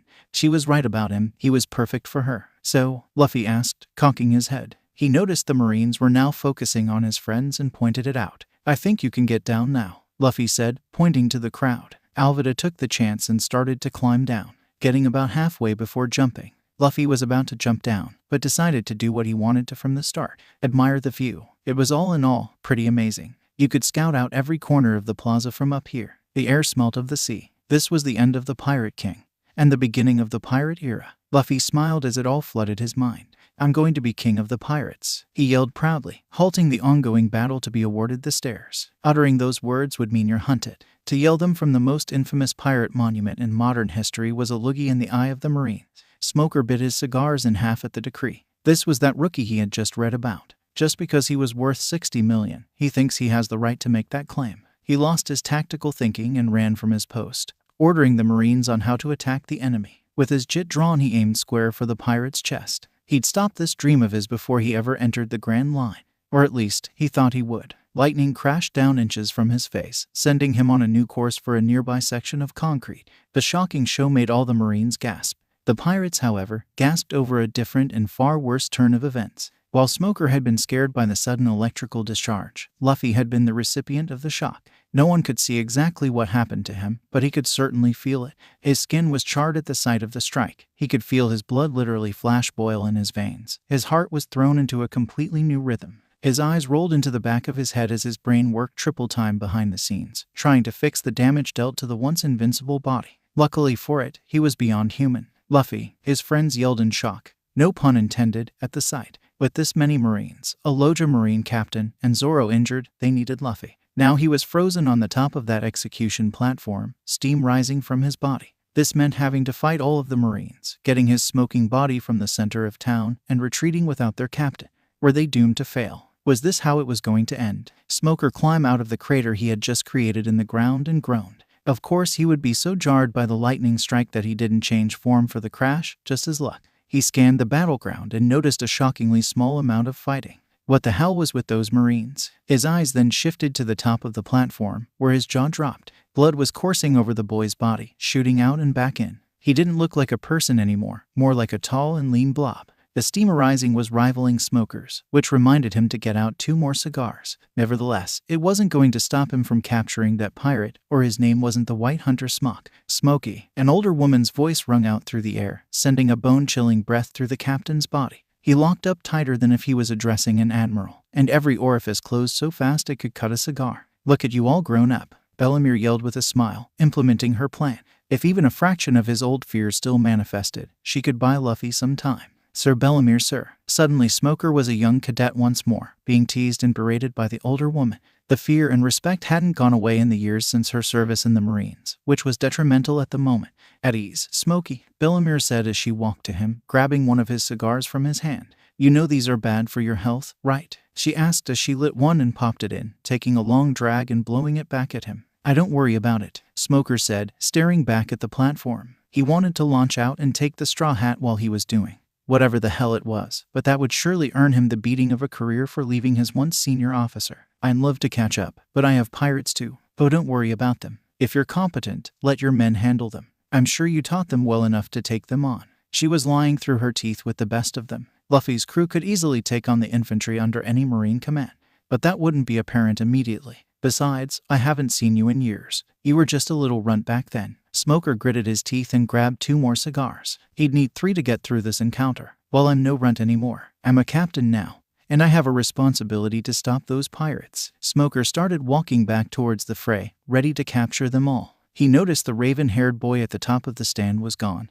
and that was a very bad sign. He turned back to ask if she saw just where the hell he went, but she had vanished. Another very bad sign. "Captain Smoker, help!" A Marine yelled from the mass, screaming as if he was set on fire and he was holding the fire hose. Smoker rushed to fight but saw no pirates. His Marines were all blood-spattered and shrieking in pain. Where did they go? He yelled out in anger, wondering how they managed to defeat them all. "He's on us. It burns." Marines started to yell as they dug at the blood on their bodies, trying to scrape it off. It was bubbling on their skin, a sure sign it was boiling. It left them all shrieking in pain. "What do you mean he's on you? What the hell?" The blood dripped off of the Marines to their relief. Arms, legs, chests, even faces were left with horrible burns from being encased in the boiling blood. The mass of the bubbling liquid formed into an unstable form that could barely be described as human. Once it took a definite shape, however, it could hardly be called the Straw Hat Pirate from moments before. He was taller, broader, and just less human. A slit of a mouth that wasn't yelling taunts. Blood-red eyes. Not bloodshot, completely red.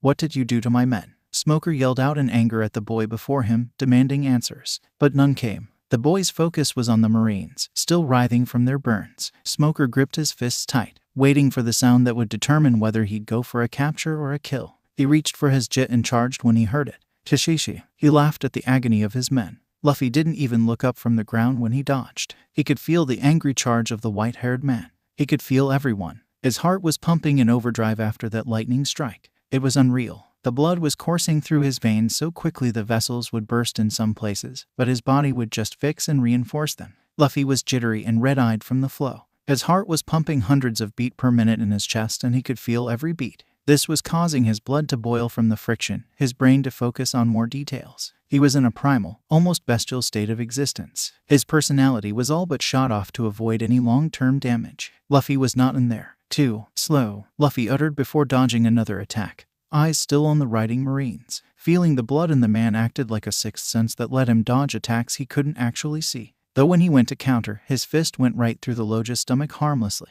"You damn monster. I'll make you pay." Smoker knew he couldn't be injured by the blows. Whatever fruit power he may have, it was nothing compared to his. He could fly, avoid bodily harm, and trap people in his smoke. He was the expert pirate trapper. White out. He stuck out his arms and sent out waves of smoke, intent on trapping the boy and sending him to impel down. He'd pay for that twisted assault. The pirate he knew to be the newcomer Luffy was not keen on being engulfed in smoke, however, and launched into the air with a massive, concrete-shattering blast. Before he could readjust his shot, a shard made of the boy's blood was launched at him. He merely smirked and let it pass through. "You've never encountered a Logia, have you? Your dirty tricks won't work on me." A paramecia that let him control his own blood.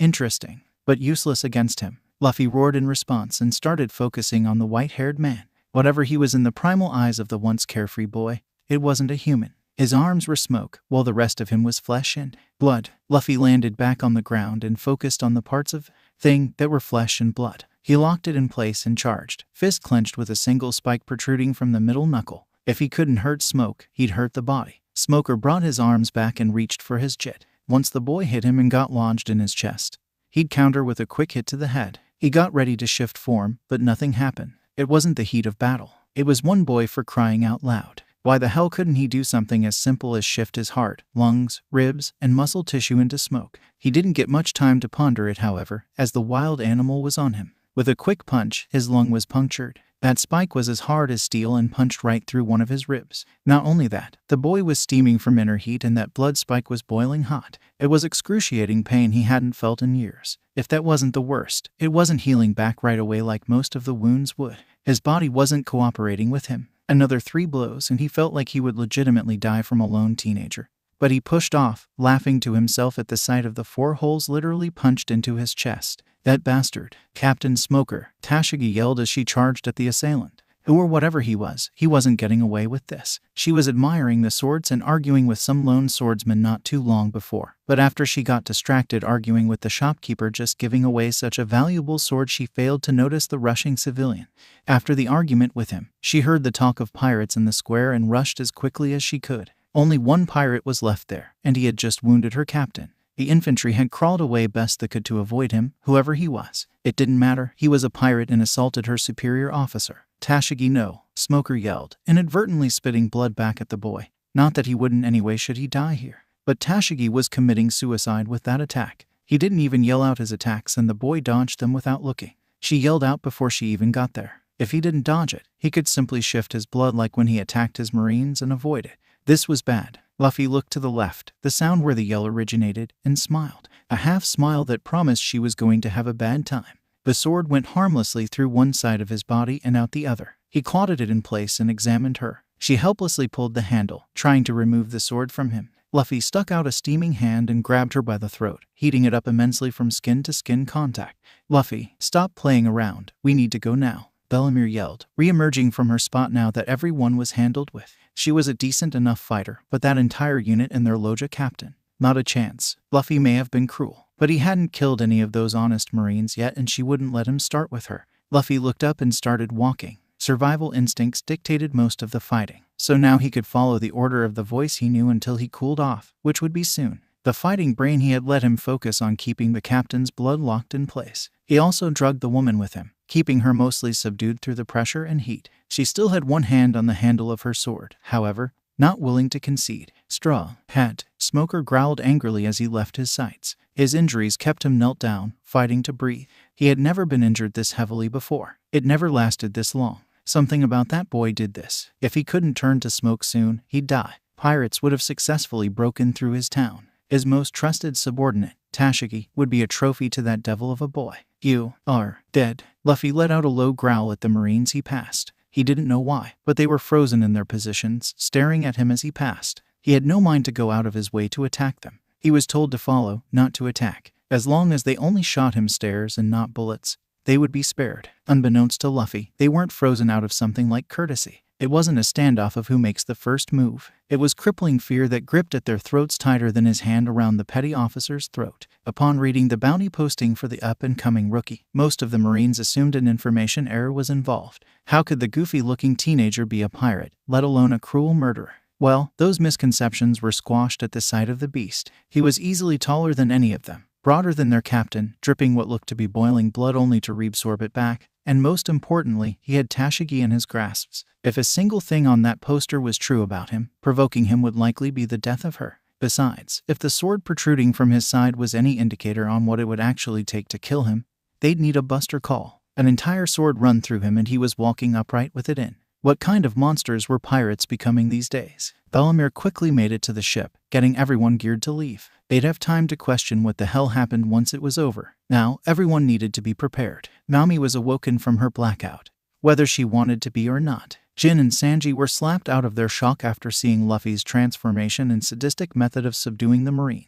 Whoever the new woman was, she was surprisingly helpful. Usopp certainly took her threats to heart and actually stood ready to attack what could be assumed as every Marine on the island. With Zoro out of commission for heavy work for at least another day, and Kaya physically incapable of fighting from lack of skill, they were only waiting on one last thing.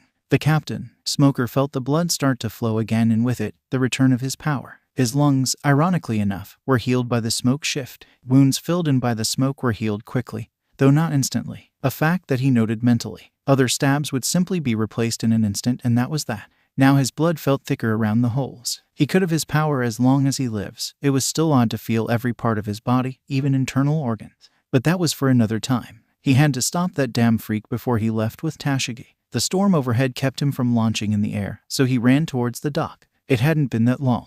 He couldn't be too late. Luffy rounded the corner and made it to the final stretch of the docks. The writhing in his hand had stopped for whatever reason, but he could still feel a throbbing. He felt some cold wind blow from a row of houses, as well as an unknown voice. "Look how far you've come. Do you remember me?" the stranger asked from the alley, stepping out of the shadows and removing his hood. He had watched over Luffy in case he needed saving, but he didn't know the power he had hidden. He showed no fear as the monster cocked his head and stared at him. "Of course not. You're going to go far. Keep fighting, Luffy," the man said before backing away, holding back the sadness. Luffy didn't even recognize him, and probably wouldn't even in a normal state. Luffy heard another yell from his close-by friends and continued his walk, ignoring anything else the stranger may say. Everyone stared in shock as whatever was once Luffy jumped on board. His eyes were completely red and even dripped in blood. His mouth was now dangling open, revealing a jagged maw of blood-capped teeth. His fingers were overly long and resembled claws. But besides him, they had another problem.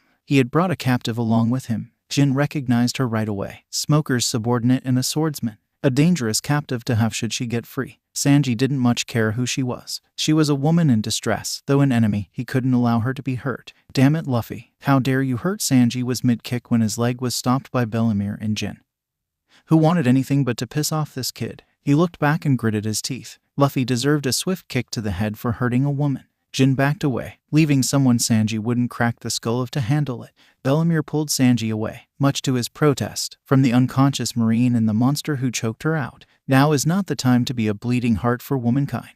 He's only going to hurt people who attack him, and right now, he'd shred you to bits or boil you alive, Bellemere said calmly, eyeing Luffy. They would have to treat him like a dangerous animal until whatever the hell was going on with him passed. Take her to the kitchen and chain her to the table. Now, with everything in order, they were ready to sail. The storm was getting more and more fierce. The rain was coming down sideways from the strong winds. Smoker was in a dead sprint to make it there. If they started sailing in these conditions, she'd be gone. Strawhead, he yelled angrily as he soared past his men at breakneck speeds. He'd jump on board, kill that damn beast, subdue his crew, rescue his subordinate, and be done with it. Justice would prevail, or at least, it would in a perfect world. The pirates were already out to sea, and there wasn't a Marine ship in sight after the boy came marching through. None of them were willing to fight him, but of course, they could use the not risking the life of a captive excuse when the time came. Smoker was red with rage. He could see their ship. It hadn't even left the horizon, but it was still too far. In this weather, he'd be thrown in any direction but towards them.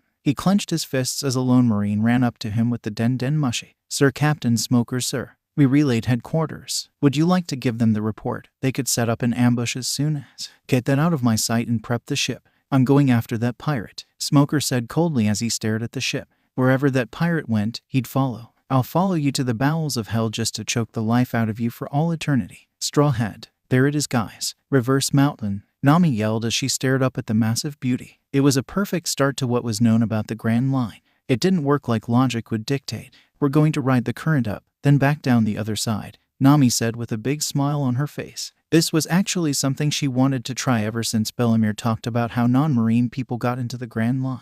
It would really test a crew to sail up a mountain. Everyone bickered either about how the mountain existed or how they would ever get up it in the first place. But it quickly became a secondary worry. Luffy let out a devastating yell before falling on the deck. His body jerked around rapidly without reason. His fingers dug into the deck as he kept screaming bloody murder. The quick rush by Jin and Usopp to pin him down ended with each getting a slashed arm. The new woman sighed and walked over before holding him down. Watching the slashes slide harmlessly off of her skin, everyone was left panicking at the loss of a captain and 3 crew members now unable to do any work keeping them within the boundaries of mountain walls. It was a madhouse of screaming orders and warnings that went from bad to worse. They had to ride the mountain down, all while their captain writhed in pain for seemingly no reason. "Keep us off the sides," Nami yelled as the able-bodied people pulled the rudder, using every ounce of upper body strength to keep them from grinding against a mountain.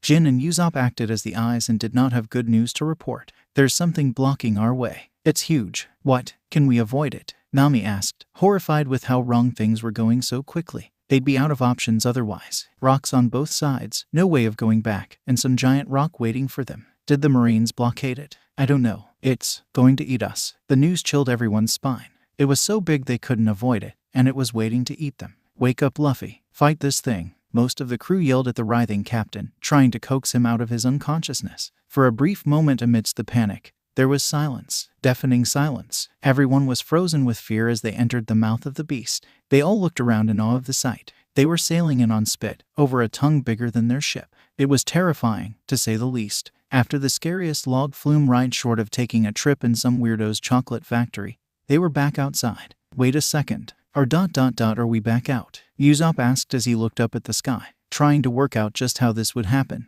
"That would make us a big pile of shit. Some help here," Alvida yelled as Luffy started to turn into blood and reform at different spots. It was hard enough to hold him down with smooth palms, but this was impossible. "What happened to him?" Nami asked with fear, out of the loop on why her boyfriend was now a monster who was slashing at the air. "He was struck by lightning." "Do you have a doctor?" Alvida was still left as the only one capable of holding him down without being injured. Not exactly how she pictured being on top of the boy and pinning him under her, and a few more people watching than she expected as well. "I am the closest we have, but this isn't how a human would react to lightning. He should be unconscious with a hole blown out of his leg. What the hell is happening to him?" Kaya was beyond scared of the situation. Her friend was in pain and she had no idea how to help. Luffy roared as he slipped from Alvida's grasp, charging past her in a semi-solid state. He launched in the direction of Kaya, freezing almost everyone in fear as a rush of bloody formed teeth and claws charged at the only defenseless person aboard the ship. "Kaya," Usopp yelled as he threw himself in front of his girlfriend, prepared to take whatever evisceration he'd have to endure from his insane captain. "Luffy," everyone else finally yelled as he closed in. He had officially snapped, no coming back. He was deliberately going after the weakest person. What had they all been thinking, following him? The question was answered as he leaped over the couple and towards the giant squid that just emerged from water. That wasn't even water. Where the hell were they? With a loud thud, the captain slammed into the animal, pushing it away from the ship and opening it up for his own assault. Mashing, tearing, slicing. Luffy tore into the flesh of the squid with ease with his primal attacks. The animal ceased to be mere seconds after, but Luffy kept tearing away, feasting on the flesh and drawn blood of his kill like a hungry wolf. What does a man have to do for peace and quiet these days? A lone old man asked as he stood from his chair on his lawn. He set the paper down and looked at the sight before him. A ship with a lamb on it, a squid with a boy on it, beneath the skies that were inside a whale. Damn Thursday afternoons. "Hey, you kids, what are you doing in here?" The question was a tad more important than introducing himself, as that boy was showing some familiar behaviors. "We're on a sightseeing expedition." "What the hell do you think, you old geezer? We were eaten by a whale and our captain has gone insane." The response almost seemed rehearsed, it was so well synchronized. But then again, they were all on the same wavelength of sarcasm and a serious situation. Well, if you're going to be rude. The old man was genuinely shocked by the immense rudeness of the whippersnappers. Man, he was getting old. With a little grumbling, he walked into his tiny house and started prepping a trap. Typically, tying up and injecting the patient with a sedative was the proper course of action, but it seemed unlikely. One raw and still bloody fish stuffed with tranquilizers. Later, he was outside taunting the monster, tearing apart a large squid like it was a bull. Come get it. Fresh kill. This was a sickening tactic. Raw flesh was no healthy diet for any human, which was why he would go right for it. A quick leap off the old prey, and at the new, and Crocus could see the monster up close. Definitely that old fruit. With it, the same old tactics of sedation and treatment. Undoubtedly an untreatable issue as well. Luffy had almost completely forgotten the squid in place of the entirely blood-soaked large fish. All about the new kill, no matter the reward from the previous. A few large gnashing bites in and he had dramatically slowed. This was bad fish, a bad kill. He let out a few defiant yells before collapsing on the man-made island. The king is dead. Long live the king, Crocus muttered to himself as he watched the monster shift back to a normal human boy. So young, easily a mere teen. How long had it been since he saw this very thing happen to Roger? 10, 20 years. He picked the boy up and waved for the ship. Your captain needs immediate medical care. He didn't ask for a thing before walking inside the little house on his island. It contained all the things he had been using on Laboon, which would have to serve. He had no idea how long the boy was like that, and it could prove fatal already. The crew anchored the boat on the island and ran to the house. They had many questions about where, how, and why of it all. But the what of their captain's fate was the prominent concern. If he died, they'd be lost in many ways. As many as could squeeze into the room to watch the old man work. Sprawled across a dining room table, their captain lied motionless. His chest did not rise nor fall. The old man, however, hardly noticed as he scrambled for some vials and a normal-sized syringe. It didn't take long for the seeming disregard to earn the agitation of the crew. The most agitated were the 3 women he could call his girlfriends, even if one was new and tried to kill him in the past. What the hell are you waiting for? He's not breathing. Save him or I swear I'll. He won't die from lack of oxygen. I may not know much about him, but he's not like us. Now please, I need to focus. He hadn't worked on a human being for many years, and this particular problem for even longer. If he was correct, the boy would need a shot to restore normal blood flow. Undoubtedly, his heart was still pumping like a roaring steam engine under that motionless chest. It wasn't healthy for any period of time, human or whatever the hell he could be called. This may not be pleasant to watch, so if you have a weak stomach, leave, he warned before readying the treatment. Slowing the heart was simple enough. After that, it would take some restraints. The room cleared of all but a handful of people. Alvida, Bellamere, Jin, and Zoro. The rest returned the ship for various reasons, but at least now they could check on the captive. Kaya, Nami, Sanji, and Usopp went to the kitchen with the chained marine, who had apparently been awake long enough to squirm her way towards the door in an attempt to escape. Nami and Sanji dragged her back to a corner and everyone surrounded her, trying to access the situation. What the hell was that thing that attacked Captain Smoker? Where is it? What kind of monsters do you pirates keep as pets? Tashigi yelled out at the pirates, showing no fear in what could be the face of death. Torture or death couldn't be worse than failing her superior officer as heavily as she did. While everyone else scratched their head, trying to find a delicate way to explain it, Sanji took out a cigarette and enjoyed the moment. No way would Luffy be getting this beautiful woman. Not when she couldn't discern that he was human. That was our captain, he said, kneeling down to her. But you don't need to worry about him, my feisty beauty, I shall protect you. Sanji couldn't help but pull out the charm on her. His odds were like a snowball in a volcano, but that's all he needed. Nami immediately responded by hitting him upside the head. He couldn't tell their hostage that she would be protected by them. What if she tried to kill one of them? Besides, it was just a blatant lie. Luffy could rip you to shreds easier than Arlong. Don't go filling her head with that crap. Nami took a deep breath and refocused on the blue-haired marine. This wasn't going well so far. Look, what's your name? I am Tashigi, Chief Petty Officer under. Yeah. Doesn't matter. Do you think they'd pay a ransom for you? Nami could feel the opportunity for money to be made. Even with 100 million billion funds, they could always use more. Despite the size and facepalms of everyone else, she didn't take her bully sign eyes off the cash cow. Doubtfully, Captain Smoker would never let you get away with it. He'd capture you all in the name of justice. Tashigi didn't really know this would be a good opportunity to lie and have them set up a trade,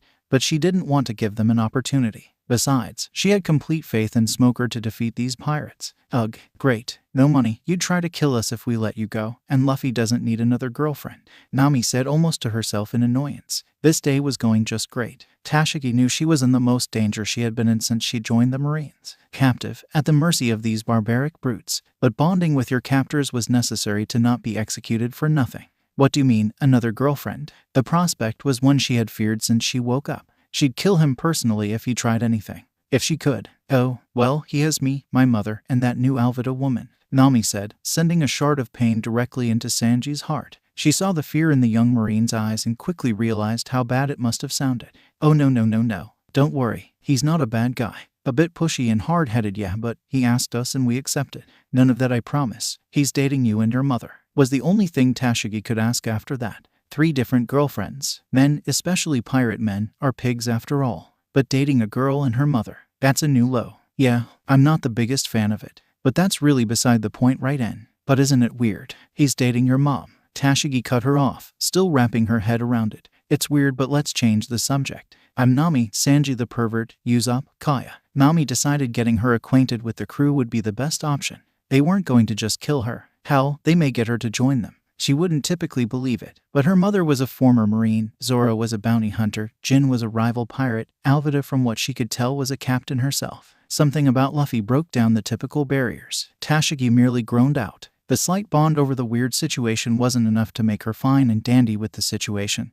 But it was that or be left here again. Nice to meet you all, I suppose. Thank you for not killing or beating me. Well, you haven't met all of us, and we're not going to do that. If you just sit still and let us finish our business here, we can all have a nice meal. Sanji may be a pervert, but he's also a great cook. That's right. I can cook anything you like, my beautiful blue rose. Sanji seemingly leaped from his spot to be in front of the woman, gearing back up for the love. Tashigi couldn't hold back the giggle. His attempts were so damn dramatic, she had to wonder if it was all a facade. He wouldn't be the first man to be overly flirtatious as a cover-up. I suppose I can wait. I have no idea where we are anyway, so I see no point in hoping to swim away in chains. Good. We don't even know where we could drop you. The door opened and Nami stared stunned at the rushing people. Luffy was brought in, still unconscious, but his chest was moving. He wasn't doing the cryptic breathing the old man had talked about, which may have been a good sign. They laid him on the kitchen table and awaited the next order. We need to get him out of this whale. I can only imagine how he'd hurt my poor Laboon if he was inside of him when he woke up, the old man said as he left with Bellamere to get the ship moving. She was the most experienced, and he knew a way out that wouldn't leave them as a pile of crap. There was a swap as Sanji, Kaya, and Usopp left to help while Zoro, Jin, and Alvida got to meet the new addition to their quaint little ship. The tension in the air was so heavy 2 people were choking on it. Those of blue and green hair to be exact. Tashigi shifted from calm and collected to a squirming mass of anger trying to escape her binding. She couldn't believe it. He was a pirate. The only honorable swordsman she'd seen since signing up. You're a pirate and a liar. Give me your swords. What the hell, Luffy? That was the Marine you had to capture. Zoro's mind yelled as he stared at the captive. She was the one person she wanted to escape from. Or at least, she reminded him enough of her that he wanted to be rid of her. What the hell did he get into? There's not a chance in hell you're getting my swords. You don't deserve them. You're a pirate and pirates. Cold steel. That was the feeling on the back of her head. Jin had stepped wordlessly and drew the sword off, pressing it to her skull. His old, cold self had resurfaced at the defiance of a captive Marine. She had no right to determine what they deserved. She was also in no place to, being their hostage. Do you want to finish that sentence, or do you want to continue breathing? Faster than Jin originally drew his weapon, Zoro had countered off pure instinct. He had Watto at Jin's throat, ready to slice him open. Put it away. Now, Zoro said coldly, not offering any ultimatums or alternatives. He'd point that gun away from her. Jin shot a death stare at Zoro. If this were Krieg's ship, he wasn't on his ship anymore. Jin slowly moved the gun and stuck it back in the holster affixed to his pants leg. Don't lose your edge, swordsman. It'll get you killed, Jin said before leaving the room. He wasn't hungry enough for a fight to stay in the room with him. Tashigi pulled back and kept quiet. That was definitely an unusual display for a pirate. The swordsman had acted unusually before, but nearly killing a crew member over her. Even amongst pirates, that was an unforgivable law to break. The one code all true pirates would have. What did the old man say? Nami asked Alvida, who wasn't trying to tear the throat out of anyone yet. He gave him some shot to regulate his heart rate. But he said the next thing would be messy, and realized doing it inside the whale would be bad. Something about starting a fire inside a tinder pile. But we get to leave this whale and Luffy gets to wake up. and answer a lot of questions. You got that right, Nami said as she put her hand on his chest to make sure. His heart was beating normally, so what else would they have to do to wake him up? He'd been separated into tiny pieces before after all. Why wouldn't he wake up? Luffy rubbed his head as he climbed up off the floor. Oh, damn it, that hurt. He yelled upwards at the void above him, blaming it directly for his injury. Luffy shifted his focus from yelling at nothing to looking at his surroundings, and he was rather surprised. The last thing he remembered was a squid. Why did he remember a squid? Oh well, it was secondary to the fact that he was now in a weird building. Hello, anybody there? Luffy yelled as he started to walk, looking and feeling for any sign of his friends. Silence. The deathly silence of a place that didn't exist to provide life to anyone or anything, though it did look like it had at one point. Beautiful albeit colorful tapestry and stained glass windows. Marble pillars definitely for decorative rather than architectural purposes in rows. Luffy followed the hallway until he reached an archway which led to a terrace. There he saw the first and only living thing since he had arrived, and decided to approach it with care. Hey, where the hell am I? Care by his loose definition. Anyway, that's the billion-bully question, kid. The man, he found out it was a man by the rough voice. It sounded like he had a sack of rocks in his throat. Ugh, haven't talked in so long. He reached for the water on the table beside him to try and wash away what added up to be years of not using his own voice. I doubt you'll be here long, though. I wasn't my first time.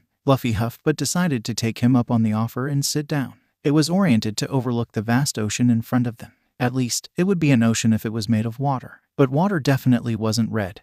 That much he knew. So what is this place, old man? Luffy hadn't seen anything but the messy black hair and hand of the man at his side and was now entranced with the Red Sea before him. But that voice screamed old man. Well, I have a few theories. Heaven wouldn't have let me in. Hell wouldn't give me ice water. So maybe purgatory. The deep, scratchy voice was sounding surprisingly better already. For whatever reason, he was getting it over with remarkable speed. Wait, so, did I die? Luffy didn't know too much about that last one, but heaven and hell were those places you went when you died. He didn't spend a lot of time worrying about stuff like death. When he died, he'd be dead after all. So his focus needed to be on living. But if this was death, he'd need to do some rethinking. This place didn't look too fun. Nope, the man said plainly, sipping his water. Probably just got knocked out or something similar. Otherwise, I'd see what killed you. Pretty hard to get rid of those scars. The man touched his chest and neck out of view from Luffy. It took a lot more for him to die than most others, so he had quite a few of those death scars. Oh, so I'm going to be fine. That's good.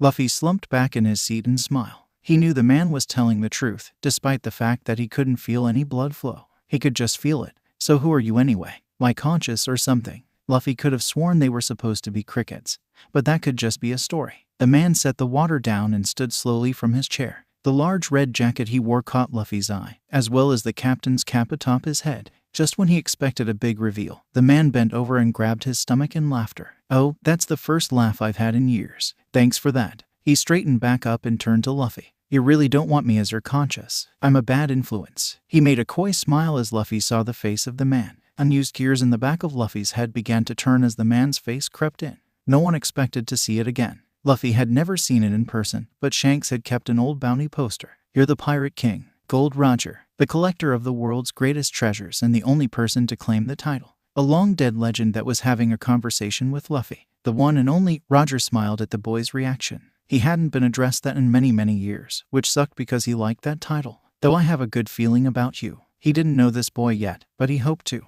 He would, after all, be the only contact he could have in the lonely place. What's your name, kid? I'm Monkey D. Luffy. And I'm going to be the next king of the pirates, Luffy said as he hopped up out of his chair to stand up to the king. It was a rarity that someone would be so bold as to say they would take the title of king to the person's face. But Luffy was far from normal, so it didn't apply. Monkey D. Luffy. Roger smirked at the name. Oh, the treasure he'd trade to see the look on Garp's face to see his son, or more likely grandson based on the boy's age, going after the title of Pirate King. Well, Luffy, you're not going to have an easy time. I hope you're ready for an adventure. This was a rigged statement. Roger was one of the only people, living or dead, to know where he hid his treasure. Would the boy ask where it was or how to get there? I'll show you. My friends and I are going to find that treasure and I'm going to be the Pirate King. Luffy yelled out, pumped with adrenaline from the challenge issued by the king himself. Good. I've been waiting for that. If you remember this, tell your grandfather thank you for me. He'll know why. Goodbye, Monkey D. Luffy. With that, Roger gave Luffy a light push off the edge and watched him fall. It wasn't the only way to wake him up, but it certainly was fun. Damn it. Not cool. Luffy yelled as he started plummeting towards the ground. That was not an okay way of getting him out of here. Okay, everyone. This won't be pleasant, but it should work. Crocus had prepared a large syringe filled with some green solution he was ready to inject into Luffy. It had a plethora of stimulants to wake him up, as well as something much more dangerous. A chemical of his own design that would hopefully slow down, if not prevent, the progression of the disease he may have acquired. Roger had come too late for anything but treatment, but this boy couldn't have been ripping apart people for long. With a push of the plunger, he injected the unconscious pirate with what would certainly be the most unpleasant shot of his life. Everyone of strong stomach held their breaths and watched still-faced as the shot took effect. Luffy's skin would dissolve down to muscle, then muscle to bone, then it would form again. It didn't happen everywhere, but when it happened to his face, everyone cringed. It was as if he was melting in places, but his body wouldn't let it stay that way. Luffy's body started to stir once more. His legs kicked lightly at the table and his nails drug across the wood, prying them apart from his fingers for brief moments before reattaching. His mouth was red from the flow of blood out of his throat. Everything about his state screamed that he would die, here and now, not even one island into the Grand Line. Everything except his eyes. They popped open, shocking the room as he sat up on the table, body still twitching and being eroded by some internal force caused by the shot. He pushed off the table and fought to stand on his own 2 feet. Crocus stared wide-eyed at the boy. The shot was supposed to take hours before he woke up, and even then he wouldn't be able to walk for at least an entire day. Luffy was in the full throes of it and walking with greater and greater steadiness. What the hell was this kid? Luffy wordlessly walked past his friends and out the open door. None of them would dare stop him in this state at risk of messing up what, as far as they knew, was what was supposed to happen. Luffy stared at the object of his desire, which turned out to be a living creature. Laboon had stopped his relentless head bashing to watch Dr. Crocus and the strangers that came out of him. He had swallowed the ship on accident when they were sailing down and was trying to find out what happened to them. Despite his violent tendencies, he didn't have a reason to hurt the strangers. Maybe that one would forgive him. Crocus walked from the lighthouse to Luffy's side. He was afraid this would happen. It was still better than if it happened inside Laboon, but it was still bad. This is Laboon. He's an island whale. If you hurt him, I will not hesitate to fight you. Crocus knew a fight with the boy, injured or not, would end in his own death. He was old, the boy was young. The boy's friends would certainly want revenge if he succeeded. It was all bad. Scars, bleeding, Luffy said, staring at the scarred forehead of the whale. He would like nothing more than to get the delicious blood and meat in that whale, but he couldn't. He's trying to bash down the line in search of his friends. He can't win a fight like that, no matter his size, Crocus said, looking at Laboon. It was a tragic tale, abandoned by his friends who ran away when things got tough. Damn those pirates for putting him through this. Fight. Luffy started walking towards the giant whale that was staring him, clenching his fists. Fight. He roared before jumping at the whale, ready to fight it with every ounce of strength he had. What? No, you idiot. You'll die in your condition. What Crocus meant was that he'd kill him if Luffy hurt Laboon, whether it would mean his friends killed him or not. Laboon stared in shock as the boy rushed him. He didn't expect this. Sure, he swallowed the ship, but it was an accident. When the punches started to connect, he roared out back. They were actually hurting. It was making him angry. He let out a wail before going for a slam. This guy was just a jerk. Luffy, stop. Don't fight the sad whale. His friends yelled as they ran from the doorway to the old doctor, yelling and waving their arms. They had heard the story and couldn't believe what was happening. Awaking from the dead just to fight the saddest whale ever. The fight was more one-sided than they wanted to say. Luffy was able to jump around with surprising agility for someone injured. And even if he was hit, the damage wouldn't last. With a final giant stomp to the forehead, Luffy soared back to the land. Tai, he yelled back to the charging whale, keeping him from crashing into the island the lighthouse sat on. Luffy's plan had worked perfectly. Laboon was much calmer after actually fighting someone, and was over the anger he had for Luffy. He spent some time painting on his custom version of their Jolly Roger, leaving behind a memento of him and his crew as a promise that they'd fight again. Crocus was happy to see Laboon wouldn't be hurting himself anymore. Also that he may have misjudged the straw-hatted boy's intelligence. It was an ingenious idea. Despite countless offers to keep the crew overnight for surveillance on Luffy's condition, he was unable to persuade them. They were already behind schedule from the multiple-hour delay. Though this was mainly because immediately after the fight with Laboon, Luffy needed a very large meal that took a good amount of time to cook. Crocus wanted to hold his tongue, to just let the boy go on with his adventure and trust that the shot worked. But he saved Laboon, and if he wouldn't listen, he'd tell someone who would make him listen. 3 people to be exact. Ladies, there's something we need to discuss here. Captain, it may be because he was out of touch, but 3 girlfriends? Where would this boy even get the energy? Alvida, Bellamere, and Nami pulled away from the group to talk with the doctor. Alvida chimed in first with, "Don't tell me we're going to have to do daily checkups." "Oh God, he can still get it up right," Alvida said, a shocked expression on her face. It was a joke meant to tease the other women, as she was more than happy to show her sexuality now that she actually had some. It was definitely worth the angry stares from her fellow girlfriends. Well, honestly I don't know. That shouldn't have been affected. This is more serious than that, though. Much more. Do you know what fruit he has? Crocus knew all too well. But he also knew that the knowledge was outlawed. Select few knew what the power was, and who previously had it. Yes, the Kai no Mai. And before you ask, we know Roger had it. What does that have to do with this, and how do you know? Bellemere decided they could skip a history lesson, though how he knew about it would be worth knowing. I was Roger's doctor for a few years. He had me take care of his disease. It was my job to keep him healthy as possible, Crocus said, squeezing his fist as he tried to figure out how to say this. Well, that's great. Would you like to help us now? Our only doctor is a novice at best, Nami said, blinders on to avoid where this could be going. I'm too old. Plus I maintain the lighthouse and look after Laboon. There's something you should know about your captain. Crocus took a deep breath and looked up at the girls. He hated this part. Roger had a deathly illness that would have killed him if it weren't for that execution. What are you saying? Bellemere busted out, breaking his long stretch of silence. Is Luffy, your captain, was doomed from the start. I don't know when it will happen, but the disease will take hold.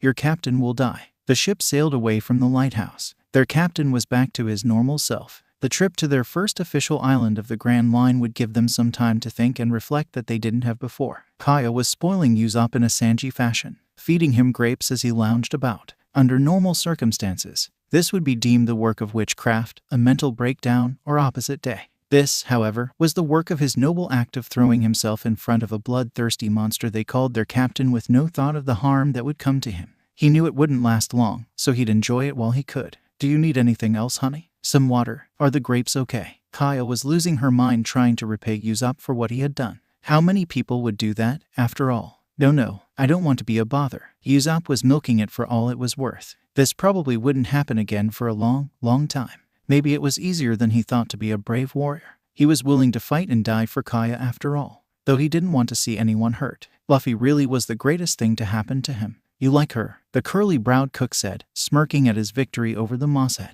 All the torture he would put him through was finally coming back to bite him in the ass. Shut up, stupid Aro cook. You don't know what you're talking about. Zoro yelled in anger back at him. This was unbelievable. Luffy had 3 women he was dating, and it was useless as ammunition right now. Sanji's offense was too good, even if it was a lie. Then you wouldn't mind if I gave the gorgeous swordswoman my attention. Sanji knew he would anyway, but now he'd be focusing his energy on her. She was, after all, the only unattached woman on the ship. Maybe it would finally be his turn to get a woman. Thank the sea Jin told him about that outburst. Do what Zoro locked up as the words settled in his mind.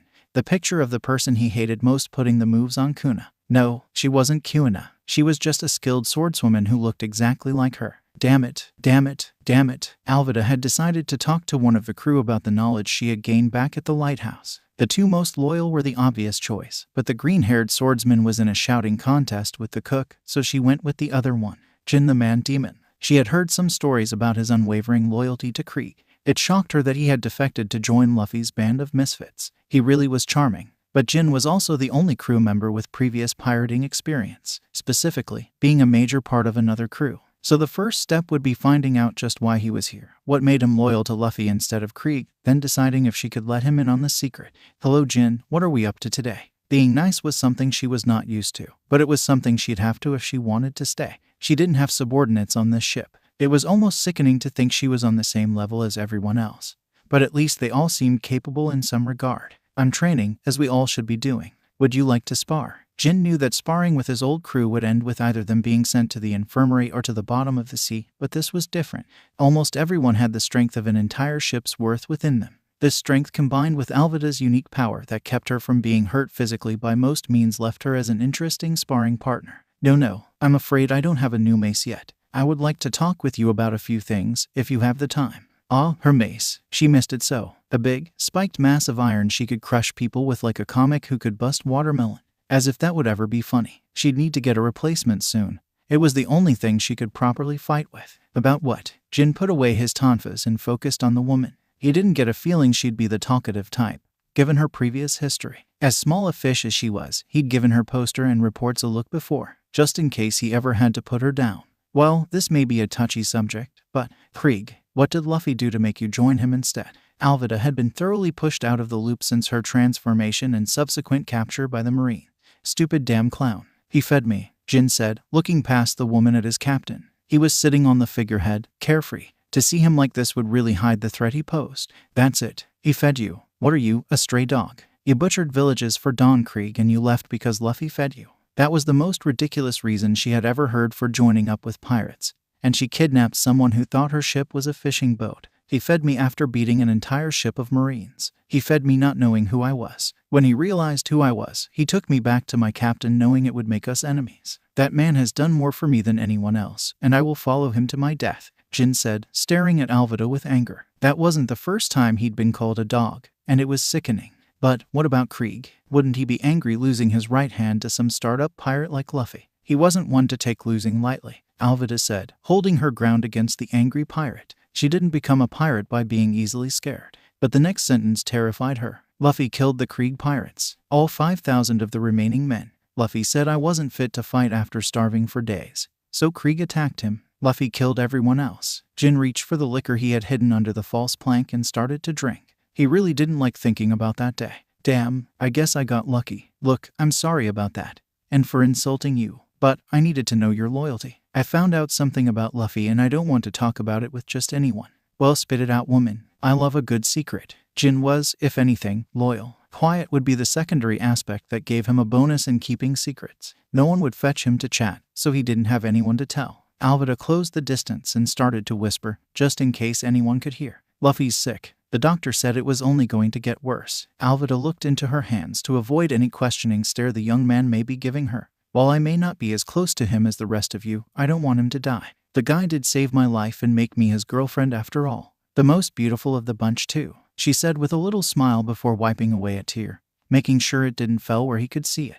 Jin's eyes were focused on Luffy, however. He didn't think he could die, let alone that he was going to over some disease. He's full of crap. Luffy isn't going out to a flu. But on a different note, have you seen those two? No offense, but... Shut up, you ass, Alvida said, a small smile forming. The tone of his voice changed entirely to indicate he was teasing her. A good method of cheering her up. I'm the most beautiful woman on the sea. But yeah, you're right. He's too damned stubborn to let some flu take him out, right? Thanks, Alvida said before getting up and heading towards the kitchen. A healthy snack would keep her spirits lifted.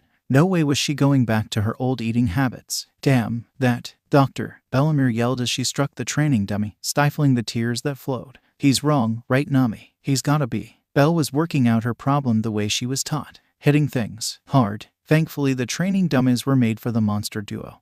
That was quickly becoming the Monster Cinco with Sanji, Jin, and Alvida. The reports on what she could do with that mace. But nevertheless, Bellamere was throwing a lot of anger behind those punches. I don't know. He said he worked for Roger. He did know how to save Luffy. What if he was right? Nami didn't want him to be right, but she was trying to look at this from a more logical point of view than he's stupid. He knew exactly how to treat Luffy's problem. But she was holding on to hope that his problem was different. That it was something with Roger specifically. He could be wrong, but, Mom, what if we lose him? Nami needed the comfort of her mother for this. Her boyfriend, captain, and savior was just given a death sentence. But Bellamere wasn't faring much better. She stopped punching the dummy and hugged her daughter, letting her bury her face in her shoulder. This let her cry without Nami seeing. This would make the third man in her life she lost. The cute blonde Marine from her younger years. Then her good friend Genzo, now her boyfriend, captain, savior, and weird sort of son-in-law. But hey, the Celestial Dragon bloodline is pretty well destroyed with worse family affairs than this, and their royalty. What mattered was she didn't want to lose another one.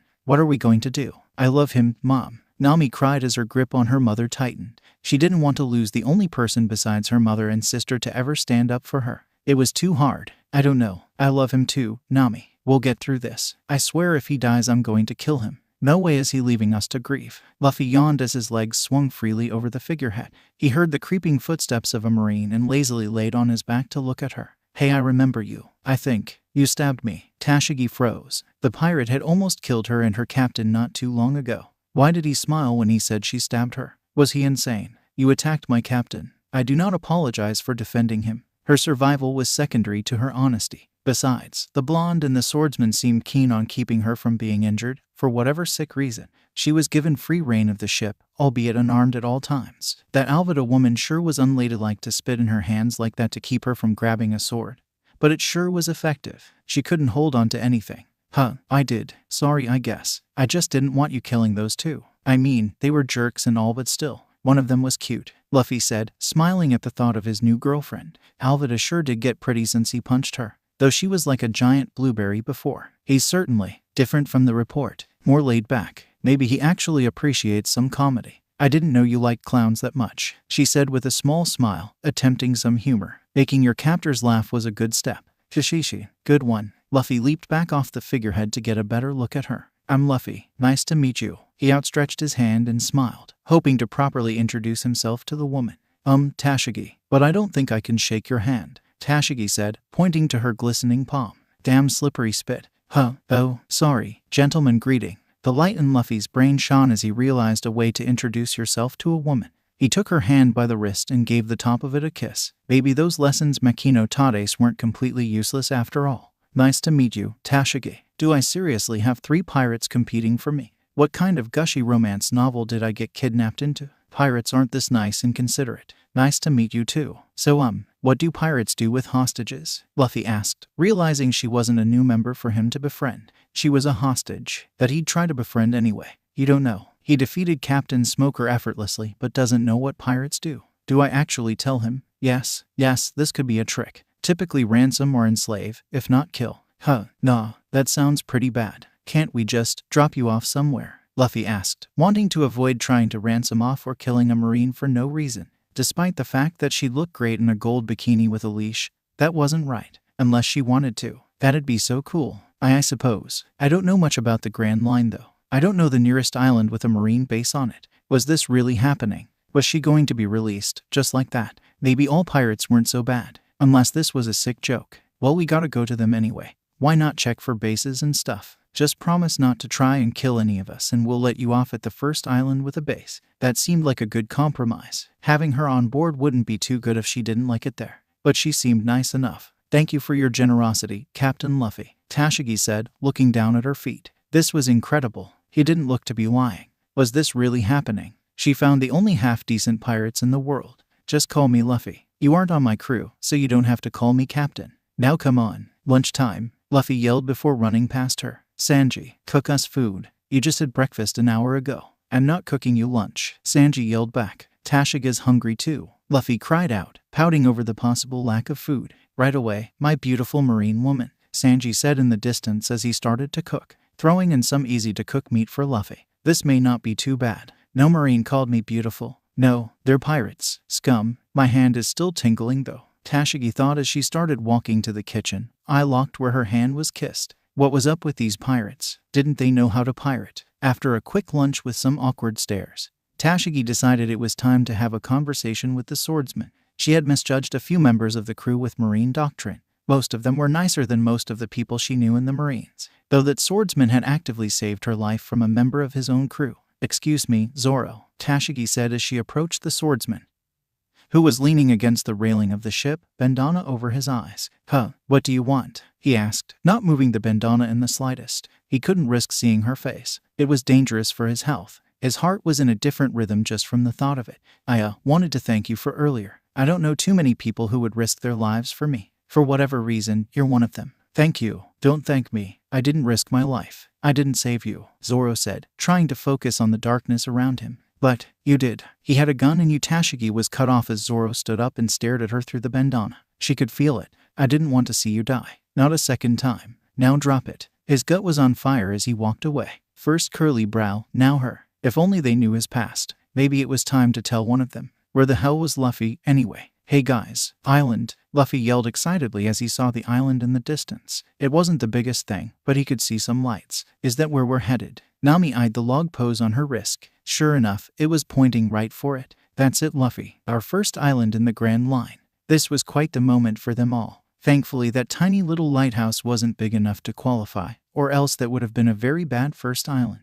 Hopefully this one could go a little better. Maybe they could rent some rooms for the night while they were at it. Night had fallen. Some quick sailing later, they had arrived at the island port, unsurprisingly empty given the time. Luffy was the first off the ship, before they ever actually docked. I'm going to find some place to eat. They may have something good on this island, Luffy yelled, running off despite the warnings to be safe and look for an inn. Alvida sighed as she hopped down with the rest of the girlfriend troop. Why are we dating him again? She asked, jokingly, to the other girls. Well, he's superhuman, funny, protective, good and be battle. Bellamere stopped herself when she realized what she was saying and starting walking. Come on, let's look for a place to drop off our guest. Blowing past that was the smartest option for the moment. They were also the best to look for any sort of marine base since their bounties were lower than the other monsters of crew. Jin and Sanji had temporarily befriended further over a hatred of the green-haired swordsman, though only one would persist after a good night of drinking. They both went off in search of a place to drink, and hopefully find some women of their own. At least, that was on Sanji's mind.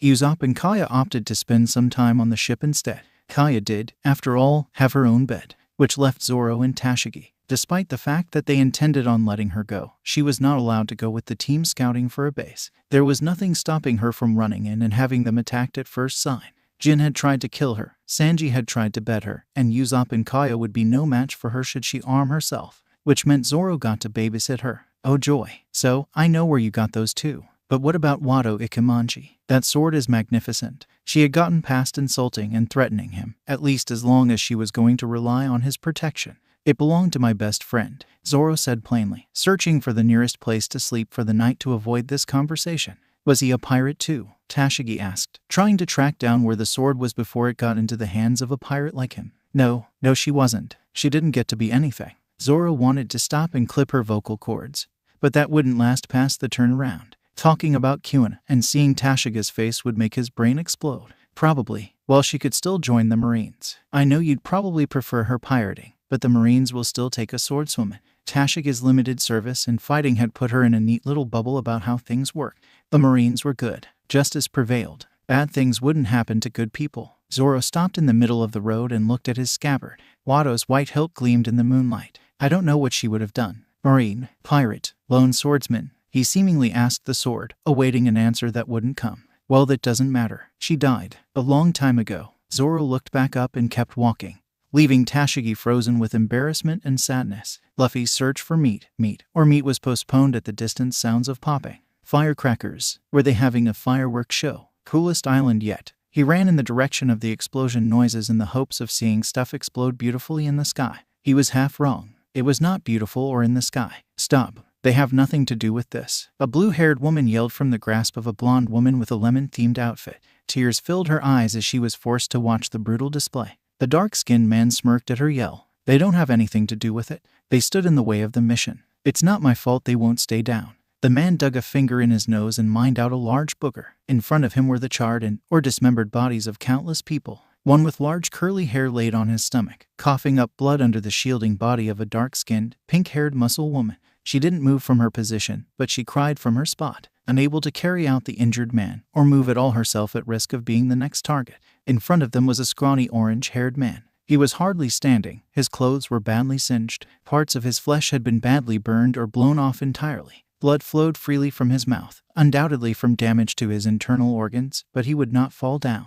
I'm sorry, Miss Wednesday. We weren't strong enough. He put a good bit of energy into apologizing, apparently to the blue-haired woman being captive. Pathetic. Will you just go down already? We really need to kill you all before we can leave, and I'm running out of ammo for this, the man said before flicking the booger, aiming as if it were a pistol, that of which he had tucked away in the holster should this get boring. Luffy looked questioningly at the sight. What the hell was a booger going to do besides gross the guy out? Boom. The booger made contact with the man's chest and exploded with a force comparable to a grenade. Despite the overwhelming force, the man was still standing. All of his ribs had been shattered from the concussive force, but the boogers lacked shrapnel. His breathing was slower as he fought the feeling of drowning in his own blood. You can't make me. He coughed out, emptying some blood from his lungs. Stop this, Miss Wednesday yelled, trying to squirm out of the grasp of the woman. He doesn't deserve this. He shouldn't have to die. You don't get to decide that, princess. Our orders were simple. Kill you if we had to, capture you if we could. Anyone who gets in the ways dies, the man said as he began to mine for more nose gold. Luffy hopped down and began his charge towards the scene. He went under the cover of blood, acting as a creeping stream of the red substance that slithered unnoticed to the defiant young man. Deciding to go for a good entrance, he slowly formed up out of the pool of blood into his ordinary form, standing beside the injured man. He stared hard at the attacker, stepping in front of the man to his side. Why are you attacking these guys? They can't fight you. He can barely stand. Who the heck is he? No other agents were supposed to be here, the lemon woman asked, annoyed by the sudden appearance of the strange man. Does it matter? Another interference. The man launched the booger at his new target, intent on showing him what it meant to interfere with an officer agent. I already know that trick, Luffy said with a smile as he brought up the blood surrounding him. Kai Kai Wool. With a quick harden, he and those behind him were safe from the explosive power of boogers, something he undoubtedly never expected to need to defend against. The smoke died and Mr. 5 got to see a blast-stained red wall that was not there when he first launched that booger. What he had to stop as the wall started to shoot back. Shards of the wall launched at him like some kind of rocket-propelled porcupine. He was able to dodge them all, though he was winded from the sudden and unexpected exercise. Being a bomb man meant being able to skip all the leg days you wanted. Who the hell is this kid? He yelled in annoyance, trying to catch his breath. I'm Luffy, Monkey D. Luffy. The boy responded as the wall slipped away into a pool of blood. He turned away from the man to look back at the injured one. Hey, who are you guys anyway? Agents. Baroque works. Please, save my friend. The man coughed up, slipping down to a knee as his injuries started to overwhelm him. Okay, Luffy said plainly, walking past him towards the two people behind him. No, not my girlfriend. I can protect her. Mr. 9 forced himself back to his feet, prepared to take another 100 explosions if need be. Luffy stopped and started to stare angrily at everything around him, first at the woman shielding the man on the ground, then at the man who just spoke, then farther at the man who could turn a flue into an explosive machine gun. He attacked your girlfriend. His eyes coated in blood as he stared down the bastard who dare tried. He slowly walked back towards him, lifting up all the nearby blood in a terrifying reverse rain. Monkey D. Luffy. The lemon girl let go of the target at the mention of the name. The reports had gotten around fast. He was a potential recruit for his skills, or more specifically, his ruthless efficiency at slaughtering pirates. We can't handle him, Mr. 5. We need some backup. Despite her faith in Mr. 5's abilities, they didn't know exactly what this one could do. Coupled with the fact that he just blocked one of his explosions meant they would need help taking him down. Now are you trying to back out of the mission? He's just a kid. Mr. 5's confidence had drained from his body as he looked back at the boy. He didn't look a kid. He didn't even look human. Luffy had spent most of his hate energy on himself. This guy dared to attack Weird Guy's girlfriend. Ripping him apart was too easy. Besides, this was his chance to actually try human blood. He shifted his body to a new shape. Ridiculously tall at 10 feet, thin to match the man he attacked. He elongated his arms for better reach and shifted his fingers to razor-sharp claws. His face was featureless aside from red eyes and a jagged mouth. To top it off, the blood around him took on the appearance of sharp tendrils, moving behind him like snakes. Mr. 5 fell backwards in fear, kicking his back as he scrambled to draw his pistol. He did not want to get close enough to do a full-body explosion. He popped out the cylinder and loaded it with his breath, desperately trying to defend himself. He quickly aimed the gun and fired every one of the extremely hollow rounds. Go back to hell, you monster, he yelled just before the shots simultaneously exploded, ripping apart the monster. He took a deep breath and laid on his back, staring at the sky.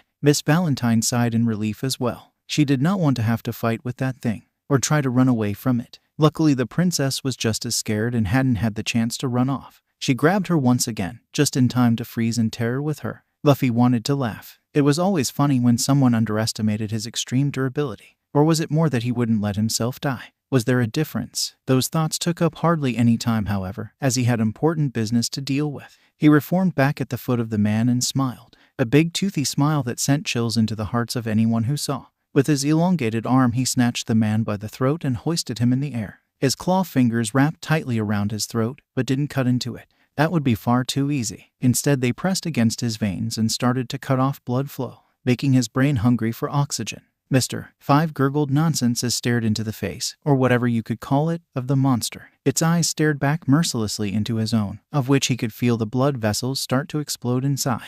Just as he started to use his full body bomb, he was slung backwards into a wall. Just as his skull bounced off the stone, 4 living spikes chased after him, piercing each of his forelimbs and burying them in the wall. He coughed and looked up, vision blurred from damage done. What do you want? He knew he was defeated. He didn't have the strength to attack, to defend himself, to do anything. Luffy walked towards the man, slowly. A large trail of blood was left from each step. The 2 girls and the man got to see his slit of a mouth open to reveal the jagged maw within. Luffy ran his tongue over each of the teeth and smiled. Blood, he yelled, ready to dig into his meal. Luffy, the conjoined yell of 3 women rang out throughout the area, making most people look. The deformed monster that was about to dig into his meal, however, froze solid. Their voices acted as an iron wall, keeping him from moving one step closer. He slowly shortened his arms, legs, and torso. With a quick reshaping, he was back to normal. though he had a look of fear on his face.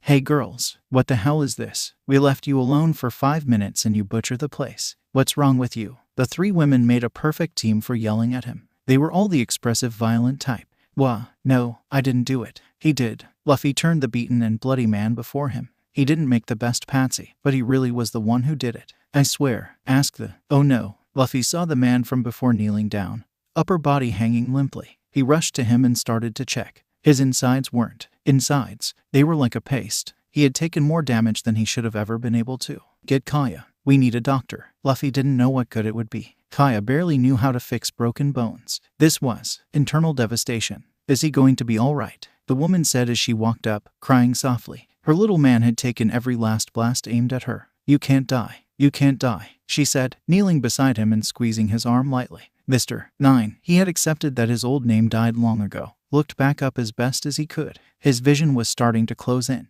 This would be the perfect time to use his catchphrase. "Bye-bye, baby," if it weren't for the fact that his internal organs were blended and he was the one going bye-bye. "I'm sorry, but something tells me that's not an option, baby." "Don't say that. It's not that bad," Miss Monday said, trying to convince herself. "You can pull through. You're tough." Luffy watched through a tip-down hat. He hated stuff like this. He didn't stand a chance of survival. Even if he could stop the man's bleeding, so what? His organs were all but liquefied inside of him. The worst part was he could feel a child developing inside the woman. A child who wouldn't know his or her father. Miss Wednesday and Miss Valentine were still frozen in place. Miss Wednesday was mortified at what she had caused. Mr. 9 was a good man. A loyal friend. This was her fault. They killed him because of her. Oh fuck, oh fuck. Not good at all. Miss Valentine's brain was suspended in sludge. She was as good as dead with that boy angry. Hopefully he'd have some mercy. Mercy was the last thing on Luffy's mind. He walked heavily towards the man he had all but killed. "You did this," Luffy roared, bringing the man flying towards him.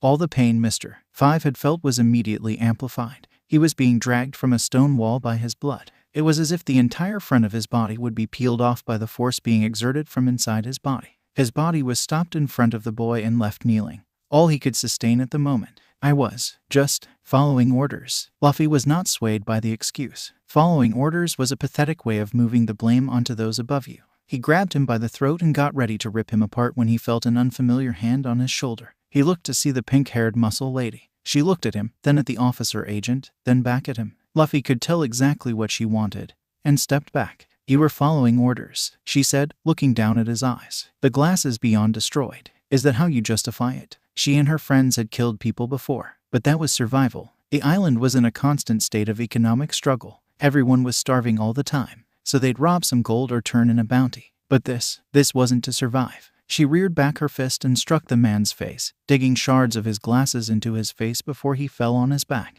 She hopped on top of him, straddling his chest, and continued to punch wildly at his face, blow after powerful blow doing damage to an already structurally unsound skull. "You killed him, you bastard. You killed him." In actuality, he was clinging by a thread, but everyone there knew it wasn't far off. The flurry of punches finally did their job. The man's foot began to twitch, his chest heaved up and down erratically, then all movement stopped entirely. The woman on top of him panted heavily before standing up. Her fists were dripping with fresh blood. She stepped away, knees weak. She slumped against the nearest building and buried her face in her arms, sobbing at the impending loss. Nami returned with Kaya, unaware of the goings-on since she ran back at the first yell for her. She led her to the nearly dead man, where she knelt to try and get basic vitals. The medical word for it didn't have enough impact, so she used awful. "Luffy, what happened to him?" Kaya asked, hoping his power could help. "It was a human shield," Luffy said, kneeling beside her as he looked at his face. His consciousness was ignored by everyone at this point. He was too weak to speak. "Is there anything we can do?" Luffy asked, a sliver of hope in his voice. Kaya closed her eyes, pointed her head down, and shook her head. She didn't have anywhere near what it would take to save him, which would be a fresh new set of identical organs and many years of advanced training. Mercy is the only option left. Luffy gritted his teeth, staring into the eyes of the man, hoping to see something that would give him what he needed. He didn't get what he hoped. The man looked up and down, the closest thing he could do to nod. "You guys go. Please. I don't want you to see this. Killing someone completely innocent just to stop their pain. It would be the least morally questionable killing he had committed. But it wasn't one he'd be proud of." Nami helped Kaya up and walked with her to Belle and Alvida. Miss Monday grabbed the still-frozen Valentine and dragged her to those girls. She picked up Igaram and walked alongside Miss Wednesday. who she now knew as Vivi. Everyone cleared out and Luffy took deep breaths. He had never killed anyone who didn't deserve it. Would he have to keep doing this? Killing someone because he didn't know how to save them? He drew in some blood and formed an exceptionally long and sharp sword. This was how the Marines would do it. Chop off the head and they'd die instantly. Quick and painless. Luffy looked down at him, trying to give some comfort. I'm sorry I didn't get to know you. You seem like a cool guy. I bet you'd have made a good dad. Miss Valentine cowered behind the 4 women who were escorting her. Sea Devil knew where. With the pissed-off pink-haired woman nearby, it was her safest option. Whatever that monster could or would do would be better than what she would do. She had all the reason to make every last moment of her life hell. At least with the strangers they'd only torture for fun. In some sick and twisted way, it was better than vengeance torture. She'd just have to hope she could slave away in the kitchen or something until she could escape or be killed. A long shot away from her dream of making chocolate. Miss Monday was kept far away from the other agent. Though she was not directly responsible for Nine's death, she was just as guilty for her part. Showing up to eliminate everyone was not something she'd be forgetting. At least Vivi could calm her. The surprisingly little hatred she showed was almost inspiring. Almost. Vivi was externally cool, but inside she was having a mental breakdown. Her cover was blown. A hit was placed on her head by the leader of a company of assassins and mercenaries who was trying to overthrow her country. She had gotten one of her best friends killed over her secret. Igaram was hurt. It was not looking good for her. Her only hope now was in these strangers, a monster human and what appeared to be his harem. Not exactly fairy tale heroes. Zoro and Tashigi. The blind was being led by the ... well, worse than blind when it came to navigation. They must have easily circled the same block 3 times before he even noticed, which means Tashigi pointed it out 3 times before he listened.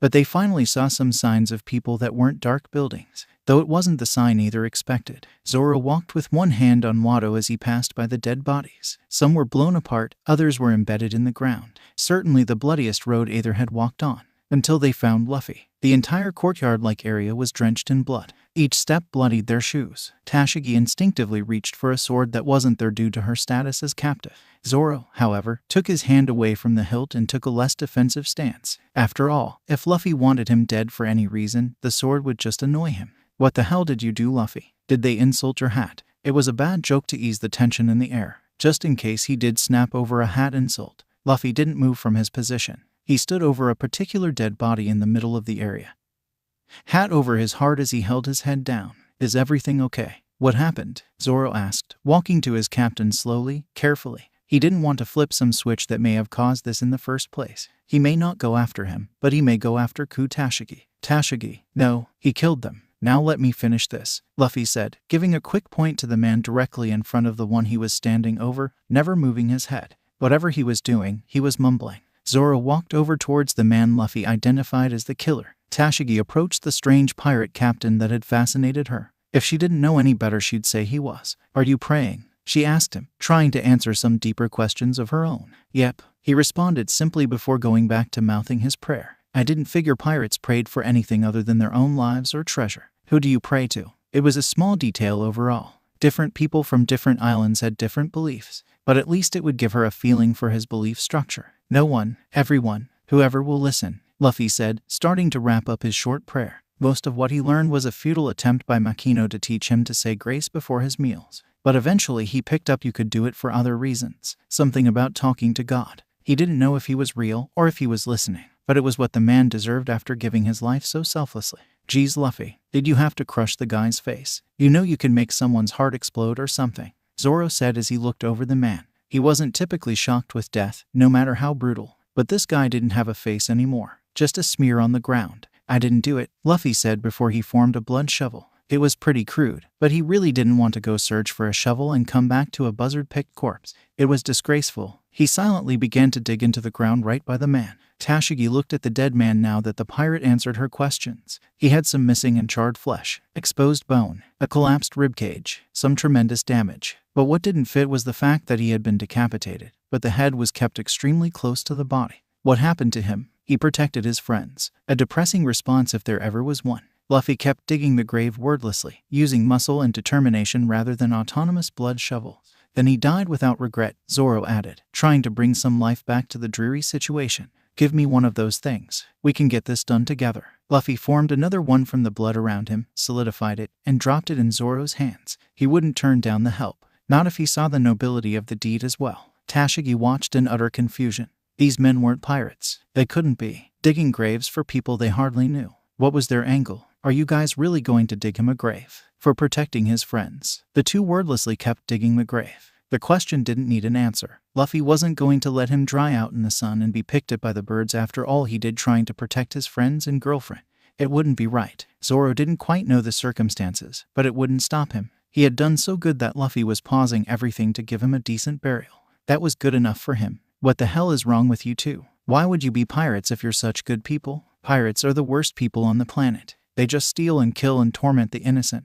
Tashigi had finally snapped. The protection, the kindness, the forgiveness, the honor. This isn't what she had been taught for so long. You've been hanging around bad pirates and good marines. If that was flipped for too long, you'd know where we stand. Zoro stopped digging for just a moment to answer her question. His early life was spent off the heads, tails coin that was the marines and pirates. He met the good and bad of both sides. And that was just in East Blue. There are marines who would steal from the people they had to protect, and pirates who would protect the people they supposedly terrorize. Luffy was one of the good pirates. Tashigi zipped her lip after the response. Not too long ago, she'd have questioned the very meaning of that remark. Not so much for the corruption of the marines, which would be inevitable, but that would only be because pirates planted them there. But good pirates, it was an oxymoron. But now, if this wasn't the most confusing con in the history of piracy, it was a case of good pirates. With the combined efforts of the two, the grave was dug in no time. Luffy took responsibility and put the man in himself. The two then proceeded to cover up the appropriately sized grave, which was much faster than digging it in the first place. Once they were done, Luffy transformed the two shovels back to blood and started walking back towards the group of women in the distance. So, Captain, tell me, why did you kill that guy? Zoro had seen enough of Luffy's fighting to tell when it was him who did it. If it was a strong deliberate slash, it would be a clean cut all the way through. The decapitation matched perfectly. That combined with the stark different deaths of the other men pointed to Luffy. Luffy didn't respond at first. He just walked, silently, staring ahead like a zombie. After almost a minute of silence, he responded. He didn't deserve to suffer.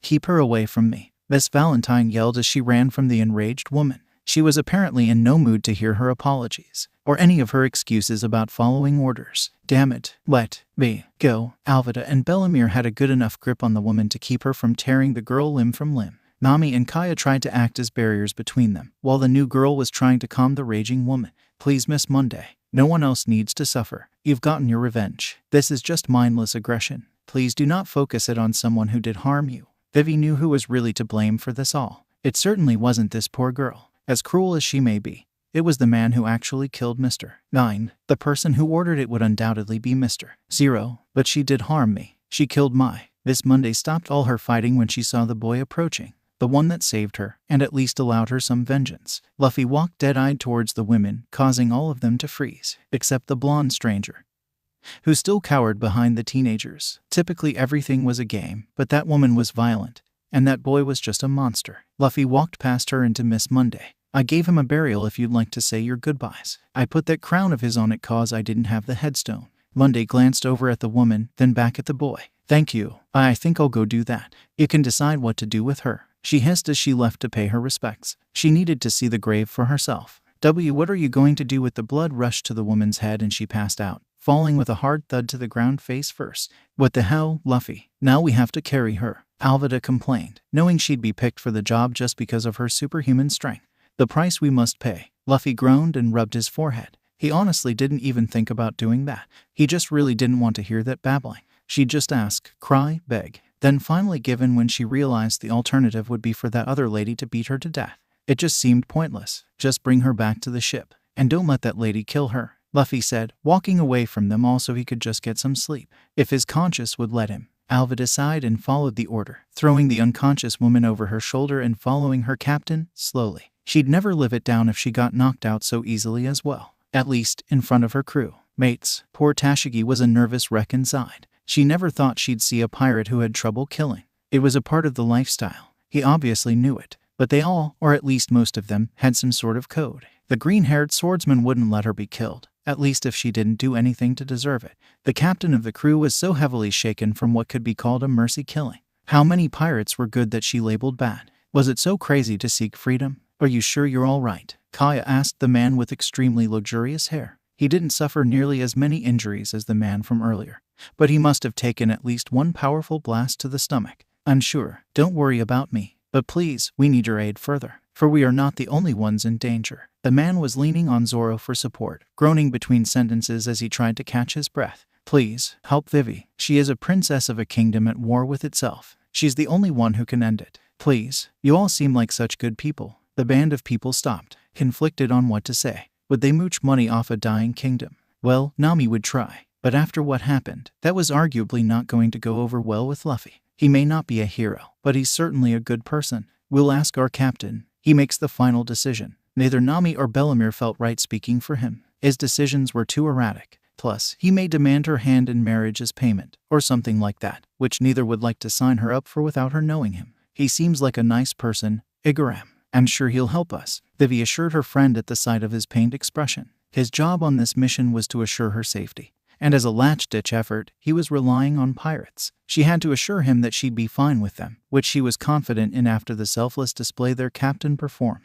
Back at a bar, Jin and Sanji found and respectfully kicked the barred entrance of Down. The two were getting drunk and sharing pleasant conversation. No, I could kick your ass. That's the whole point, Sanji yelled, red-faced at the pirate across from him. His third bottle of strong sake was sloshing out from his exaggerated hand gestures. You got the kicking stuff, sure. But come on, I'm just stronger than you. Plus, I'm actually armed, Jin said, drunk, laughing at his own little joke. Being armed against someone who fights with their legs was a pun most well appreciated by a drunk, or possibly skeletons. But the hostility definitely wasn't as real as it could have been between other pirates. Neither was about to waste a good buzz on a fight. That, and they had something better to be angry over. Hey, let's just save our strength in case we ever have to pry Luffy off one of our girls? Huh, Sanji said, growing angry at the premise. He was more loyal to his captain than he outwardly expressed. He fought from the heart for what he believed in and would give his life for any one of them. But damn it, he was getting all the beautiful women of the sea. What, would he need world government pardons in a women's correctional facility to get laid? Jin laughed, putting down his drink of something alcoholic to laugh at the joke. Yeah, it would take both of us. Maybe everyone else too. But you're playing with fire too. That marine woman is trouble. Jin had a stronger hate of the marines than most of the crew, being toyed with for their amusement, having them watch him starve. It was what made animals turn on their masters. Not that he'd ever called a marine master. Hey, that beautiful woman could cause hurricanes and I wouldn't run. I'm not scared of whatever trouble she could bring, Sanji said proudly, confident in his willingness to fight for a woman's love. Even the swordsmen, Jin said, smirking like a hyena. Taking their monster captain out of the equation, Zoro was next up for Sanji to worry about. Strength primarily, but now he was also the competition with that blue-haired swordswoman. Sanji locked up, eye twitching at the mere mention of him. Well, he was trouble before she was brought on, so I won't even give him the honor of being brought about because of her. Whatever you say. But what if Luffy wants her? Jin asked, less inclined to joke about it over the increased likelihood. There was a good chance he'd ask her to join. Sanji stared at his bottle like he was deciding if he should drink for the first time. Well, I can't just fight him for her, as much as I'd like to beat some sense into him. Besides, he hasn't shown any real interest yet. I swear if he's with her now, though, I will kick his ass so hard his grandfather can feel it. Luffy groaned as the light started to shine on his face. The sun really sucked sometimes. Deciding that he'd be sticking with the typical 4 hours of sleep instead of the deluxe 8 hours, Luffy took his spot on the figurehead. Staring off at the sea would help calm his mind, at least for a little while. The patter of heels clicked. The odd thing was, he didn't recognize the blood flow. So you're him, are you? A calming female voice spoke from behind him, taking up a seat on the railing. Surprisingly relaxed demeanor for what could be considered an invasion on his ship. The infamous Captain Luffy. Huh, yeah, that's me, mass murderer and threat to countless lives. Luffy sighed, quoting his own bounty report. It seemed best to just repeat it. It's all he felt like after all. Aren't you a melancholy one? I would figure someone who smiled for their bounty photo would be a lot happier, the woman said, judging his demeanor off of one photo. All the information she had to go on, since her shadowing plan was interrupted by the presence of Krieg's fleet. But still, it was typically a good sign for a pirate's personality. Well, you caught me at a bad time. What are you, a bounty hunter or something? Luffy didn't figure a marine would come alone, or take what seemed to be a living creature to get there, or not bring any marines. Oh no, not at all. I'm actually an archaeologist. I merely thought I'd meet the man causing up such a storm in the East Blue. Not necessarily difficult, but still interesting. Heaven forbid the boy turned out to be a bore. So far that seemed to be it exactly. So you're a fan. Never signed an autograph before. Luffy smiled lightly, trying to let himself be cheered up by the concept that he already had a fan so early on. It seemed rather crazy since he hadn't done anything memorable yet. Phew, something like that. I saw what you did back there. Is that what's upsetting you? taking that man's life. She didn't catch all of what happened, just the mercy killing of Mr. 9, though from what she could tell, Mr. 5 and Miss Valentine had put him in that state. Mr. 5 also didn't come out of it alive. Luffy spun around on his spot to face the mystery woman. He didn't remember her being there, though then again he had been focusing on the task at hand. Yeah, do you think he could have been saved? Luffy asked, his conscience ripping itself apart. If he could have been saved, Luffy killed him for nothing. If he couldn't, there wasn't anything to do to save a dying man. I think that question doesn't matter anymore. He is dead, after all, the woman said, doing little to help the poor boy at the moment. But you did what any kind person would. He did seem to be suffering. Sometimes we make some difficult decisions, and must see them through. The woman stood from the railing and stared down the boy. My question is, why step in at all? Well, if I didn't, his friends would have died, and his girlfriend, Luffy said, pushing past the sadness into a sort of anger, riled up with the same feelings he had when he first stepped in to protect them. If that's the case, I recommend getting over it. Otherwise, you won't be able to save anyone, including those friends of yours. The woman walked over towards the starboard side and stared out towards the land of the island. Speaking of, what of his friends? The ones you so selflessly saved? Oh, I don't know. I guess I'll see if they want to join me or need any more help. They did just lose their friend after all, Luffy said, the rage draining away and being replaced with concern. Thankfully, he wasn't emotionally locked anymore. Really? But you hardly know them. How strange. For a bloodthirsty monster, you're certainly the helpful type. The woman joked lightly, trying to lighten the mood. She wanted to see what he was like when he wasn't flip-flopping emotions. Always question what you read. It could just be made up so people would be scared of me, Luffy said with a smile as he looked at the woman, trying to figure out why she was here now that his moral dilemma was at least suppressed with the fact that he couldn't change it now anyway.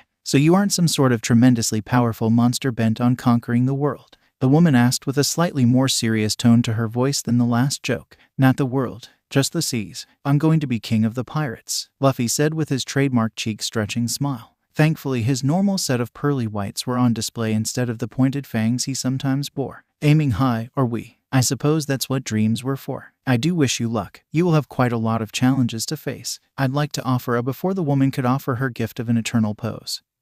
Something he would undoubtedly need if he wanted to continue his journey in any sense of the word quickly. The boy had burst with an offer of his own. Hey, you seem smart. Want to join my crew? Luffy exploded with a roar of happiness and excitement.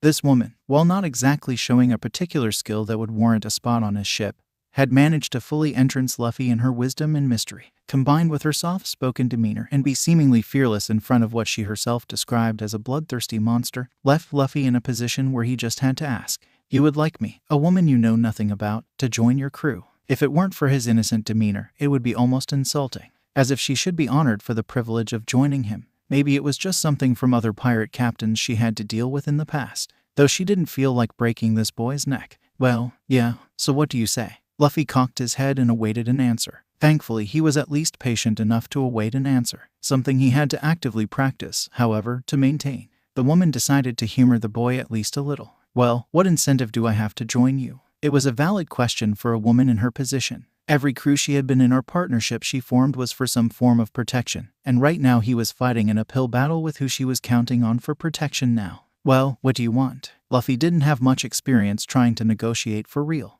It was typically just nagging Ace about trading tiger and bear meat, of which he'd end up draining of blood either way. What any woman wants, I suppose. A good book, some nice coffee, to watch my enemies suffer. Surely that will jar the poor into forgetting about this little. I think we have some books. Kaya brought some. We definitely have coffee. Luffy responded to the first two so proudly, as if he knew all along he'd need these things for some weird scavenger hunt recruitment, though she couldn't ignore one missing ingredient. What do you have in the making my enemies suffer department?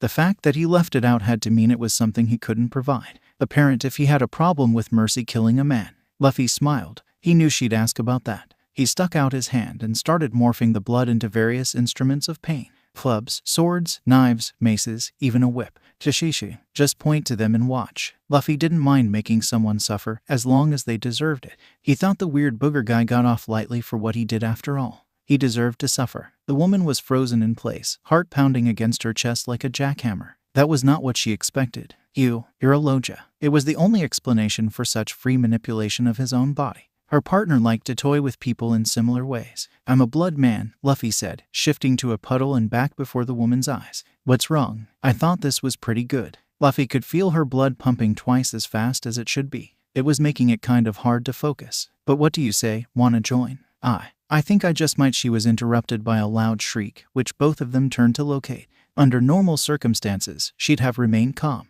But upon discovering this new information, her blood was running cold. Moments earlier, the small group was returning to the ship at a much slower rate, taking time to discuss in whispers what they were going to do now that the simple stop turned into something much, much worse. Once they were inside of it, however, the party ran to a screeching halt as Vivi froze and began mumbling.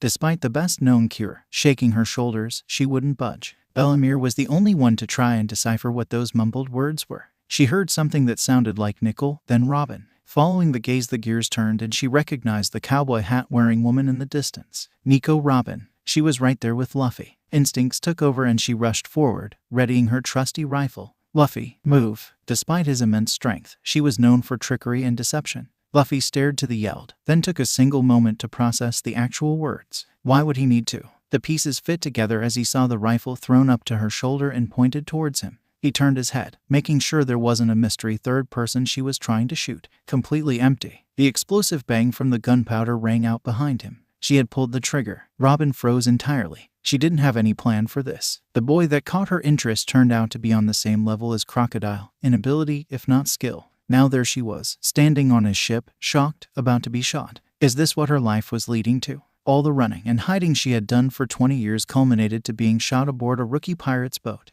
The crunching of a bullet, the gasp of fear, the heavy breathing of shock. None of these were thanks to a bullet successfully coming into contact with the young woman's body. Rather, it was the crunching of rifle shot directly to the young man's sternum, the unified gasps of everyone around, the shocked breath of a woman who never expected to be saved again. Luffy fell down to one knee and groaned as he felt his chest. He didn't make a habit of actually getting shot for a reason. It damn well hurt.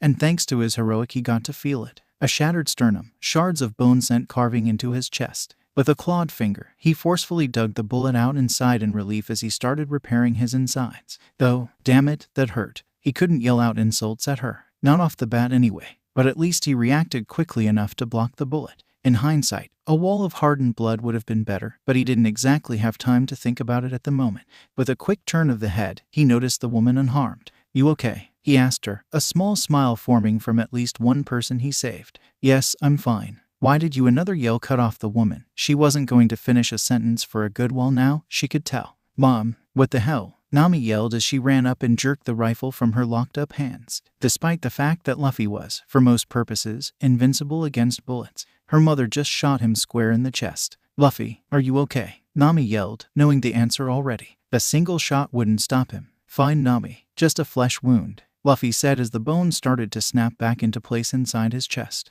Hey, so you never answered. You gonna join? Luffy asked as he stood up straight again. Wound slowly healing before her eyes. Would you allow me a moment to think about your offer? Somewhere private, Robin asked, placing a hand on her chest, right where the young man took a bullet for her. Sure, I'll just go talk with Bellamere about why she shot me. Luffy realized halfway through the sentence what an odd thing it was to happen. But there was nothing normal about it anyway, so it was just another thing. With that, he leaped off the ship towards the group. Robin quickly made her way to the nearest empty room to think. She breathed heavily for a moment as she scanned it to make sure no one would interrupt her reflection on the situation. She was left in an awkward position. Turning him down meant being his enemy. Joining him meant being Crocodile's, as well as the world's, enemy. That being said, he certainly offered his own brand of protection. Crocodile's plan would end soon, and she was a loose end once it was over. Being allied with him did, however, protect her from the world government, the only real reason she'd consider staying allied with him. But all of her years scrounging for knowledge taught her one thing. That young man was already an enemy of the world, one arguably more so than her, which meant that even if she didn't join them, they'd be labeled an enemy eventually. She was stuck. What the hell do you think you're doing? Bellamere yelled as she hit her lover and captain viciously, though ineffectively. He wasn't in the mood to take a beating, at least not after having his chest shot, so he kept morphing to avoid taking the blows, trying not to get hit. Luffy replied without a hint of sarcasm, honestly believing that was what the fiery redhead was yelling about. No, not that. That woman was Nico Robin. She's dangerous, Bellamere said, giving up on beating the lesson into him. But people say we're dangerous, so what's the difference? Luffy asked, comparing his relatively kind crew with those out in the rest of the world. He did know the world could call anyone or anything dangerous so people could hate it. so what other people deemed dangerous didn't matter all that much. She's right, Luffy was it. The young blue-haired woman whom Luffy had not been introduced to said, walking forward now that Robin was out of the area. That woman, she may be the one responsible for Mr. Nine's death, or at least is involved. She was certain that would work at changing his mind. Change it did. Luffy clenched his fists and ground his teeth together. He turned around and took a single step, but locked up. How do you know that? Luffy asked, pushing the homicidal rage out for rational thought to take control. This was undoubtedly given to the fact that she comforted him through his depression so well, made him see the light in the dark act. Well, it's a long story, but you can't trust her. She's trying to overthrow my country alongside a very dangerous man who would do anything to take it from us. Killing Mr. Nine wouldn't even faze him, Vivi answered, trying to show him the threat she posed. She didn't hold nearly as much hate for her as her partner, but she wasn't innocent in this. Well, I'll wait for her answer first, then I'll ask her about it, Luffy said as he started to walk again, planning to wait on the deck for her answer. Don't underestimate her, Luffy, Bellemere yelled, hoping to save him from any more pain. She's been a danger to the government for 20 years. I've technically been one for 10, so I'm not worried, Luffy responded plainly as he picked up the pace, leaving everyone behind to worry in some form or another. Robin frowned as she laid back on the extra-large bed. It typically wasn't difficult to make these type of decisions. Crocodile offered protection with his status. This young man was a giant target for the world government to fire at. She couldn't be safe with them. But at the same time, it was safer to be amongst like people. The young man already saved her after all, and he had to know how wanted he was. Robin's thoughts were interrupted as the door was flung open and a woman stepped in. Of course, I had to carry her. Alvid is the strong one. She has nothing else to. Who the hell are you? Her once private rant had been made a show by the presence of the woman on the bed in front of her. She quickly manufactured an answer before she ever got a response. Oh, don't tell me you're his new girlfriend. I just got here. I don't believe so. Is that mandatory to join the crew? That would certainly make the decision easier. Even Crocodile wasn't that piggish. It did bring up just how charming, or threatening, the boy could be to have female crew members with that policy. Phew, thought I already had more competition. No, I don't think it's mandatory. I mean, that one girl has a different boyfriend. Who the hell are you, anyway? Alvida had quickly overlooked the presence of a stranger when she feared another competitor to Luffy's affection. Oh, well Robin had a few different ways to identify herself. Friend, foe, just some stranger taking a nap in their bed. I'm your new crewmate, Nico Robin. While it may have not been the ironclad contract, it was a bonding agreement, one she hoped she didn't end up regretting. Oh, well, welcome aboard, I guess. And not the best welcoming party, Alvida said as she walked over, getting a better look at the woman. So, what made you decide to join? She was operating under the assumption that it had been hashed out with the rest of the crew already, and she was just the last to hear about it.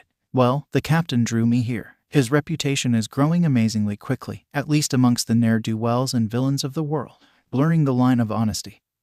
Her specialty when it came to speaking with allies. HMPH. My name would be well known too if I could rip a person's insides out like him. Alvida was still a bit upset that her life as a pirate captain was over. She was a smart enough woman to know the fault didn't rest entirely on Luffy, but it was still hard to cope with such a loss. While that's true, it doesn't change anything. He has the power, so he gets the fame. Robin was a lot better at accepting the truth, even if it just happened. His devil fruit power made him a veritable monster to fight. Doing so with her power would undoubtedly end in a death sentence, creating more pockets of blood for him to use, like throwing gas on a fire. Great, you're smart and sensible. Well, if you're not his newest girlfriend, why are you in our room? Of the list of questions, it wasn't a high priority, but she wasn't the biggest talker and didn't know any more than her name, so it wasn't time for chit-chat. He let me come in here to think over the offer. I have a quick question for you. Do you think he'd have let me leave if I turned down the offer? Robin could tell she was assuming things already. This would merely ease her own mind.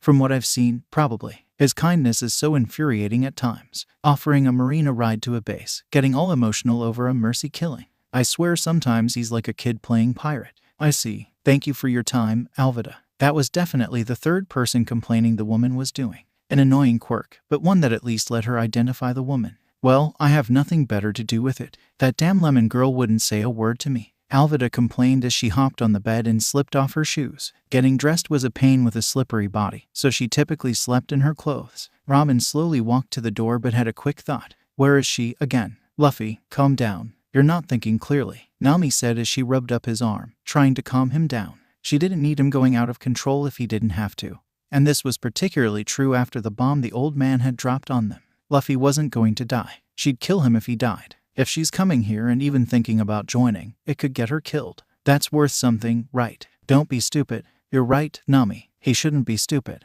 By giving the woman a chance. We can't let her endanger the crew. If Nami was the voice of reason, Bellamere was the voice of action. She was looking to protect more from the outside forces than the inside issues. His face was blank, but his fists were clenched, ready to hit things. Many things. She had heard about Nico Robin long ago, and her threat quickly caught her eye. Some children are just evil, no matter what. Robin was one that just tried to stay in the shadows and stab you in the back, rather than step out in the light and brag about it.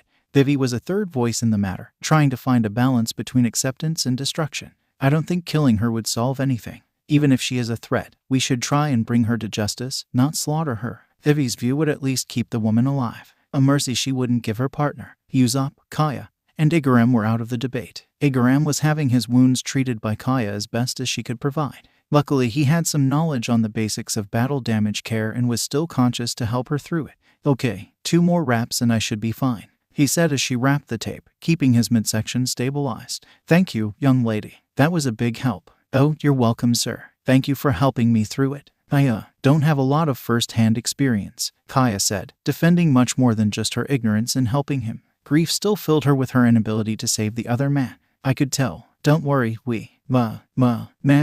I'll learn as we go. Igaram took another look to see if it comforted her, and could tell it would take more. I do not doubt your diagnosis. Mr. 9 took much more than any normal man could have survived. He may be the bravest young man I've ever seen to protect us like that. He knew that. Thank you. Usopp, would you please tell Vivi Igaram is all patched up? I think I'm going to bed. With that, Kaya left to go to bed, wanting to end the miserable day. Of course, Kaya, Usopp responded joyfully, trying to boost her spirits with a better attitude. It wasn't going to work anytime soon, sadly. Zoro and Tashigi were in search of the two out of the loop on the events, at least more so than themselves. As much as Zoro liked the idea of leaving them here to suck on cactus juice and run around high until the buzzards had a hefty meal, he wasn't allowed to make that call. The two idiots, the curly-browed moron, in particular, were necessary to continue on their adventure. Tashigi more opted to join Zoro on his game of hide-and-seek. The walking and his quiet nature let her reflect on what she had seen and heard. Pirates with consciences, mercy, and respect were not what she was told in the academy. They were always depicted as bottom-feeding scum who would rob the innocent and burn down villages for fun.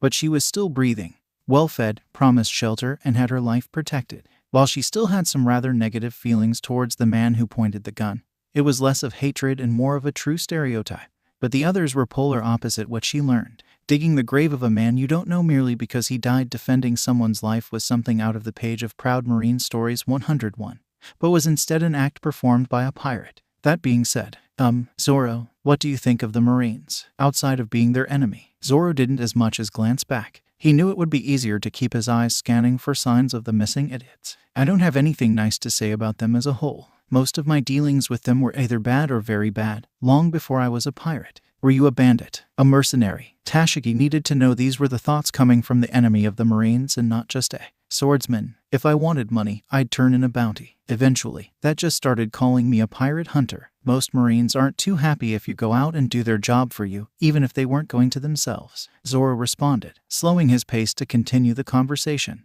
This had to be going somewhere with her. But the bounties are issued for a reason. Some people go out and risk their lives to capture those criminals. That makes them an asset. While Tashigi did believe the people that enlisted should be doing the pirate hunting, bounty hunters were an important part as well. Money could be a powerful motivator for those well-trained to help the defenseless. Is that a joke? Zoro asked, stopping altogether. Marines don't like bounty hunters unless they personally hired them. Even then, it's more like tolerating a mangy dog that scares away stray cats. They just like to kick you more than a dog. Well, why keep doing it? You could just become an honest worker and not worry about, as you call it, being treated like some dog. Tashigi was on the defensive after that, providing alternatives to being hated or hating the Marines. PFF. What a shame, to judge a life that you can't change. You want to take this sword. To take all the swords. I don't know what started that little mission of yours, but I'm not going to spit in your face by telling you to give up. So don't spit in mine by telling me I should just stop what I'm doing and become some shipwright or fisherman. Zoro got angrier by the end of the sentence, basically shouting at the poor girl. Unfortunately for him, there was one man with almost a sixth sense for things of this nature. Don't you yell at the beautiful marine woman, Sanji yelled as he ran at the two, ready to kick the moss-headed swordsman into the sun if need be. He would not yell at such a pretty woman. Zoro was, fortunately, quick with his hands and blocked the kick before it hit, sending his foot into the ground. She pissed me off, so I'll yell if I feel like it.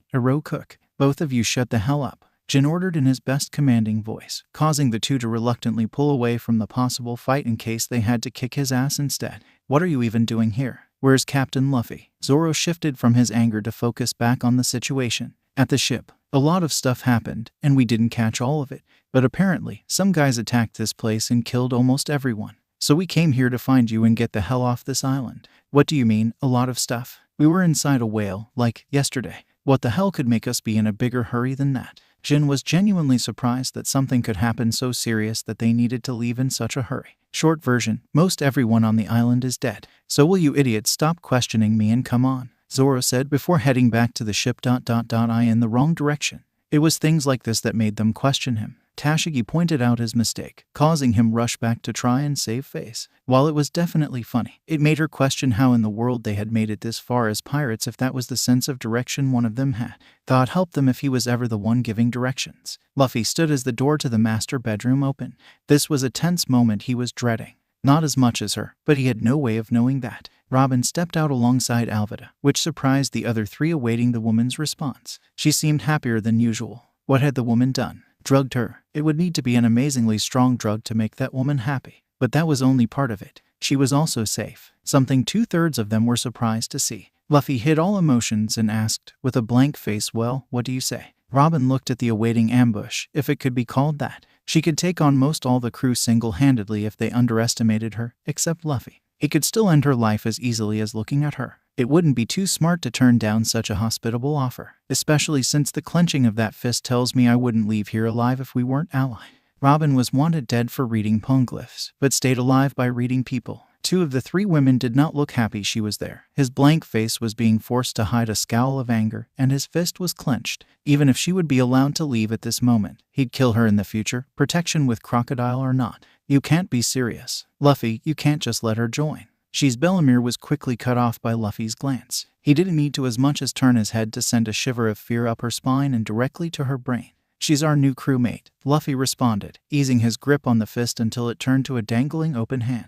He took a deep breath and closed his eyes. One last thing, did you have anything to do with that 9 guy's death? Luffy asked, now in a relaxed state, trying to prevent anger. He made a special thought to feel for a rise in heart rate for this. Robin's mouth contorted to a small frown. No, Mr. Zero. She made special care to not outright mention his name, should they all be put in danger before they needed to be. Sent out the call for the capture of the princess, and in the process gave express permission to eliminate anyone who stood in their way or found out. Luffy tilted his head towards the ground for a moment, eyes closed as he thought for a moment. You're telling the truth, but he's still dead. Luffy looked back up at the woman. Will you help us kill that lame Zero guy? It wasn't a condition to stay. It would just help the pink-haired lady feel better. Is that your attempt at humor, Captain? She asked with a small smile, showing how she found it funny to even be asked. I'll help any way I can. Luffy smiled and stuck out his hand. Then welcome to the crew, Robin. The reaction to the new crew member was mixed, to say the least, somewhere nuzzled between total acceptance and a nuclear detonation. Though leaning towards the detonation, Bellemere reacted to the news with the subtlety and grace expected from a long-time Marine woman. Are you insane? She yelled as she slapped her captain, boyfriend, lover, and a weird sort of son-in-law over and over. You can't honestly think she's Belle was cut off when Luffy stopped rolling with the slaps and responded by covering her mouth. I think she's a part of the crew now, so you don't get to badmouth her past, Luffy said, almost a different person with the severity of his tone. You're to give her the same courtesy you give everyone else until she gives a reason otherwise, Luffy said, taking his hand from her mouth and staring in her eyes, making sure the message got through. Yes, sir, Captain, Bellemere responded, swallowing her pride to address Luffy as her captain rather than her boyfriend, a position she was really hating. This was exactly why you don't date your superiors. You keep your crew on a rather short leash, Captain, Robin responded, amused that the woman who obviously wasn't her biggest fan was shut up so efficiently. Luffy blinked a few times, looked back to Bellemere, then back to Robin. She's not on a leash. The gears turned in his head for a moment before he got it. Oh, well, she shouldn't just hate you for what you've done. You're one of us now. Quite the sentiment, Captain. I appreciate it, Robin said with a hand over her heart and a nod of her head. Can you show me where I'll be sleeping? Assuming I don't have to share a bed with you, that is. Yeah, sure. That's up to you. I think it's a lot softer than those other ones anyway. Tashishi. Luffy laughed as he led her away from the deck and towards the women's quarters, which actually housed only one woman at the moment, as Kaya and Usopp opted to spend their time in more secluded parts of the ship than a shared room for their nights. Vivi sweated as the young captain and his newest crew member walked away. She sat down and rubbed her forehead, questioning the sanity of the man now. The red, or rather tangerine orange, haired girl sat beside her, obviously showing a willingness to talk. Is your captain always so impulsive? Nami smiled a bit at the outside look at it all. Well, yeah, pretty much. But really he's just trying to be fair. He offered her the spot before we showed up. And he's not one to take back something like that. But if she does anything, he'll stop her. Don't worry. Now, could you tell me about your kingdom? Is it wealthy? Nami couldn't fight her greed long. Short of getting the ability to turn everything she touched to gold, nothing ever would. We were well off before the war. But now I doubt we could even be called a nation with our treasury in the state it's in. Civil war is the worst type to fight. You spend money to kill your own people. Vivi quickly realized who exactly she was telling this to.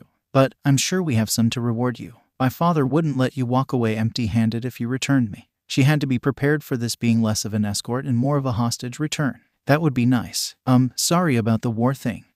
Maybe Luffy could stop it for you. He's pretty persuasive. And terrifying. Well, if he wants to get Mr. Zero, then he'd also be helping me stop the war. He's responsible for it all, Vivi said as she curled in on herself, trying to find some comfort. The poor bastard. Luffy wanted him dead before this. Now he doesn't stand a chance, Nami said, trying to cheer the girl up. Thanks for saying that. But I still have to ask him about it myself. Well, don't worry. Luffy's really a nice guy. I'm sure he'll help you out, especially if I try and convince him. Bellamere had angrily stormed off after Luffy went to take Robin to her room. She snatched Alvida by the collar and dragged her along with her so she could have someone to yell at about Luffy. What the hell is wrong with him? He can't just make that decision, can he? Bellamere knew, in all honesty, almost nothing about the inner workings of pirate crews, so the power to accept anyone you want into the crew without consulting the members seemed a bit unfair. Unfortunately for Belle, she was arguing about a pirate captain's decision to a former pirate captain. As sure as he could kick you out for doubting it, so I'd calm down a bit. She seems like a nice woman, if a bit aloof. Why are you so upset?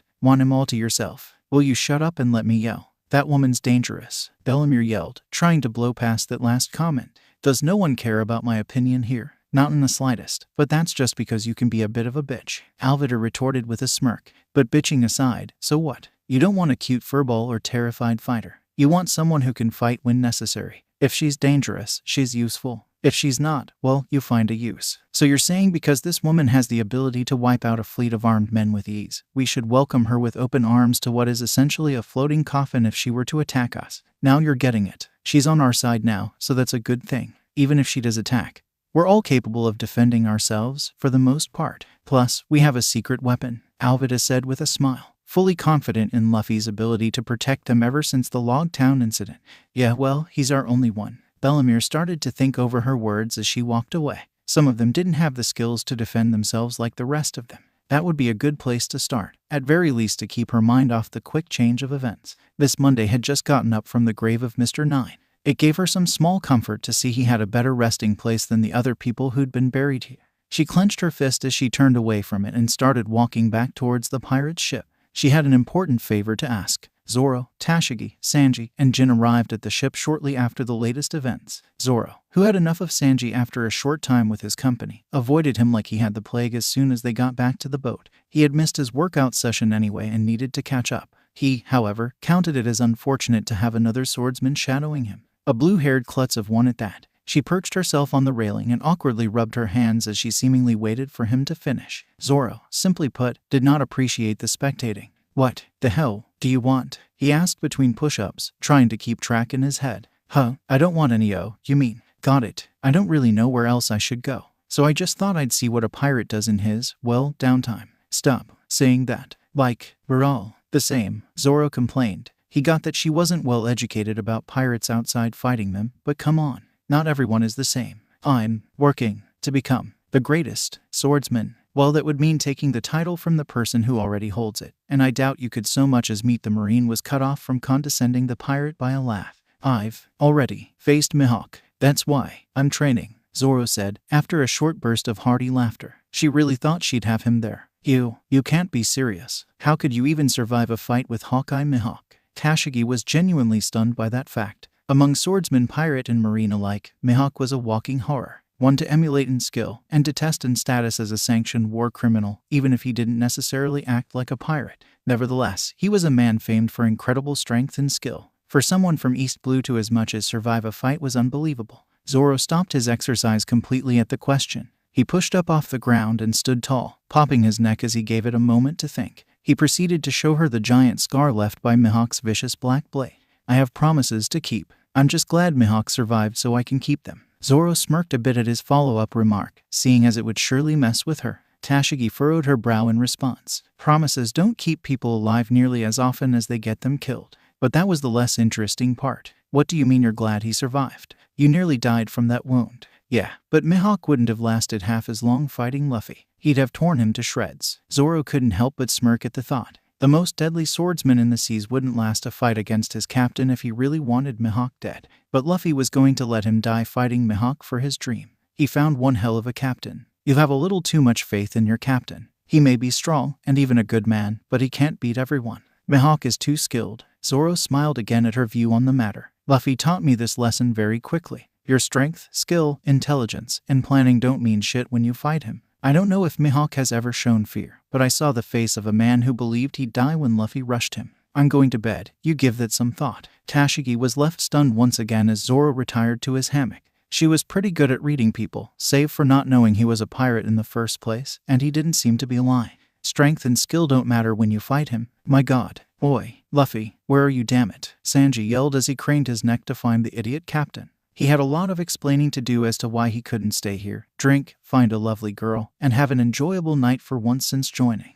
Captain, we'd like a status report. Jin wasn't as capable as Sanji to badmouth Luffy. He would show him at least most of the respect captains are shown, even if he didn't agree with every last decision. That was a freedom his captain gave him. Will you two stop yelling? Nami yelled at the two, making them recoil in fear. He's showing our new crew member to her room. And before Nami could warn him on the before you warning, Sanji immediately rushed to the women's dorm. Luffy, I swear on my life if you even think about seducing this woman Sanji fell to his knees in despair at the sight. The beautiful woman was already kissing him, moments earlier in that very room. So this is your room? Luffy yelled like he was selling the room rather than giving it to her. Right now you share it with Kaya, but I don't think she's actually been staying in here. There's a little place for your spare clothes. As Luffy said it, he realized the problem. She wasn't bringing anything but the very nice, but not very practical, purple cowgirl outfit. Well, you can put some in here when we get them. Nami may have some you can borrow. What else? Luffy was trying his best to show off the room, but he was used to bragging about his. A nice room for such a small ship. Though I can see the allure of yours, Robin said with a hand draping across his chest as she passed, teasing him a little before sitting on the bed. It's not bad, though. Quiet. Plus it does offer a lot more privacy. If you like that stuff, I guess. I'm glad you like it, though. Thanks for joining my crew, Robin, Luffy said with a smile as he turned to leave, thinking the conversation to be over. Of course, it wasn't. Robin grew a hand out of the wall and stopped him by pushing on his chest as if she were standing there, blocking it herself. Wait a moment. That's all. Here's your room. Thanks for joining. No threats. Advances. This was certainly unexpected, even after the talk with the smooth-skinned woman. Luffy fought every last urge he had to point out how cool that arm trick was, which he definitely would do as soon as he could, to focus on exactly what she was asking. No, he really had to ask the question back to understand what she was talking about. You aren't going to threaten me to not betray you. She wasn't wanting him to, she just wanted to know why he wasn't, though she knew the answer already. Arrogance. That no one would dare cross him. I didn't think I had to threaten my friends with that. Are you okay, Robin? Luffy was getting worried by this weirdness. Sprouting arms were one thing, but questions? That's just plain worrying. Robin looked him over again. Had she really been wrong in assuming it was arrogance? That wasn't normal. Wait, did he say, friend? Yes, I'm fine, Captain. Robin gave a half smile, hoping he would accept it and give her time to think. Well, if you need anything, just poke me with one of your cool ghost arms. That was so cool. How'd you do that? The timer had run out on how long he could go without mentioning the cool sprouting arms thing. Robin's forced half-smile quickly shifted to a genuine one. Her new captain was such an odd fellow. Deadly, serious, goofy, and childish all in one. She crossed her arms and sprouted an arm on his own and poked him. Like that? She asked with a smile. Luffy looked at the arm and smiled, before poking it back.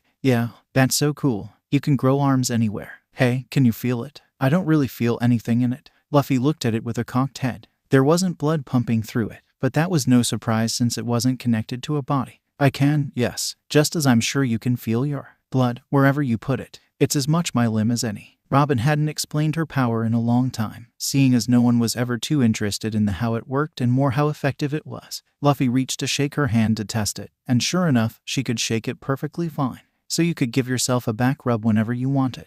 Luffy had a few other ideas. Tripping people, doing the tap on the shoulder gag, expertly stealing candies from babies. They only got worse as he thought. Robin smiled at his innocent little idea on a tool she used to be an assassin, interrogator, and all-around bad person. I suppose so, though I hold tension in my shoulders. With that, she sprouted some arms and began to massage her own shoulders, partly to demonstrate and partly out of the whole stress thing. You really have a funny way of looking at what I can do. Well, I'm sure you can do other stuff. I'm just saying, that seems the coolest. If I gave someone a massage with grown arms, they'd be terrified. Luffy laughed a little as he thought about giving someone a massage with hands made out of blood, whether they knew it was him or not. Robin decided to take that as a compliment. He probably didn't put a high value on killing given his advanced ability to himself. If you say so, Captain. Just remember I do it for other things as well. I'm very good at killing, so you don't have to worry about me. Informing him of this could save some times in which he considers her a damsel who needed to be saved.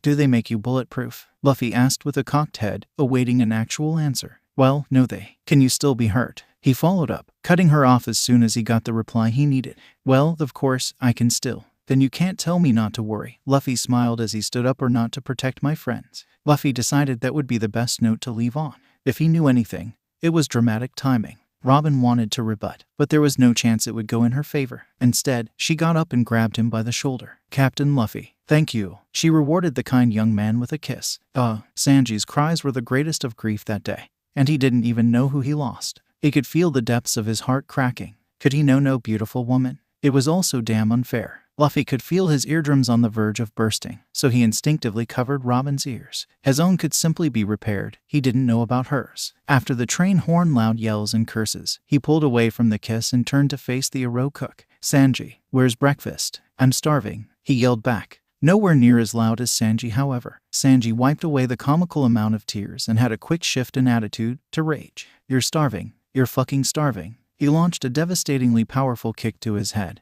hoping to crush it and keep it that way. It connected, but unfortunately for him, Luffy actually saw it coming, so he essentially kicked an orb of steel once he clotted the side of his face, though Luffy was still knocked off balance. Sanji immediately hopped on his uninjured foot and continued to assault his captain. Verbally, then jump in the fucking ocean. The dead aren't hungry. Luffy rubbed the dent in the clotted side of his head Sanji still managed to make. It felt red hot with rage. Wow, nice kick. Now cook me breakfast. I want bacon, Luffy yelled as he walked, pushing Sanji so he hopped the direction of the kitchen. Stop changing the subject, Sanji yelled as he kept hopping. Don't you have enough women? Huh, Robin's not my girlfriend. Wait, Robin, are you my girlfriend? Luffy yelled back, causing Sanji to fall over in despair just from the question. No, Captain Luffy, Robin yelled back loud enough for him to hear, though it wasn't necessarily an angry yell. She found it kind of funny that he had to check. See, now cook my bacon, Luffy ordered as Sanji took a small victory and joyfully hopped to the kitchen to start breakfast for everyone.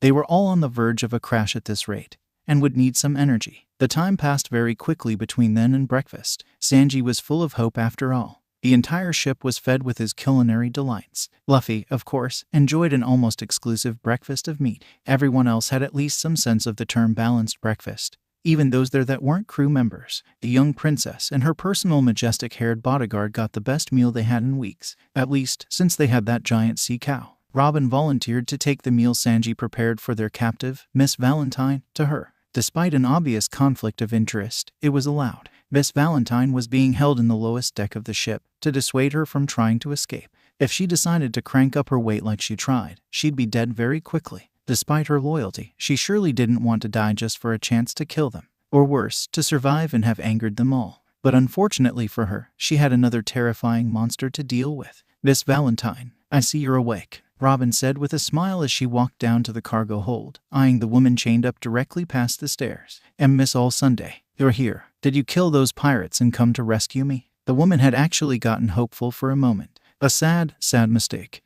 Of course not, she said as she laid her plate down in front of her. No, that wasn't an option. I've decided I don't want to be eviscerated and joined them. You must be joking. Miss Valentine's eyes dimmed at the prospect. If Miss All Sunday had no chance, she was sitting square in the belly of the beast already. Not at all. The monster I'm sure you fought isn't who the captain is, I assure you. If you ask for forgiveness, they may let you go. Robin didn't dislike Miss Valentine. She didn't particularly care for her, but that didn't mean a hatred. She could be used as an experiment, a secondary test of the captain's compassion. She could never be too safe, even if it felt safe. I don't think so. The captain, he took out Mr. Five so easily. Miss Valentine had never doubted herself before. She knew that a few agents were above her, obviously, but that didn't mean she was to be underestimated.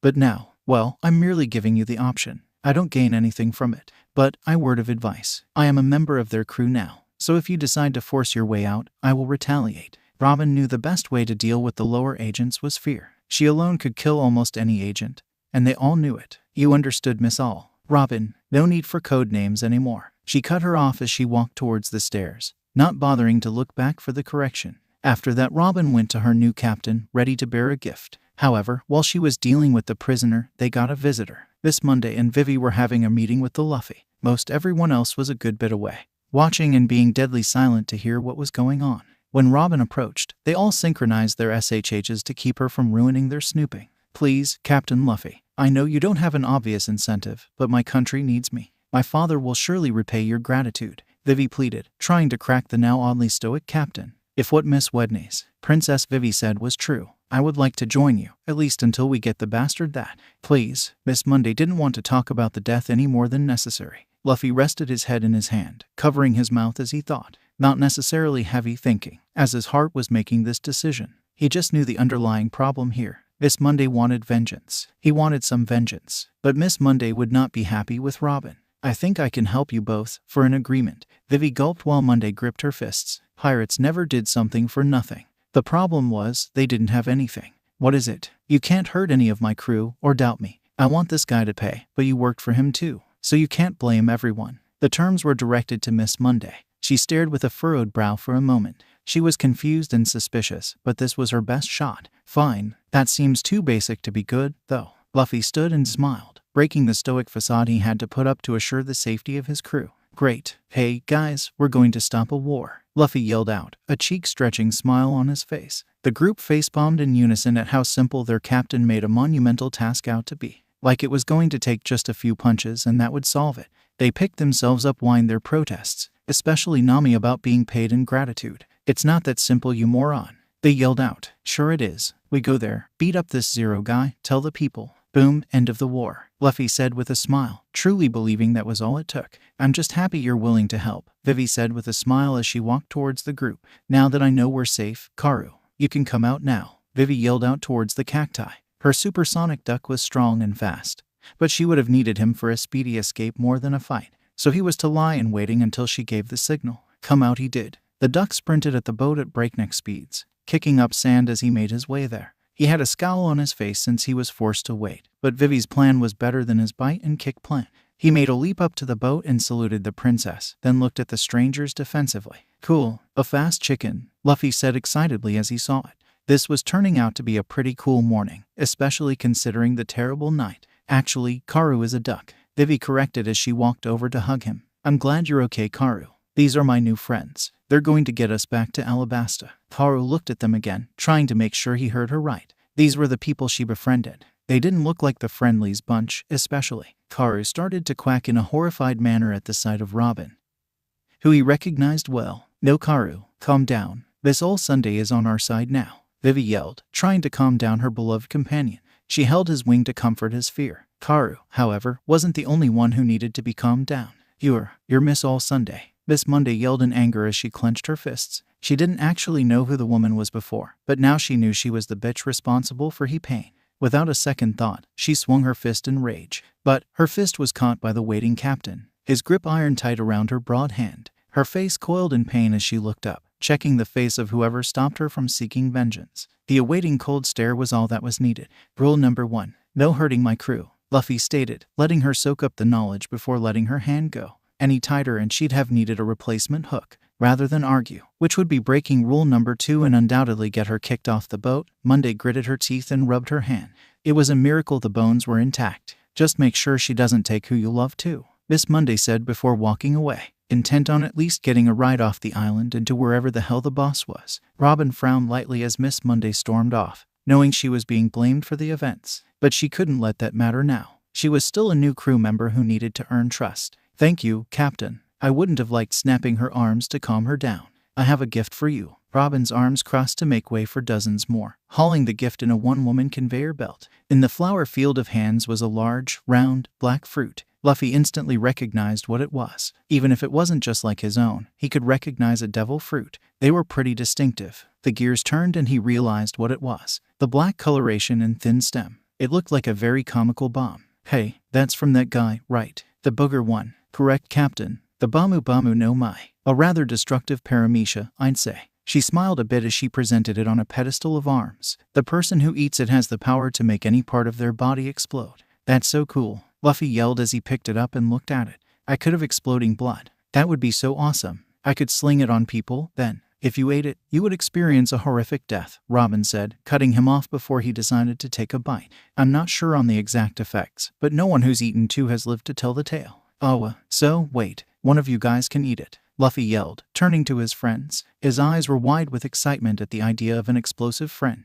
They all took a quick look at each other, then back at him. "Why the hell would we want to explode?" they yelled back in unison. Seriously, were they all telepathic? Luffy didn't know the term, but that's what he thought. "Well, of course, it won't hurt you. In fact, you'll be immune to all explosions," Robin reassured, walking towards them. "That would be useful," Bellamere admitted, crossing her arms. She didn't want to give this woman an inch, but she couldn't lie. "See, Belle gets it," Luffy yelled with a smile. "So come on, who wants to be a bomb man?" he asked, bounding towards them. "It's not that simple. This is a big desist." Nami couldn't as much as finish the sentence before the fruit was snatched up by Sanji, who began to examine it. "A big decision, you idiot," she yelled angrily before chopping the back of his head. "Oh, but Nami dear, I was merely considering it," Sanji defended as he rubbed the bump on his head. "I could defend you lovely ladies with such greater efficiency if I was immune to explosions. And Mosshead would think twice about trying to start something when my kicks are explosive." "No way," Luffy yelled as he took the fruit back.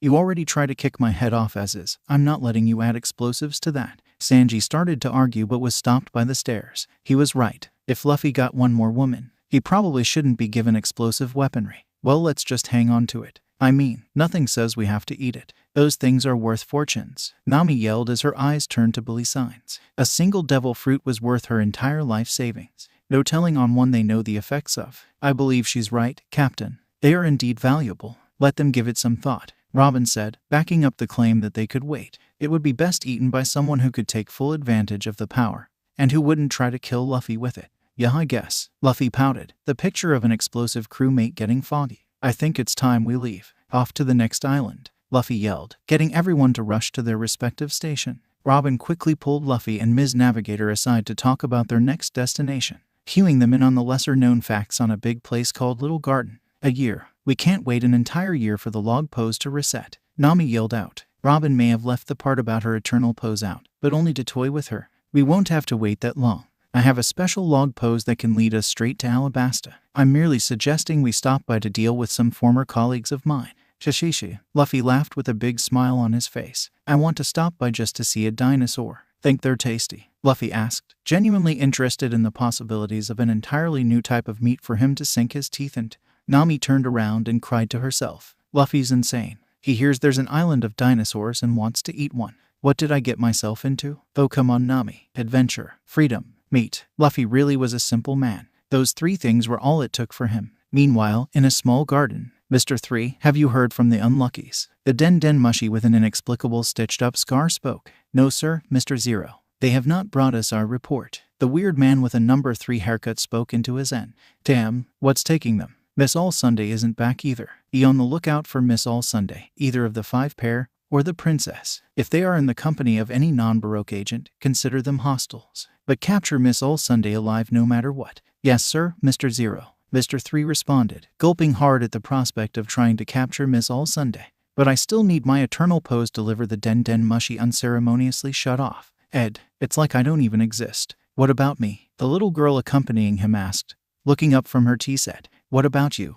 You don't do your job frequently enough to exist," he said, smirking to himself as he left the wax house. Some time later, on board the Going Merry. "I'm bored." "Why are you guys being boring?" Luffy yelled from his spot on the figurehead, watching the uninteresting show. "Because training isn't fun, Luffy," Bellamere said as she walked between the crew. Usopp, Nami, Jin, and Kaya were doing push-ups. Sanji, for obvious reasons, was doing leg presses with a barrel filled with seized alcohol from Whiskey Peak. Why the hell do we have to do this? Usopp complained as his scrawny arms shook from the push-ups. More importantly, why doesn't Luffy have to do it? Because you need to be ready to fight without an entire crew. We can't always help each other. As for that, Luffy doesn't need to get stronger. He's a damned monster. Alvida and Zoro shot each other looks. They were, for some reason, left out of that little monster description. Though that wasn't exactly why Alvida didn't have to exercise, seeing as she'd never be able to do a push-up without comically falling. If you think you don't need the exercise, you can try fighting one of us. Usopp and the rest of them glanced up. Alvida was unquestionably stronger than any normal man. Zoro easily beat her on raw strength alone. Luffy, even if he didn't rip them apart from the inside or supercharge himself, he was still an absolute monster they wouldn't ever want to fight. What about me, Bellemere dear? I'm surely stronger than Moss Head. Sanji dear, he can fit more exercise in his routine than you. Are you suggesting I can't help? Bellemere pouted a bit, throwing on a fake sad face. Not at all. Thank you for your masterful help, Bellemere dear, Sanji yelled, doing the leg presses at an impossible rate with the new motivation. Men are just too easy sometimes, she thought to herself as she turned back to face the others. Sanji was super strong, sure, but he was a hand-to-foot fighter. Without the aid of a weapon or devil fruit, he was at greater risk. Hell, even Usopp would fight from a distance. She averted her eyes away from Luffy, who was shooting a stare for the flirting. 20 more, then you can take a break. The weakling trio, Kaya, Nami, and Usopp, groaned at the command. Jin and Sanji worked harder at the remaining ones, each driven by their inner goal. Igaram and Vivi were in the kitchen, talking for the first time since they got on board the ship. His injuries had left him incapacitated for some time while he recovered. I find it hard to believe a pirate would be so kind as to help us without pay. I think you're wrong, Igaram. They're good people, really. The only thing he wants from us is to respect him while they offer passage. That's a very generous offer to strangers. Well, if I believed there was a better option, we wouldn't be having this conversation. But we need to get you back to Alabasta. Igaram could only focus on getting Vivi safely home. If these people could do that, they would earn his trust. Of course, Igaram. I'm sure they'll respect the urgency of our situation and try their best to return us to our kingdom as quickly as possible. Immediately following those words on deck, as if the world had a special sense of irony. Woohoo! Land, dinosaurs, adventures, Luffy yelled as he saw the island Robin had told him about. Little garden, an apparently primordial place-time simply didn't notify the passing of, as if it had forgotten about it. Alvida smirked a bit. She never got this kind of energy out of her old crew, at least not without threatening their lives. Nami was biting her nails. Why oh why did they have to come here? Dinosaurs weren't exactly nice, so why would they want to surround themselves with them? They better not have to stay here long. Bellemere redirected her attention into the training. Luffy could take down anything from a dog to a T-Rex with relative ease, even if it would eat at him. They were safe with him around, but she wanted to change how safe they were without him. You three know the rules. If you want to stop, that means you want to go hunting for those dinosaurs. She yelled out to the weakling trio, scaring them into further dedication. They won't get as strong as Zoro or Luffy, but they'd end up shaming some Marines if they kept up with the motivation.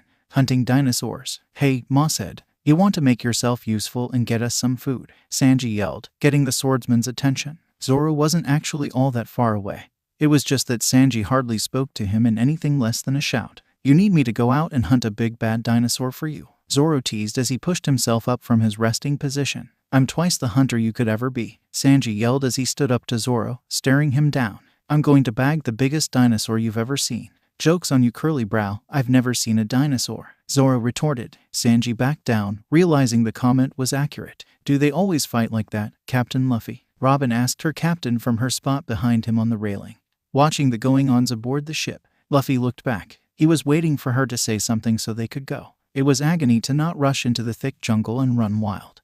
But she said they had important business to do here. Oh, Zoro and Sanji. Yeah, they're funny like that. Can we go see this three-guy now? I want to see a dinosaur. Phew, of course, Captain, Robin said as she stood up. You may want to warn everyone to stay on the ship while we're away. This is a very dangerous island, she suggested as she walked towards the edge, ready to hop down and explore the island. But, fine, Luffy groaned, dragging his feet as he walked towards them. Guys, try not to die while we're gone, Luffy yelled before rushing off the edge of the boat. The wide smile on his face screamed he wasn't worried about his friends. Sanji and Zoro stared each other down as they walked towards the edge themselves. You hear that, curly brow? Don't get yourself killed hunting big game. What was that, Mosshead? You're concerned there's something too dangerous out there? Sanji jabbed back, eyes locked with Zoro's as the two made their way, slowly but angrily, into the forest. I swear if either of you two die out there I'll kick your asses, Nami yelled from the deck. Morons, don't they know how dangerous these dinosaurs must be? Woohoo, Luffy yelled from the top of his recently wrangled Triceratops. Come on Robin,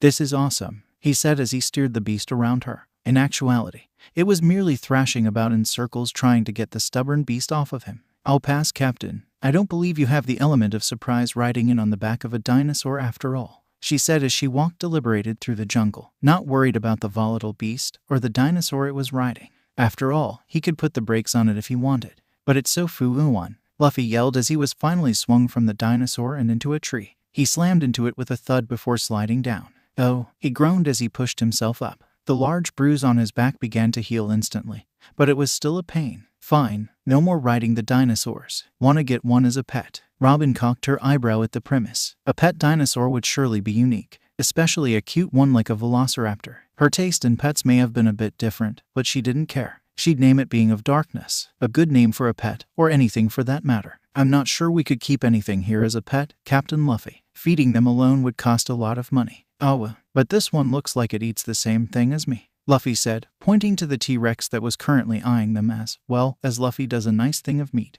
Robin cocked her eyes to see and froze for a moment. You're right. However, that's not a good thing from what Mr. Cook has said. Would you be so willing to give up meat for your new pet? Bah, no way. Don't take my meat, stupid baby arms, Luffy said as he ran at the dinosaur, fists clenched, willing to fight it bare-handed at the premise of losing access to meat. Robin sighed under her breath as she turned to watch. There wasn't much she could do in terms of aid her captain. He was picking a fight with a T-Rex for crying out loud. She may be able to snap a man in half at the spine from a long distance, but doing the same to a prehistoric killing machine would be much harder. Though just as she cracked a smile at the way Luffy fought the dinosaur, striking it repeatedly in the areas it couldn't functionally reach, she felt a puncture in her back. Her initial, though, Mr. 3 with a wax sword or dagger somehow sneaking up behind her. But that was quickly brushed off when she didn't hear a comment on how much smarter he was than her. So with a quick cross of her arms, a half dozen more pried off the attacker. A giant mosquito. With a quick pull on each wing, they were off, followed by the deliberate removal of each leg. The price for its meal was paid.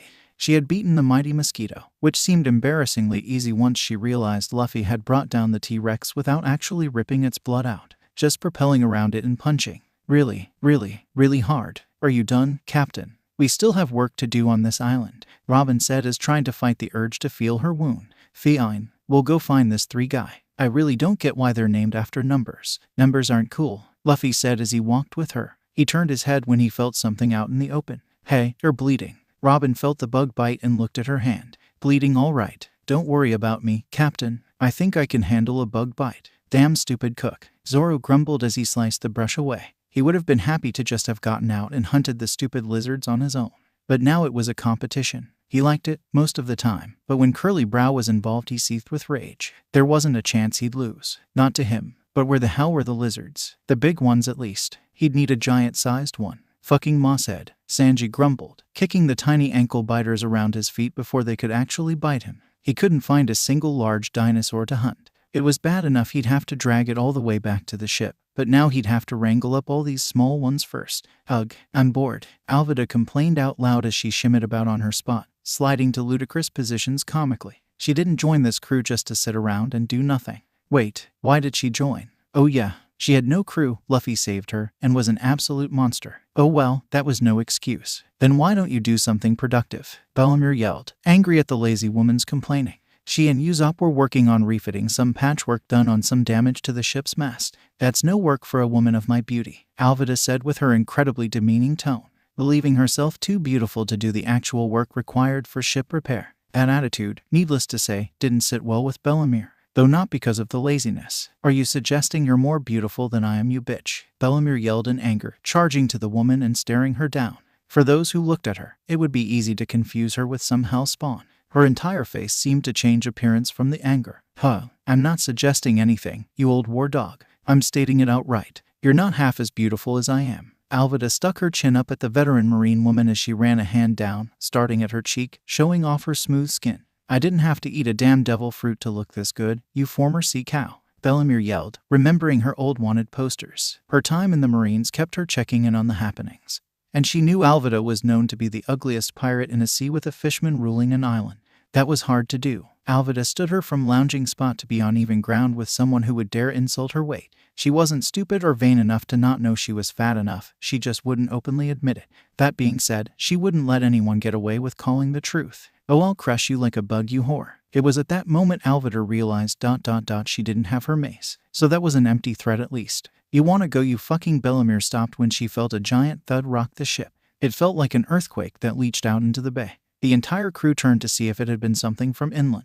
They did not expect the cause to be so prevalent. "Are we there yet?" Luffy asked for roughly the dozenth time as he swung from the branch, following Robin like a restless chimp. "I don't know, Luffy. You know, you are the one who can sense people. Do you feel anyone around?" Robin, in all honesty, was doing a blind sweep, save for a few times she would grow some eyes to make sure they weren't completely lost. Her last report was that Mr. 3 was stationed on the island, and that information was delayed at best. "But there's so much around." Luffy griped at the request. He had to dull his senses to not suffer an overload. A crowd of people was one thing, even a giant amount of people. These things were getting split over by each other every second. On the other hand, the ravenous fauna spilled the blood of lesser species with such tenacity that it was like a gladiator arena. But Luffy stuck out his lower lip to pout before starting to focus anyway. He ignored everything smaller than a child and bigger than his grandpa, who was his best form of reference for a huge man, though Danton was large. "I think I feel something that way," Luffy said, leaving Robin to follow him for a change. She did, though with some annoyance. They had been walking for a good while now, and it was so easy for Luffy to find them once he focused. This over-irritable nature was obviously due to the aggravating bug bite. It almost burned from itchiness, and she was too restrained to go at it like she wished. "Ahhh!" Everyone yelled in fear as the cause of the massive quakes reared its bearded head. A giant man had fallen backwards, or rather been knocked back, and was moving land and forage as his body moved backwards. He finally stopped at the water's edge, traction finally winning that fight. "Good. Blow, old friend." The giant grunted, coughing up blood as he pushed himself off his back. He dug his mighty longsword into the ground to push himself up. "First time one of us landed a blow in too long." The blow could have been much worse. If it were to have hit 100 years ago, he'd be bleeding to death. Instead, the dull axe had done a different job and broke a few of his ribs with blunt force, as well as dig a few splinters of trusty Elbaf steel into his chest. "Too long indeed, Dory," the other giant said as he approached, mouth smiling but voice half-hearted. Something was wrong with his best friend. He was practically limping to the battlefield when it began, and neither had landed a blow in their last fight. But he wouldn't insult him by going easy. "The god must have finally decided," Dory said as he blinked a few times. His insides were on fire. He had no idea what happened to that meat he was eating. He chopped that long neck up fine, cooked it as he always did. What the hell would make it explode? He knew Brogy wouldn't have ever done it. He was a true Elbaf warrior. If only he had some more time, he could have found out. Brogy didn't have a witty comeback like normal. No jolly remark about this not being the last. His friend was struggling to stand. His shield arm was far from sturdy and his sword arm was on the verge of broken. He prayed the god didn't decide others' feuds through outside forces like they did his. But if that was the will, seemed so. He raised his axe high. Bruiser may not have been in her prime, but if he put his strength behind it, it would put an end to their duel. Dory didn't look strong enough to block a blow, and certainly wasn't quick enough to dodge it. Just as he prepared to strike, those noises started to make sense. "Stop. Stop this fighting," Vivi yelled from the ship. Her bleeding heart knew no limits. She couldn't stand to see senseless violence, and she could see no reason why two friends would try and kill each other. "Huh?" Brogy asked as he looked up from his friend, trying to find out what made that noise. This was Dory's chance. He heaved his leg back and kicked Brogy in the stomach, sending him backwards towards the forest. Injured or not, he was a great warrior with plenty of strength. Jeja. Shouldn't have let your guard down."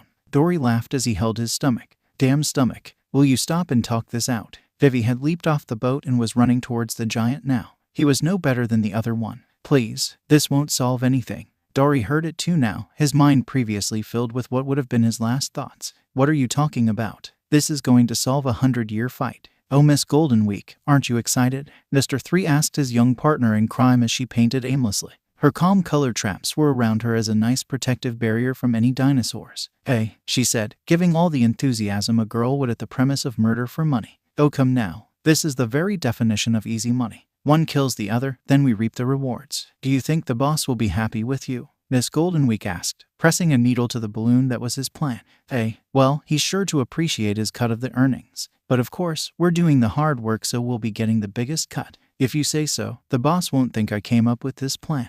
Miss Goldenweek said out loud, further undercutting her partner. From what I can tell, you aren't trying to stop it either. A terrifyingly familiar voice said from the edge of their clearing. Mr. 3 had picked it out expecting them to land in it, but it was still a good choice to not be ambushed by a charging dinosaur. Mr. 3 yelled like a scared little girl, which was embarrassing as Miss Goldenweek had yet to stop painting at the sound of her voice. He quickly changed his tone, however. Oh, Miss All Sunday, you surprised me. Mr. 3 dreaded this. Miss All Sunday was a deadly and dangerous woman, but she didn't know his new orders, so he had the upper hand. He thought, surprised I stopped by. Don't you know I care about the safety of our employees? Robin asked as she walked closer, entrusting her own skills for her protection. Well, that in the presence of her new captain. Oh, of course. But why wouldn't you simply relay a message through the unluckies? Another piece of the puzzle he'd like to clear up. What happened to them? Well, they're indisposed, Robin said, burying her smile. That annoying pair was too much trouble to let live. A couple wringed necks and the light of her new crew wasn't snuffed out yet. That's unfortunate, Mr. 3 said, scanning his surroundings. He'd need to be careful about this. He used all his saved explosives on that damn giant's meat,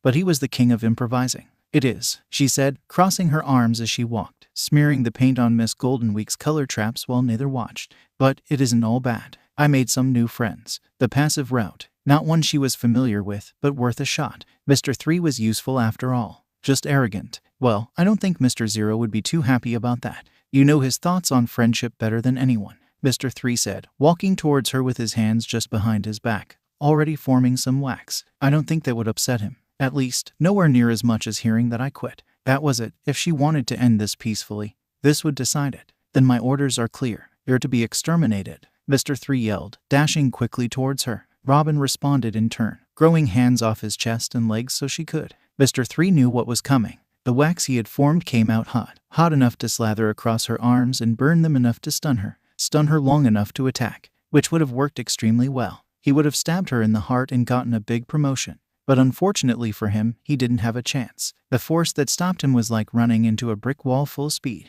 His limbs locked up and the air in his lungs was forced out. The look of fear in his eyes did bring some joy to Robin, at least, as she watched the man freeze like he was encased in his own wax. Shishishi. You know, yelling before you attack someone is stupid, at least if you're trying to take them by surprise, Luffy said, coming off of his tree limb and focusing on the weird guy. He was almost totally entranced by his hair. Wasn't it dangerous to light it on fire? Ace once lost his eyebrows over something similar. He had a bad habit of playing with fire. Miss Goldenweek, help, Mr. 3 fought to choke out, hoping her color traps would free him from the agonizing prison. His entire body was on fire. It felt like fire ants were in his veins. Stop it. That's not fair, the young girl yelled as the flowered arms tickled her relentlessly, rendering her about as useful in the fight as a sack of grain. Mr. 3, if you'd stop being a sheep for a moment, I'd like to offer you a proposal, Robin said, centering her attention on him now, while still incapacitating Miss Goldenweek. You can't be serious. The boss would kill you in Mr. 3 screamed in pain just as Robin was about to do something in retaliation.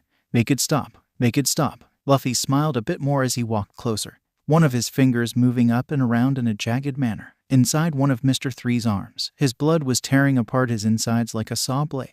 Yet not a drop of blood escaped. I don't like it when people threaten my friends, Luffy said, focusing on the man. His heart pumped a bit faster. Robin shot a quick look at her captain. She couldn't see what he was doing, but it had to be terribly painful. Sure, 3 wasn't particularly tough, but Luffy wasn't particularly gentle either. To the point. This can end one of two ways for you. My captain can continue to do whatever it is he's doing to you until you beg for death, or you can agree to help us and live as a result. Of course, just stop. All of his training, his confidence, were being eroded by the razor storm inside his arm. He didn't know what power his yet unseen assailant had, but it was agonizing. Luffy smiled as he eased up, eyes turning red. He didn't notice the change, but he was especially violent after the infusion of some spilled T-Rex blood. The fact that he still had some humanity was what was keeping him from hunting the hair-burning lunatic for a quick snack. Good, Robin said, easing up on the tickling as well, certain the little accomplice had gotten the warning as well. You didn't have much of a choice anyway. Crocodiles wanted you dead for quite some time, and your usefulness was about to run out. Under other circumstances, Mr. 3 would have rebutted and argued that his intelligence was a vital asset to the boss, but he couldn't care less about that with how much pain he was in. Then what do you want from me? Your help would be appreciated. I think in return we could agree that Luffy here won't feast on your still beating heart, Robin said, using her morbid humor as a threat, unaware of how true it was to the carnivorous captain pinning him. "Captain, would you kindly let him go?" Luffy growled in a low tone and released his hold on the weird guy. He liked the sound of eating a still beating heart. It would be like there was nothing to compare it to. Luffy clenched his fists as he waited, growing ever more impatient as he felt a need to eat. "Can we go now? I'm hungry," Luffy complained, staring at Mr. 3 like a juicy steak as he said he was hungry. "Can I at least collect the bounty we came after? We'll split it, of course." Mr. 3 didn't like the prospect of splitting it, especially not with strangers, but it just may keep him from being eaten. "How generous of you, but we'll only do it if we have time." "Luffy, let's." Luffy was already heading towards the nearest and biggest blood sack before she could finish. Robin responded by following calmly. Neither of those two would attack her. Mr. 3 was too smart and Miss Goldenweek posed no threat to her. Dory took a defensive position as Brogy stood back up. He didn't have the strength to go on the offense, but he wasn't going to lay there and die. No true Elbaf warrior would. "A smooth-faced mistake," Brogy said as he stood back up, popping his neck. "Think we've gotten rusty in our isolation? Old friend, haven't fought anyone with a different style." Brogy was actually happy to have been kicked. His friend had to have some strength in him. Maybe he'd survive. After all, he was no doctor. "You may have. I'm in my prime." Dory coughed a bit of blood into his hand from his injured intestines. At the current moment in time, he was not in his prime. "Gabba gabba gabba." "That's the answer I expected." Brogy laughed as his spirits bolstered. Vivi wanted to yell and protest again, to stop this senseless violence, but she was dragged back by several members of the crew for her own safety, as well as had her mouth covered. They weren't about to interfere with, or anger, the giant warriors. In fact, Usopp seemed infatuated with them, albeit from a hidden position in case they decided to start eating people. "This will be the time. Let's settle this," Brogy yelled, preparing to charge. He was more confident in his friend's state now, if slightly. The bottom line was, he had to hope for the best and fight like he normally did. Dory smiled as he raised his sword. This would certainly be the time. It would be settled. Brogy closed and he heaved down, only to find that Brogy wasn't there. He was falling. Indeed, Brogy was crashing to the ground instead of delivering a blow. His breath was knocked plumb out of him by whatever had crashed into his side. It felt like a thumb digging into his ribs, if said thumb had the force of his hardest punch. This was made possible to an extremely determined young man fueled with the hunting instincts of a great prehistoric predator. He had launched up the second he got close enough to see the towering blood column, with enough force to appear a blur to the three following him. He quickly transferred enough blood to his arms to swell them out to ludicrously large proportions. The result was a double-barreled punch with enough power to knock a giant in his prime off his feet and undoubtedly shatter a rib or two in the process. "You two, ship now," Robin ordered, sending the two temporary allies to the ship while she tried to deal with what Luffy had just done. What the hell had gotten into him? "Meat," Luffy yelled as he fell down towards the crashed giant. His eyes were red with blood and he couldn't wait to dig into his meal. However, he'd have to wait. Just as he was about to dig in, a literal giant hand grabbed him and squeezed. He aimed to crush whatever it was that had just attacked his friend, and interfered with their battle. Dory gave it a moment, then opened his hand to look. Nothing but a bit of blood on his palm from where he crushed the pest. At least at first. Luffy reformed once the hand opened. Some of the blood had already soaked into the giant, and would be useless. But he got his back, which is what mattered. "Hey you jerk, that hurt," Luffy yelled, dazed and angry. He just had his entire body crushed, so he wasn't feeling that great. But the quick expelling of all that primordial T-Rex blood, he wasn't thinking too well either. "You attacked my friend. You sabotaged our fight. You've made a dire mistake doubting the power of an Elbaf warrior." Dory didn't understand how the tiny human did it, but he booby-trapped his food, then mustered up the power to attack his friend directly. Though it wasn't really Elbaf custom to understand it anyway. He formed a fist and punched the palm of his other hand in the hopes of crushing the damned human. "Miss All Sunday, is it really necessary that we bring that monster with us? If we leave now we could. Call me Robin. I'm no longer Miss All Sunday. Now, are you trying to talk me into leaving behind the only reason you're still alive?" Robin asked, running with the other two towards where the ship was moored. None of them had the power to take on a giant in direct combat. She'd have to secure these two with the crew and see what she could do to aid Luffy with her power. "What do you mean reason I'm alive? He tried to kill me," Mr. 3 yelled, in disbelief that the monster was keeping him alive. "But if we hadn't come along, you'd be dead," Robin said, slowing down her pace as she approached the ship. "Go up there, slowly, and make yourself known. Wouldn't want all that time to be wasted by a swordsman with a quick draw."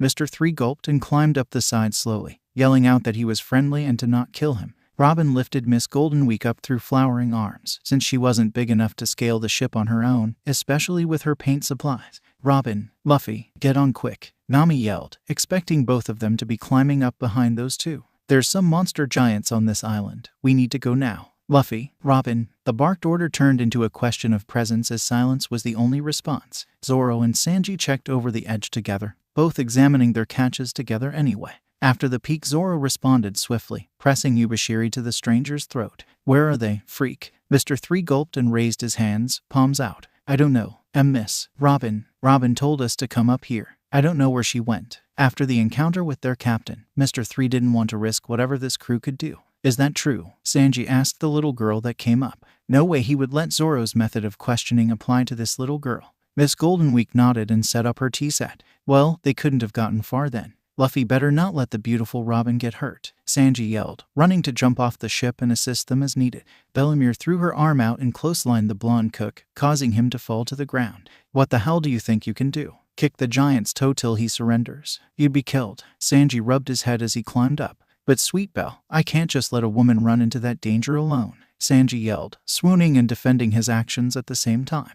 Well, you're not going alone. Zoro, make sure this lovesick moron doesn't get killed, Bellamere said, going to grab her rifle. Zoro grumbled and followed the order. It was apparent where Nami got her mean attitude. He and Sanji went towards the rumbling on the island in search of the missing crew member. Luffy better not let her get hurt, Sanji said angrily, running as fast as he could manage. Zoro ran just behind him, 2 swords drawn and held back in case he needed to attack right away. It's Luffy. He'd get crushed into a bloody pulp before letting us get hurt. Dory's giant fist crashed into the palm of his hand where the human was crushed to nothing more than a bloody pulp. If simply crushing him wouldn't work, he'd flatten him. Robin arrived just as the fist connected. When blood oozed from around the giant's fist, she feared the worst. Captain Luffy. She yelled in fear, her life and future now doomed. The giant Dory turned his head to look at the site of the noise. He saw a lone human standing there, looking up and yelling. That was your captain, so you did this too. Dory raised his foot, ready to stomp her and whoever else allied themselves with that human. Robin stared motionless at the giant foot barreling down on her.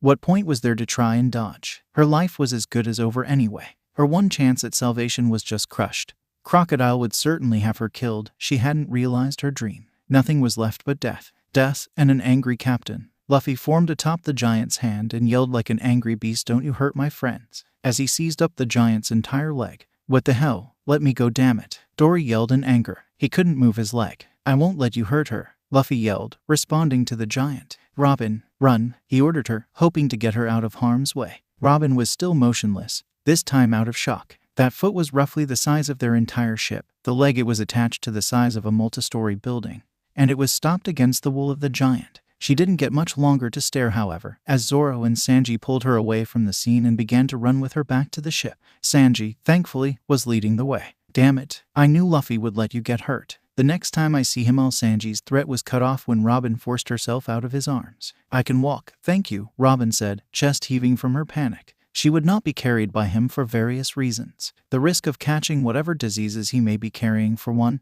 threatening Luffy for another. Good, let's go. Luffy can slip away and come to the ship, Zoro said, offering a non-angry voice to the fray to get them all to move along.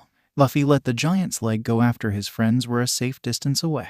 You tried to hurt my friends. I'll kill you, Luffy yelled, seething with rage. You dense fool. You attacked first. I'll make you pay for that. Dory couldn't believe this hypocritical nonsense. I didn't attack you, I attacked. The gears turned in Luffy's head. He remembered attacking something big, very big. But getting the life literally squeezed out of him in the giant's palm made that a bit blurry. He realized now he must have a friend. Oh damn it, is your friend okay? Luffy asked, running along his arm and in the direction of the destroyed trees, where he assumed the giant had landed. Giant guy, are you dead? Brogy blinked as he awoke. Damn, that hurt. He hadn't been dealt a blow like that in 100 years. He reached over to feel the damage. The actual point of impact was almost too small to find, but it was tender as veal. He coughed up some blood and stood. He didn't know what or who did that, but he had to give them credit. That was a powerful blow. Not dead. Phew. That was a close. Luffy was cut off by another slam down on his hand from an angry giant. At this point it was just annoying. Don't act like you care, Dory yelled angrily, seething from the human's damn gall. Luffy oozed out from around the hand once again,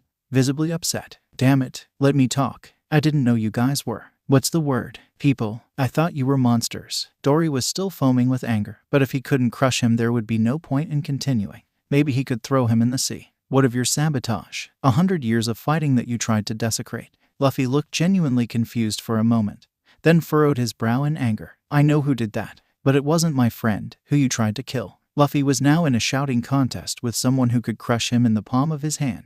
Brogy walked over to his friend and the tiny thing he was yelling at. From what he inferred, that was what had just hit him so hard he remembered his youth. He reached over and grabbed it, smiling real big. "Are you the one who did this?" He pointed to his side, where he was hit. "I am," Luffy said, gripping his fists. "Look, I didn't mean to." Luffy was cut off again, though this time by a loud laugh. "Gabba gabba gabba. You hit like a damn giant yourself, human. Ever heard of Elbaf?" Brogy could sense something in the boy Dory was overlooking. If the boy had really sabotaged his friend, he would have attacked Dory while he was still injured instead of waiting till he was getting better then switching to him. "Who's that?" Luffy asked, cocking his head, hat still hanging from his neck. It was a miracle the relic was still intact. If it didn't turn to blood with Luffy, a lot of people would be dead from the rage he'd unleash. "Who? Boy, you really don't know Elbaf." Brogy started walking with the human, away from Dory, towards where he had heard the humans from earlier. "Elbaf is the land of the giants, a race of proud warriors." The giant quickly made it to the ship, so quickly that they were hearing most of the conversation.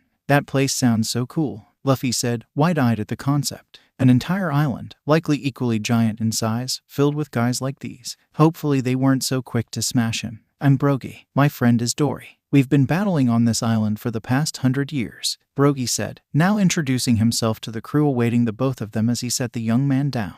"I'm Luffy. These are my friends and crew members," Luffy said, introducing himself and his crew as they made themselves apparent. "Luffy," Brogy started to think for a moment. When it hit him, some bounty posters from the last people that were on the island had one with that name.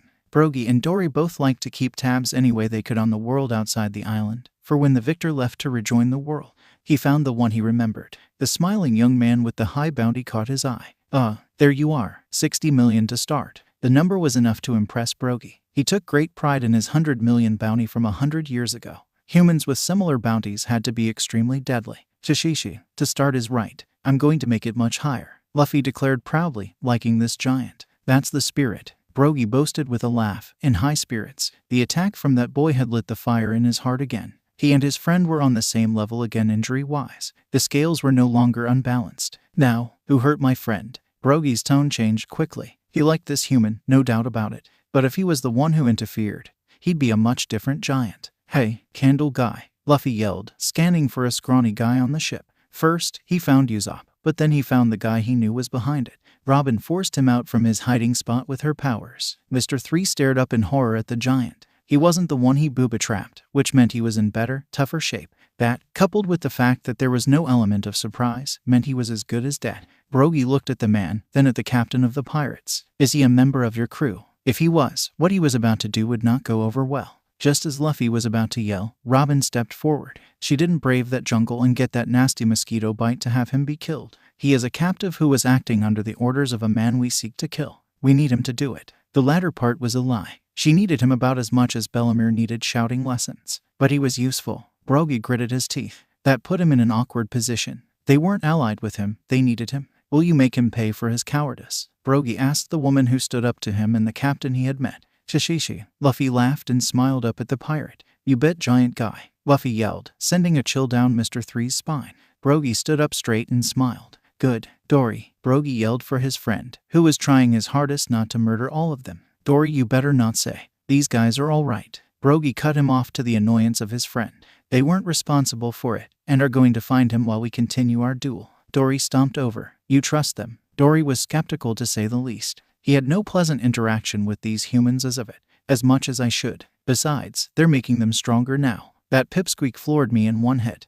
Brogy wasn't ashamed of it. It was proof of the human's strength, not his weakness. Dory looked at Brogy now, redirecting some anger. "Are you saying we couldn't beat that puny human?" "I'm saying you sure as hell couldn't," Brogy responded, staring down his friend. "I'll fight you both right now," Luffy yelled in response, gaining the attention of both the giants. "Gabba gabba gabba. Shishishi. Jejia jejia jejia." The three pirates shared a hearty laugh. They all thought it was a hilarious moment. "You know, human, I think I did misjudge you," Dory said, wiping away the tear from laughter. "You have the heart of a giant. Now you see it. Luffy, if you ever make your way to Elbaf, mention us. They shall welcome you in with open arms," Brogy said, smiling wide. "Shishishi, if everyone there's as awesome as you two, I'd love to go there," Luffy yelled, picturing the day where he'd find the land of giants. Usopp finally spoke up. He'd need to say something to retain an ounce of pride after all. "Wait, there's an island full of warriors like you two." Usopp was equal parts terrified and awe-inspired by that fact. Dory and Brogy both looked at the extremely tiny human, then they started to laugh. The mightiest warriors of the sea hail from Elbaf. Then I want to go there too. To become a great war. Usopp's proud declaration was cut off by a still angry princess. Why are you two so friendly if you're enemies? Vivi had held her tongue for the safety of the crew providing her escort, but no longer enemies. The two looked at each other, then back at the blue-haired woman. We are best friends, but this is about more than friendship. The god of Elbaf shall decide who is right by declaring a winner to our battle. But what are you fighting about? What could be so serious as to kill each other? Vivi was outraged by this new knowledge. They weren't even enemies. These were two friends prepared to kill each other. The giants looked at each other once more, both trying to remember what it was that got them there. It had been 100 years. Despite the extended lifespan of a giant compared to a human, that doesn't mean they retain information equally. That past 100 years was roughly a third of their lives, and was still a whopping century of fighting. I don't remember. Neither do I. It has been 100 years. Most everyone was shocked and wanted to inquire further about what exactly they meant. But you do not understand, tiny blue-haired girl. Usopp spoke up, against a giant no less. This is no longer about what started it. This is about their honor as warriors. The tiny one understands. We no longer care what started this duel. We only care who wins. The two yelled back to back, making Usopp swell with admiration. Vivi wasn't as happy with this answer, but she knew these two were too stubborn to budge. Well, I hope you find a peaceful way of settling it. You both seem like good people. The giants laughed and repaid the compliment in kind. You're as well-mannered as royalty, human. I hope your year here is a good one. Before anyone could yell in shock, Robin cut them off. We won't have to stay here that long. I have my eternal pose to Alabasta, as well as the one meant for Mr. 3. Everyone sighed in relief with the new knowledge that they wouldn't stay on this death trap for any longer than absolutely necessary. If that's the case, so long, humans. Brogy yelled, smiling wide at the new friends he made. Dory smiled too. Sorry, I was wrong, human. You seem like a good warrior. Shishishi could kick your ass. Luffy smirked, causing the giant to stare at him. He fell over laughing when the giant started to get angry. You should see your face. Brogy started to laugh as well. Dory's face was hilarious. I really like this human. I hope the Island Eater doesn't swallow you whole, Luffy. While some of the crew wanted to question what on the god of Elbaf's world was an Island Eater, but decided it was best to get a move on before Luffy started a fight with the long-bearded giant. Come on, guys. To a lab blast. Alabasta, Luffy. Vivi corrected, hoping it was a simple mistake on the captain's part. That's what I said. To all base. Luffy yelled again, poking some fun at the royalty on his ship. Brogy and Dory stood on the edge of the island, waving goodbye to their new friends. Just as they started to turn around, they saw what they were afraid to show up. Giant goldfish, Luffy yelled, looking up at the red and white creature that greatly dwarfed its carnival prize cousin. It had a giant maw of razor-sharp teeth, each one much bigger than a ship. It was a rival for Laboon in size, and seemed much more intent on eating them. Dory and Brogy stared, wide-eyed at the goldfish. They needed to help those humans. With a quick look, they decided without a word what to do. But it didn't matter. Luffy was on the case. The Mary was eaten for the second time since they got in the Grand Line. It was annoying. Luffy knew they wouldn't be able to fight their way out. It would be pointless with its enormous size. Instead, he had to do something draining. Very, very draining. The one weakness of the Island Eater was an unavoidable one. It was a living creature. Luffy locked onto a large artery running along the ceiling, which would be the fish's spine, and started to carve it upwards. Once he bore a hole through the creature, he began slicing it down the middle. After an extremely taxing amount of blood used as a giant saw, the fish was dead. Dead and bisected from the inside. The corpse slowly sank as the Mary kept sailing. The gaping hole let them slip right through unharmed. Luffy fell to the floor, panting. 10 years of blood manipulation, at least on a small scale, was nothing compared to that. He was moving blood in amounts of rivers. But he made himself look badass, and that's what counts. The two giants stared in awe as Island Eater started to sink. It would have taken their strongest attack to do what one human did. Maybe since they'd been gone there was an entirely new race similar to humans with the strength of giants. Everyone on the ship looked around in astonishment themselves. If Vivi had a single doubt about who was in charge, it was gone.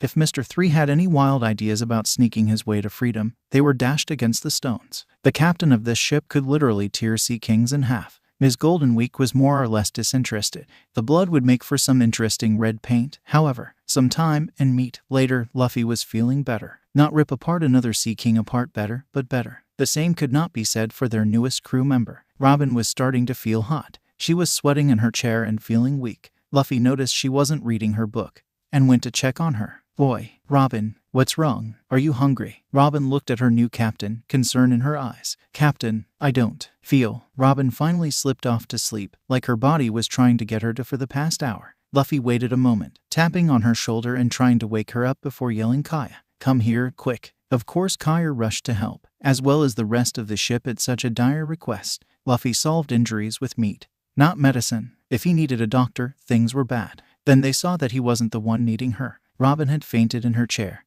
and it wasn't from what the other people on board would pass out from. Not a sake bottle in sight. She's running a fever. We need to get her to bed now. Kaya was taking on some of Nami's qualities when she needed them anyway. Sanji and Usopp carried Robin carefully to the women's bedroom for Kaya to more properly examine.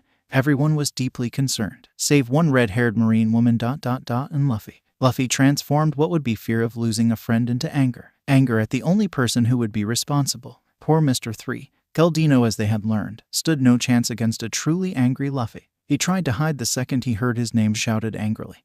But Luffy was a master of hide and seek. Luffy didn't even bother going in the room he was hiding in.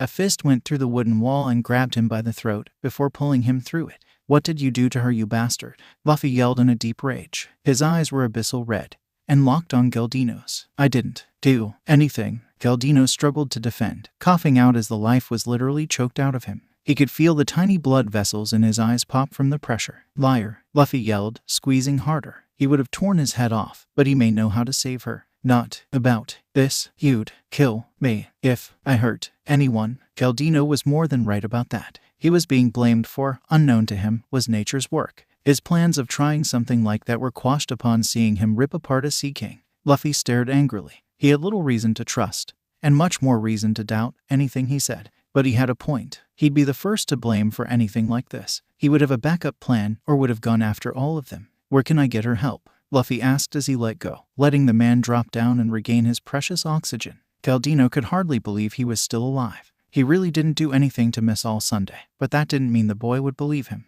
The nearest island. Great Doctors. Drum Kingdom.